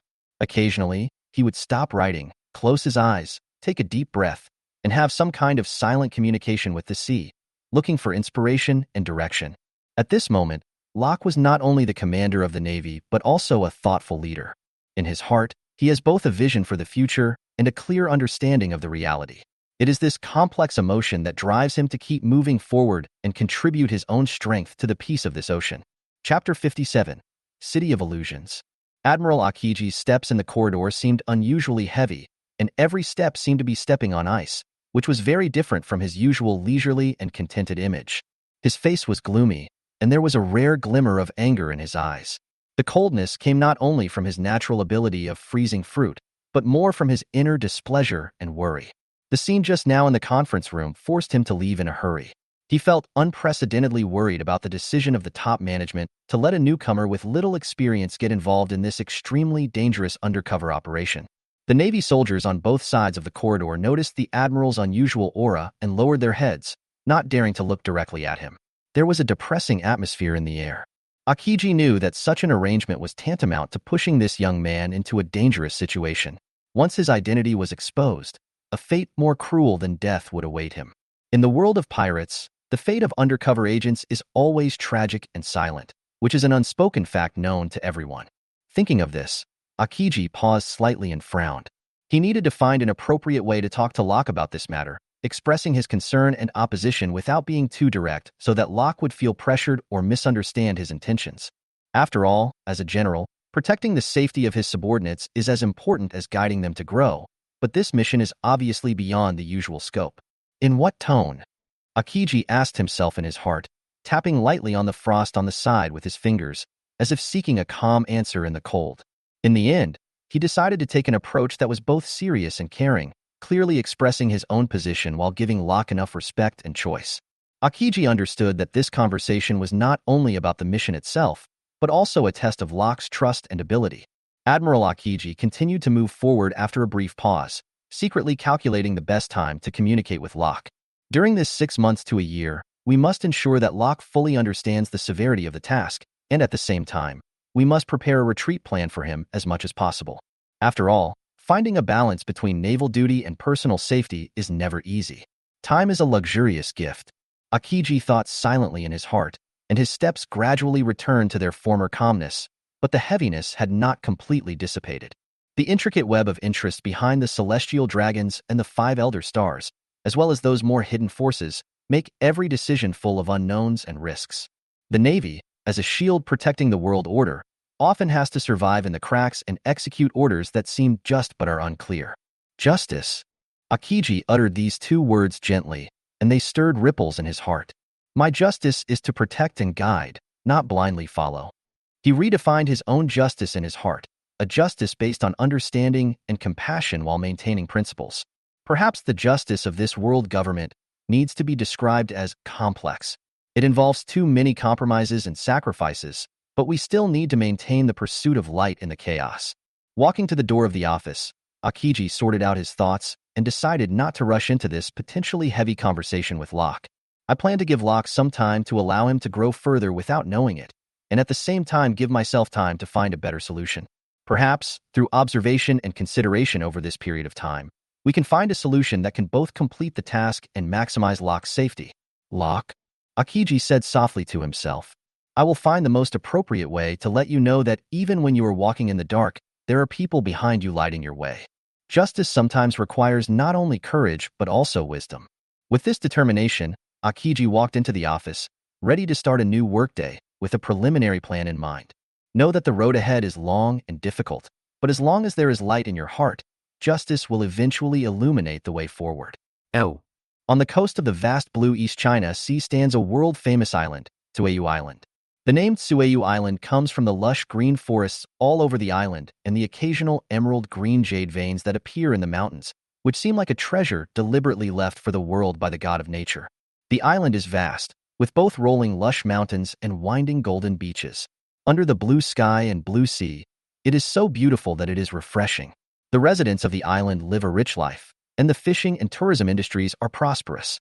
Moreover, due to its unique geographical location, it has become a must-pass place for many shipping routes in the East China Sea. And in the heart of Jade Island, there is a bizarre and extravagant place hidden, the City of Illusion Casino. This casino is not only the largest in the East China Sea, but is also famous throughout the entire Grand Route. Its exterior design is unique. The building complex combines futuristic style with classical elements, and the huge glass dome reflects the clouds in the sky. When night falls, neon lights interweave like a rainbow, making the entire building look like a palace in a dream, attracting adventurers and gamblers from all over the world. When you enter the City of Illusions, the first thing that catches your eye is an extremely spacious hall with a soaring ceiling and inlaid with countless star-like lights, creating a luxurious yet mysterious atmosphere. In the center of the hall, a huge fountain is dancing with ever-changing water. The water columns rise and fall with the rhythm of the music, sometimes soft and sometimes passionate. It is surrounded by various gambling tables. The interior decoration of the casino is exquisite, and every detail reveals its extraordinariness. The walls are covered with famous paintings and precious artworks, and the floor is paved with mirror-smooth marble.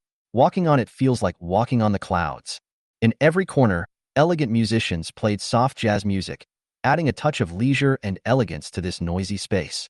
The scene in those hidden VIP boxes is quite different, with luxurious decoration and private service, just to meet the needs of the most distinguished guests. The City of Illusions is not only a place for gambling, it is also a center for information exchange, where various forces fight openly and secretly, and all kinds of information gather and spread here. For many people who seek excitement, wealth, and even power, this is where dreams begin, but also the abyss where dreams are shattered. On this stage where light and shadow interweave, everyone is an actor, and the City of Illusions is the never-ending drama. Locke stood in a relatively secluded corner of the City of Illusion casino. The location he chose would allow him to clearly observe the bustling flow of people in the casino without attracting too much attention. At this moment, he was not wearing his iconic Navy uniform.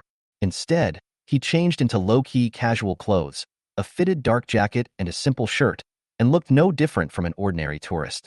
There was a barely perceptible smile on Locke's lips, but he felt mixed emotions inside. Recalling the brief yet meaningful conversation with Admiral Aokiji, Aokiji's words lingered in his mind like a puzzle. Do you like that kind of free but thrilling life? This sentence is both a question and a prophecy.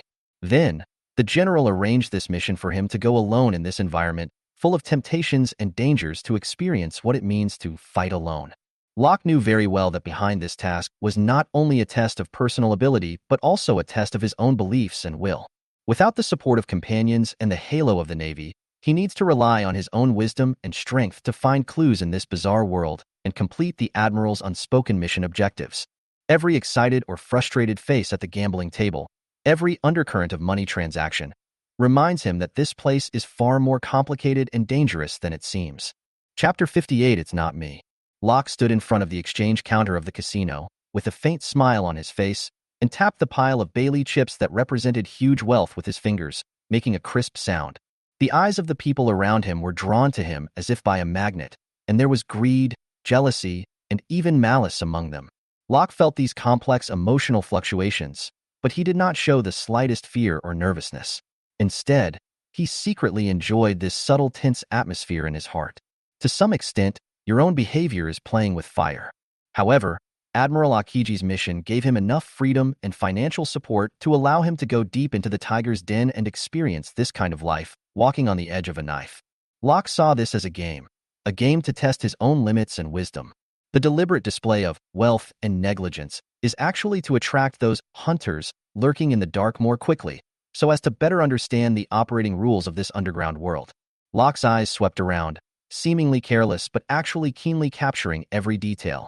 Among those seemingly ordinary gamblers, a few had flickering eyes and their fingers unconsciously touched the secret pockets inside their clothes. They were obviously not ordinary people. Locke's mouth curled up slightly, thinking in his heart, if these people really dared to take action, then they will pay the price for their stupid behavior. After all, Locke's naval training and combat experience gave him enough confidence to easily deal with any emergency even in such an environment. Come on, if you think you are qualified. Locke silently relaxed his posture, as if in a silent provocation. This attitude undoubtedly added fuel to the fire, making the surrounding atmosphere even more tense. Soon, several sturdy men who looked ferocious could no longer hold back and began to slowly approach him, with greed and ferocity flashing in their eyes. Locke remained calm, but he was mentally prepared. He knew that he was about to step into a carefully planned game of hunting and counter-hunting. As for those prey who are ready to make a move, they may not know that what they are about to face is a hidden naval elite. A storm is brewing quietly, and Locke is at the center of the storm. The tattooed men surrounded Locke, their eyes scanning his body as if to see into his heart through his clothes. The leading burly man grinned, revealing a row of yellow teeth, and began their exploration in a seemingly friendly tone. "Oh, brother, I can tell you're new here, but you're really generous. I am the security director of this casino. Everyone calls me Big Bear. You are so powerful, I wonder which fleet's first mate you are, or the son of a hidden family? It's fate that you came to our casino. Why don't we become friends? If you need anything in the future, just let me know." Another big man also came closer, forcing a bit of unnatural kindness onto his rough face. "Yes, Brother Big Bear is right. Tell us about your family background so that we can know more about it and avoid accidentally neglecting you. In this sea, it is better to have one more friend than one more enemy." Locke smiled, pretending to be innocent and harmless, and answered in a slightly excited and complacent tone. "Haha, you guys are really joking. I don't have any background at all. My name is Jack, and I'm just an ordinary fisherman. I went fishing a while ago, and I caught a big box full of gold. Well, I've never seen so much money in my life, so I came here to try my luck and see if my good fortune can continue. If you guys have any good recommendations, please let me know." Locke's answer sounded unguarded, and even revealed a bit of yearning and ignorance for the unknown world, just like a whale that had just surfaced from the deep sea and was full of curiosity about the land world. He completely fit the image of an easy target in their eyes. But Locke was thinking in his heart, just waiting for these guys to lose their patience so that he could find an opportunity to unveil the real prologue of this game. As the tattooed men heard Locke's story of how he got rich quickly, their expressions suddenly became subtle, and the greed in their eyes was quickly replaced by anger. The leading man slammed the table suddenly, and his voice suddenly became louder and more authoritative. "What? You are so brave. How dare you come to our city of illusions with counterfeit money? It's just courting death. Brothers, surround him and don't let him run away." The gamblers around looked sideways upon hearing the sound, and the atmosphere in the casino suddenly became tense. Seeing this, Locke's acting skills came into play. He widened his eyes, looked panicked, and his voice was obviously trembling. "No, it's impossible. This is definitely a misunderstanding. How could the Bailey I exchanged from the bank be fake? There must be some mistake. Please make sure to check it out.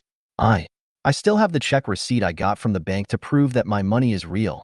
As Locke spoke, he tried to take out the so-called check voucher from his pocket. This action seemed to be an attempt to defend himself, but in fact it was done deliberately so that the situation would develop according to his plan. Once these casino staff take action, they have reason to resort to self-defense, which will naturally expose their true strength. At the same time, we can also explore more deeply the secrets that may be hidden behind this casino. And those checks were, of course, part of his careful preparation, and were key props used to guide the direction of events. Chapter 59 Casino Fight. Locke took a deep breath, appearing flustered on the surface, but remaining extremely calm on the inside. The performance at this moment is crucial. He deliberately slowed down his movements, as if he was trying to take out the key check voucher from his pocket, while keeping an eye on everything going on around him out of the corner of his eye. In this virtual situation, observation haki symbolizes his extraordinary perception and keen observation of the surrounding environment. Everyone, please listen to me. Locke raised his voice, making sure his voice could penetrate the noisy casino and attract everyone's attention. There's a misunderstanding here. I am willing to cooperate, but please allow me to prove my innocence. I did cash Bailey from the bank before and kept the check as proof. As long as the counter can show that check, everything will be clear. After Locke finished speaking, the casino fell silent, and all eyes were focused on him and the counter staff. The clerk behind the counter seemed a little embarrassed, but encouraged by Locke's firm eyes, he finally plucked up the courage and began to search through the pile of documents. Locke took advantage of this brief gap and continued to use his domineering to sense his surroundings, calculating the most advantageous escape or counterattack route. Locke's brows frowned slightly, and he keenly captured the subtle changes in the counter clerk's movements and the details of his eye contact. This series of small actions were all detected under the monitoring of his observation haki, confirming his guess that the counter clerk was under some kind of pressure or instructions and deliberately hid the crucial check. Faced with this unexpected turn, Locke did not show any panic. Instead, a meaningful smile appeared on the corner of his mouth. They quickly adjusted their strategy and decided to take advantage of the enemy's strategy to further uncover the conspiracy. It seems that things are more complicated than I thought. Locke raised his voice, making sure everyone present could hear him. I understand that trust is a luxury in this place, but I don't believe that a casino of this size would allow its employees to lose customers' valuables so easily, especially when it involves such large transaction records. Locke changed the subject, his voice filled with unquestionable firmness. I propose that we check the surveillance footage here. I believe that technology does not lie. If the video shows that I never submitted the check, I am willing to bear all the consequences. But if the video proves my statement, I hope you can give me the respect I deserve, return my property, and give a reasonable explanation. Locke's words were so powerful that they surprised everyone present. It cleverly shifted the focus to the credibility and fairness of the casino, while also creating a dilemma for the other party.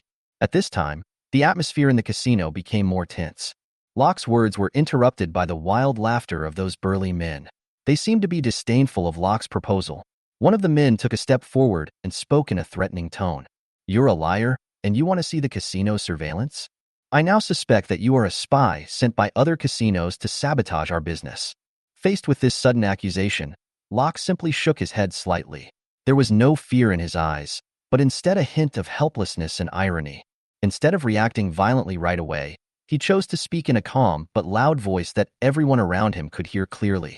It seems that reason doesn't apply in this chaotic place. Since you like to solve problems with violence, don't blame me for giving you a taste of your own medicine. There was a determination in Locke's words, and he squatted slightly, ready to deal with the next conflict at any time. Using his excellent body control and keen perception, he remained amazingly calm and alert even in such a tense situation. The discussions among the people around were even more heated. Some people sympathized with Locke's experience, while more people were just waiting to see how the situation would develop. And Locke is ready to deal with everything. At the moment when those burly men rushed towards Locke shouting, the entire casino seemed to freeze for a moment, and the air was filled with tension and anxiety. Locke's figure seemed to become blurred in everyone's eyes, and his movements were so fast that it was difficult to grasp, as if he had turned into a combination of shadow and wind. The first big man waved his huge fist and rushed towards Locke with a whistling sound. However, Locke simply took a light sidestep to perfectly avoid his opponent's movement, and at the same time gently pushed his arm to use the opponent's force. The big man fell towards the nearest gambling table like a huge rock that lost its balance. The chips and drinks on the table splashed and made a mess. Then, the second big man tried to attack from behind, but Locke seemed to have eyes on his back. He turned around gracefully and tripped. The man seemed to be pulled by an invisible rope and flew straight to the exchange counter. His strong body hit the counter with a deafening sound. The glass on the counter shattered and Baileys were scattered all over the floor. The third, the fourth. With every attack, Locke resolved it with a smooth movement that was almost like dancing. Every counterattack was precise and efficient, without a trace of superfluousness. Taking advantage of the environment and the impact of the opponents, he subdued them one by one. The whole process was like a carefully choreographed drama, and every scene was amazing. Locke's movements were as fast as lightning and as powerful as thunder. Every confrontation was accompanied by a subtle explosion of the air being torn apart. Figures shuttled back and forth in the casino, and those burly men who had originally looked so aggressive became puppets being manipulated, falling down one by one, and no one could touch him at all. The crowd around was shocked at first, and then burst into exclamations. This scene was far beyond their expectations. Locke's skills demonstrated fighting skills and body control abilities that far exceeded ordinary people. Sympathizers saw the victory of justice, and onlookers were given an unprecedented visual feast. As the last big man fell heavily to the ground, the casino fell into silence again. Everyone stared at Locke in amazement. He was still standing there, breathing steadily, with a look in his eyes that contained both the composure of a winner and helplessness towards this farce. Now, Locke's voice rang out again, piercing the silence with an authority that could not be ignored. I think we can talk again about that check and how to properly handle this misunderstanding. There is unquestionable power in the words. Obviously, he has taken the initiative in this game. Chapter 60 Charles. The counter clerk's face turned pale in an instant, his eyes switching back and forth between the scene of those burly men being easily defeated and Locke's calm yet majestic figure, and an indescribable fear surged in his heart. Those thugs usually run rampant in the casino, and no one dares to mess with them. But now, they were being defeated one by one like a scarecrow, which overturned all his cognition. The reinforced glass and solid iron fence behind the counter were meant to be a security barrier to protect them from any form of attack. However, at this moment, it made a sharp creaking sound under the impact of those big men, and the cracks spread like a spider web, as if it would completely shatter in the next moment. This is not only a material shock, but also a complete destruction of the counter clerk's psychological defenses. Cold sweat slid down his forehead, accompanied by an unbearable urge to urinate. The smell spread quickly in the small space, adding a bit of awkwardness to the already tense atmosphere. The counter clerk tried his best to stay calm, but his body language betrayed him. His legs trembled uncontrollably, and his hands tightly grasped the table, which was his only lifeline. Locke's gaze penetrated the crowd and fell on the counter clerk. His eyes were deep and calm and could see through people's hearts. This made the counter clerk's heart beat faster. It was not an angry or threatening look, but an unquestionable authority and demand, telling everyone clearly that he demanded truth and justice. Mr. Counterman. Locke's voice was calm and clear, breaking the astonishment of the people around him. I'm sure you've realized that the truth always has a way of coming out. Now, I'll give you another chance, and I hope you can make the right choice. That check, I want you to find it now and show it to everyone. Under the pressure of Locke's words, the teller's hands trembled, and finally he mustered up his remaining courage and began to look for the check more eagerly among the messy pile of documents. He knew that this time, he had no choice. The gamblers around held their breath and waited. The air in the entire casino seemed to freeze, waiting for the final decision. Inside the casino, lights flicker, smoke fills the air, and the sounds of dice rolling, slot machines clanging, and people shouting in excitement or frustration interweave into a unique background music. In this mixed place, people of all kinds gather together, and everyone's face is filled with different stories and desires. Locke's surprising move undoubtedly became the hottest topic tonight. Look at that boy. His moves are so clean and neat. He doesn't look like an ordinary fisherman at all. Could he be the disciple of some hidden master? A middle-aged man wearing a wide-brimmed hat muttered to his companion beside him in a low voice. His eyes were full of curiosity and suspicion. Humph, I think he is pretending. These days, there are so many ways to play the pig and eat the tiger. But then again, with this kind of strength, he must be a cadre-level pirate, and he must be worth a few million Baileys at least. Another gambler in a floral shirt sneered disdainfully, but his words still couldn't hide his recognition of Locke's strength. In the corner, A few old faces who looked like regulars gathered together and exchanged opinions in low voices. Have you noticed that his skills are calm and efficient, and every move is just right? This is not something that can be practiced in a day or two. Maybe he really is a big shot from an unknown background, and the millions of Baileys are just pocket money to him. On the other side, several young gamblers had admiring looks on their faces. This guy looks like he came out of a comic book. He kills everyone with one punch. So cool. If I had that ability, I would have traveled all over the world long ago. The whispers around rose and fell like the tide, and Locke's mysterious identity and powerful strength became the focus of everyone's speculation. In such an environment full of opportunities and risks, everyone couldn't help but feel a strange excitement and anticipation in their hearts, as if they had witnessed an extraordinary event that made their night even more exciting and memorable. Amidst the chaos, Locke still maintained his leisurely pace and glanced around, as if he had anticipated all this. In this mixed environment, he was like a stone that quietly fell into the water, stirring up waves but maintaining his own calmness and restraint. The teller's fingers trembled unconsciously due to nervousness. After a lot of effort, he finally pulled out the crucial check from a hidden compartment under the counter. That thin piece of paper bears a heavy pressure. Sweat slid down his temples and dripped onto the casino floor, making a subtle but clear sound. The voice was tearful, and he explained in a halting manner. "I'm sorry, sir. It's really a misunderstanding. You did give me this check before, but I accidentally put it here, in the mezzanine, and then I forgot about it because I was busy. Please forgive me. This is absolutely a complete misunderstanding." The teller's eyes moved back and forth between Locke and the check, filled with fear and pleading. One could almost feel the invisible sense of oppression emanating from Locke. The other party only needs to wave his hand lightly to put him in an irretrievable situation. Under the watchful eyes of the public, the teller's self-esteem and career prospects are hanging by a thread. The person in front of you not only possesses extraordinary strength, but there may also be a deeper background hidden behind him. "Sir, I am willing to compensate you for your losses. Everything will be done according to the rules. Please calm down." The teller's voice was almost pleading, for he was afraid that Locke's wrath would easily fall upon him, just as he had just done to those burly men. The gamblers around also cast different looks at him, some sympathetic, some curious, and some secretly thanked themselves for not becoming the protagonist of this storm. Locke took the check and examined it carefully. After confirming that it was correct, his expression eased slightly, but still maintained a deepness that was difficult to fathom.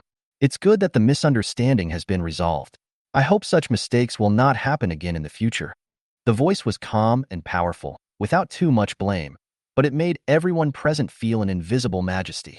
Locke turned to face the crowd, and his eyes scanned the crowd, silently reminding everyone present that he was not someone to be trifled with.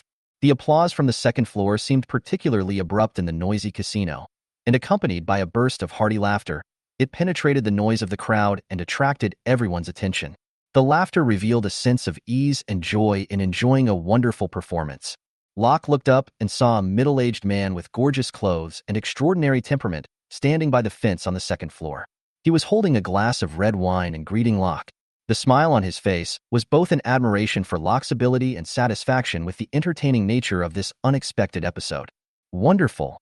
It's really wonderful." The man spoke loudly, his voice carrying a certain magnetism, enough to silence the entire audience.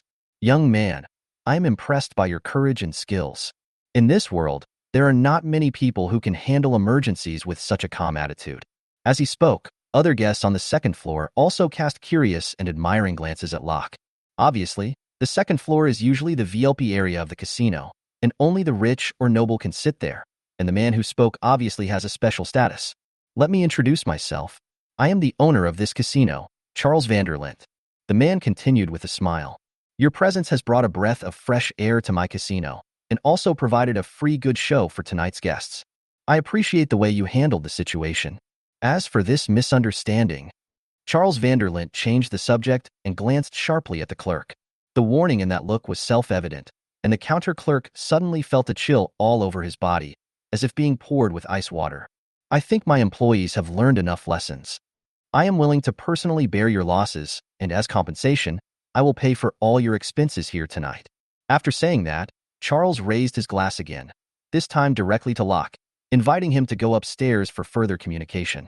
This sudden turn of events surprised everyone present, but more of them were envious of Locke. After all, not everyone has the opportunity to be personally received by the casino owner. Locke looked at Charles on the second floor. His eyes were still calm, but there was a hint of amusement in their depth. Seems to be weighing something. Then, he nodded slowly and decided to accept the invitation.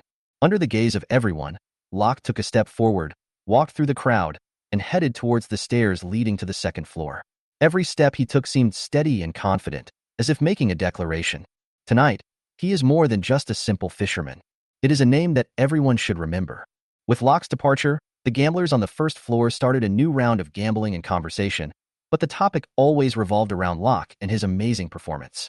As for the counter clerk, although he temporarily escaped the disaster of his career, he knew that tonight's experience would be one of the most unforgettable lessons in his life. Charles Vanderlyn's intervention made this ordinary night extraordinary in the history of the casino. Chapter 61 Prize. Charles Vanderlyn's eyes were deep and unfathomable, and just a subtle gesture was enough for the men standing beside him to understand. It was a tacit understanding that did not require words, and the trust and understanding accumulated over many years of working together were fully demonstrated at this moment. The underling nodded respectfully, then quietly disappeared into the crowd, ready to carry out his boss's unspoken orders. Although the counter clerk was lucky enough to get Locke's forgiveness, in this complex and undercurrent world, mistakes often come at a heavy price. He didn't know that his fate in the near future would be a cruel arrangement, being secretly sent to the depths of the sea to become an eternal silent person. This is not only a punishment for him, but also a warning to other employees, highlighting the iron-blooded and ruthless rules of this underground empire. As for those fallen thugs, they were once the guardians of the casino, but now they have become abandoned pawns. In Charles's eyes, the value of their existence has been transformed into a burden to clean up. Under the cover of night, a team of silent porters quietly carried these heavy bodies to the dock. There, a small boat was waiting for their cargo.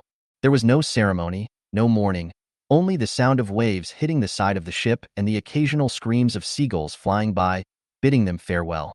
They will forever merge into the embrace of the ocean and become delicious food for deep-sea creatures. This is their final destination. In such a power, the way of solving problems is often direct and cruel, leaving no room for maneuver. Charles's decision is not only a maintenance of internal discipline, but also a deterrent to the outside world. Here, power and violence are intertwined.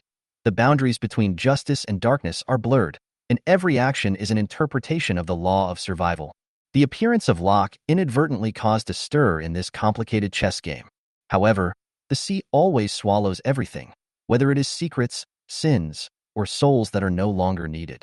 In a corner of the casino's magnificent hall, a group of beautiful women are silhouetted under the lights. They are dressed in all kinds of gorgeous costumes and shuttle among the crowd. They are not only the decoration of the casino, but also the indispensable service staff here. As these women's eyes moved, they all focused on Locke. He was a young man with unfathomable strength. Every move he makes seems to be announcing his extraordinariness to the world. Hey, look at that new guy. He's very generous and has an extraordinary demeanor. He's definitely the focus of the night.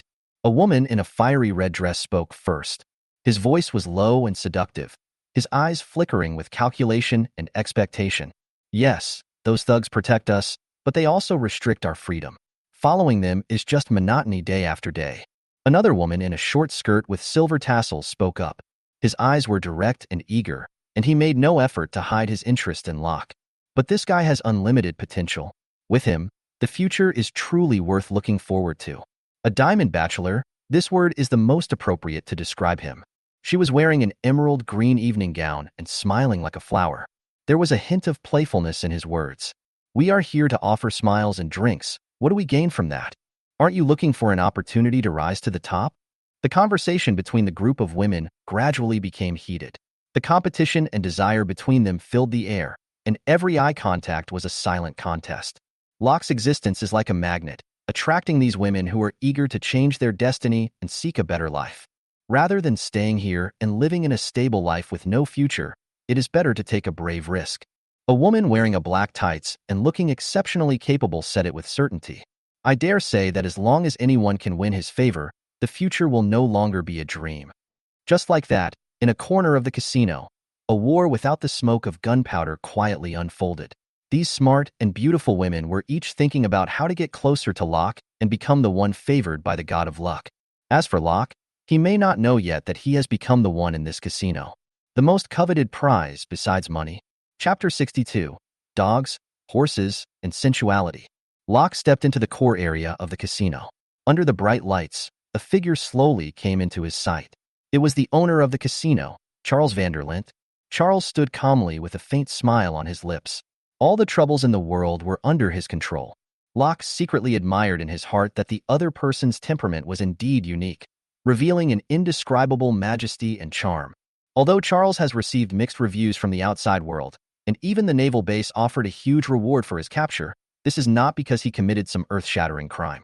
Rather, it is because he cleverly used casinos as a cover to secretly manipulate human trafficking and illegal transactions over the years, accumulating huge wealth and influence. This influence reaches deep into the upper echelons of some countries' governments, allowing him to move easily between the black and white worlds, and even the naval bases are troubled by him. The only option is to resort to unconventional measures, sending elite undercover agents like Locke to infiltrate its interior and look for loopholes, with the intention of destroying this secret empire in one fell swoop. Locke's eyes shuttled through the crowd. He knew very well that this war without gunpowder smoke had just begun. Not only does he have to deal with Charles himself, but also the intricate network of relationships and loyal subordinates behind him. Every second of staying may be a contest where danger and opportunity coexist. Just as Locke was lost in thought, a waiter stepped forward, handed him an exquisite invitation, and whispered, "Sir, Lord Charles specially invites you to attend a private party tonight on the top floor observation deck. We look forward to your presence." Locke accepted the invitation and felt something in his heart. It seems that Charles has noticed him. This is a great opportunity to get directly to the core of the target. At the party, the lights were dim. Celebrities from all walks of life gathered together, and the sounds of music and laughter intertwined into a hazy night. Locke moved among them, observing everyone calmly. Especially Charles, his every move and every smile were carefully analyzed in Locke's mind. In his first conversation with Charles, Locke keenly captured the hints and temptations in the other party's words, and the two sides seemed to be engaged in a high IQ game. Locke responded calmly. At the same time, he secretly planned to dismantle this underground empire. First of all, he had to win Charles's trust and become an indispensable person by his side. As the night deepened, the confrontation between Locke and Charles had just begun. Behind this flashy casino empire, there are countless secrets and conspiracies. Locke's mission is to become the key to unlock all the mysteries. In the web of power and desire, how will he find the way to the light? This is not only a test of his wisdom and courage, but also a profound exploration of faith and sacrifice. During these few days, Locke experienced unprecedented luxury and power, and his worldview was completely overturned. The scenes that I had only seen in the anime world before are now happening around me, and every step I take is on a soft carpet. The surrounding decorations inlaid with gold edges sparkled under the lights, and the air was filled with the mixed aroma of high-end perfumes and precious tobaccos. I began to realize that reality is far more complex, changeable, and more attractive than the virtual world. In Charles's circle, dinners and parties are held one after another. Every guest is dressed in gorgeous clothes and behaves elegantly. Their words and conversations reveal not only wealth, but also symbols of status and power. Locke found himself gradually becoming addicted to this kind of life. Every time he waved his hand, someone would serve him diligently and meet his every need. The feeling of being in control of everything made him almost forget his mission and past, especially at a private yacht party, with the sea breeze blowing and fine wine and beautiful women accompanying him. Locke stood on the deck, looking at the dimly lit city outline in the distance, and he felt as if he was in another world. Those flattering words kept echoing in his ears like beautiful music, giving his self-esteem an unprecedented satisfaction. I began to doubt whether it was really necessary to break it all and expose the darkness behind it, or to just sink into it and enjoy the glory and luxury that was within my reach. However, late one night, when Locke sat alone in front of the floor-to-ceiling window of his apartment, gazing at the silent starry sky outside the window, a corner deep in his heart began to ache. I recalled my ideals and persistence before I traveled through time, and those dreams of justice and change have not been completely extinguished. Locke realized that if he continued to indulge in the vanity before his eyes, he would betray not only his original intention, but also those who suffered from injustice. At this moment, Locke's mood changed subtly. He began to move more cautiously in Charles's empire, but on the surface he still enjoyed it all.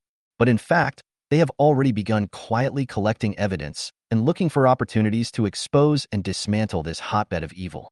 Locke understood that the real challenge had just begun.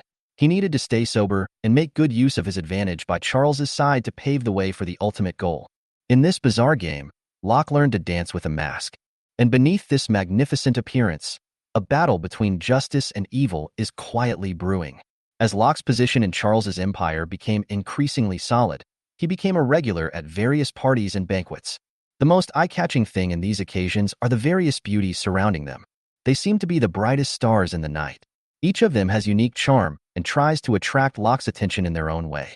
A woman in a retro long dress, her eyes are like deep lake water, and a slight smile is enough to make people's heart beat.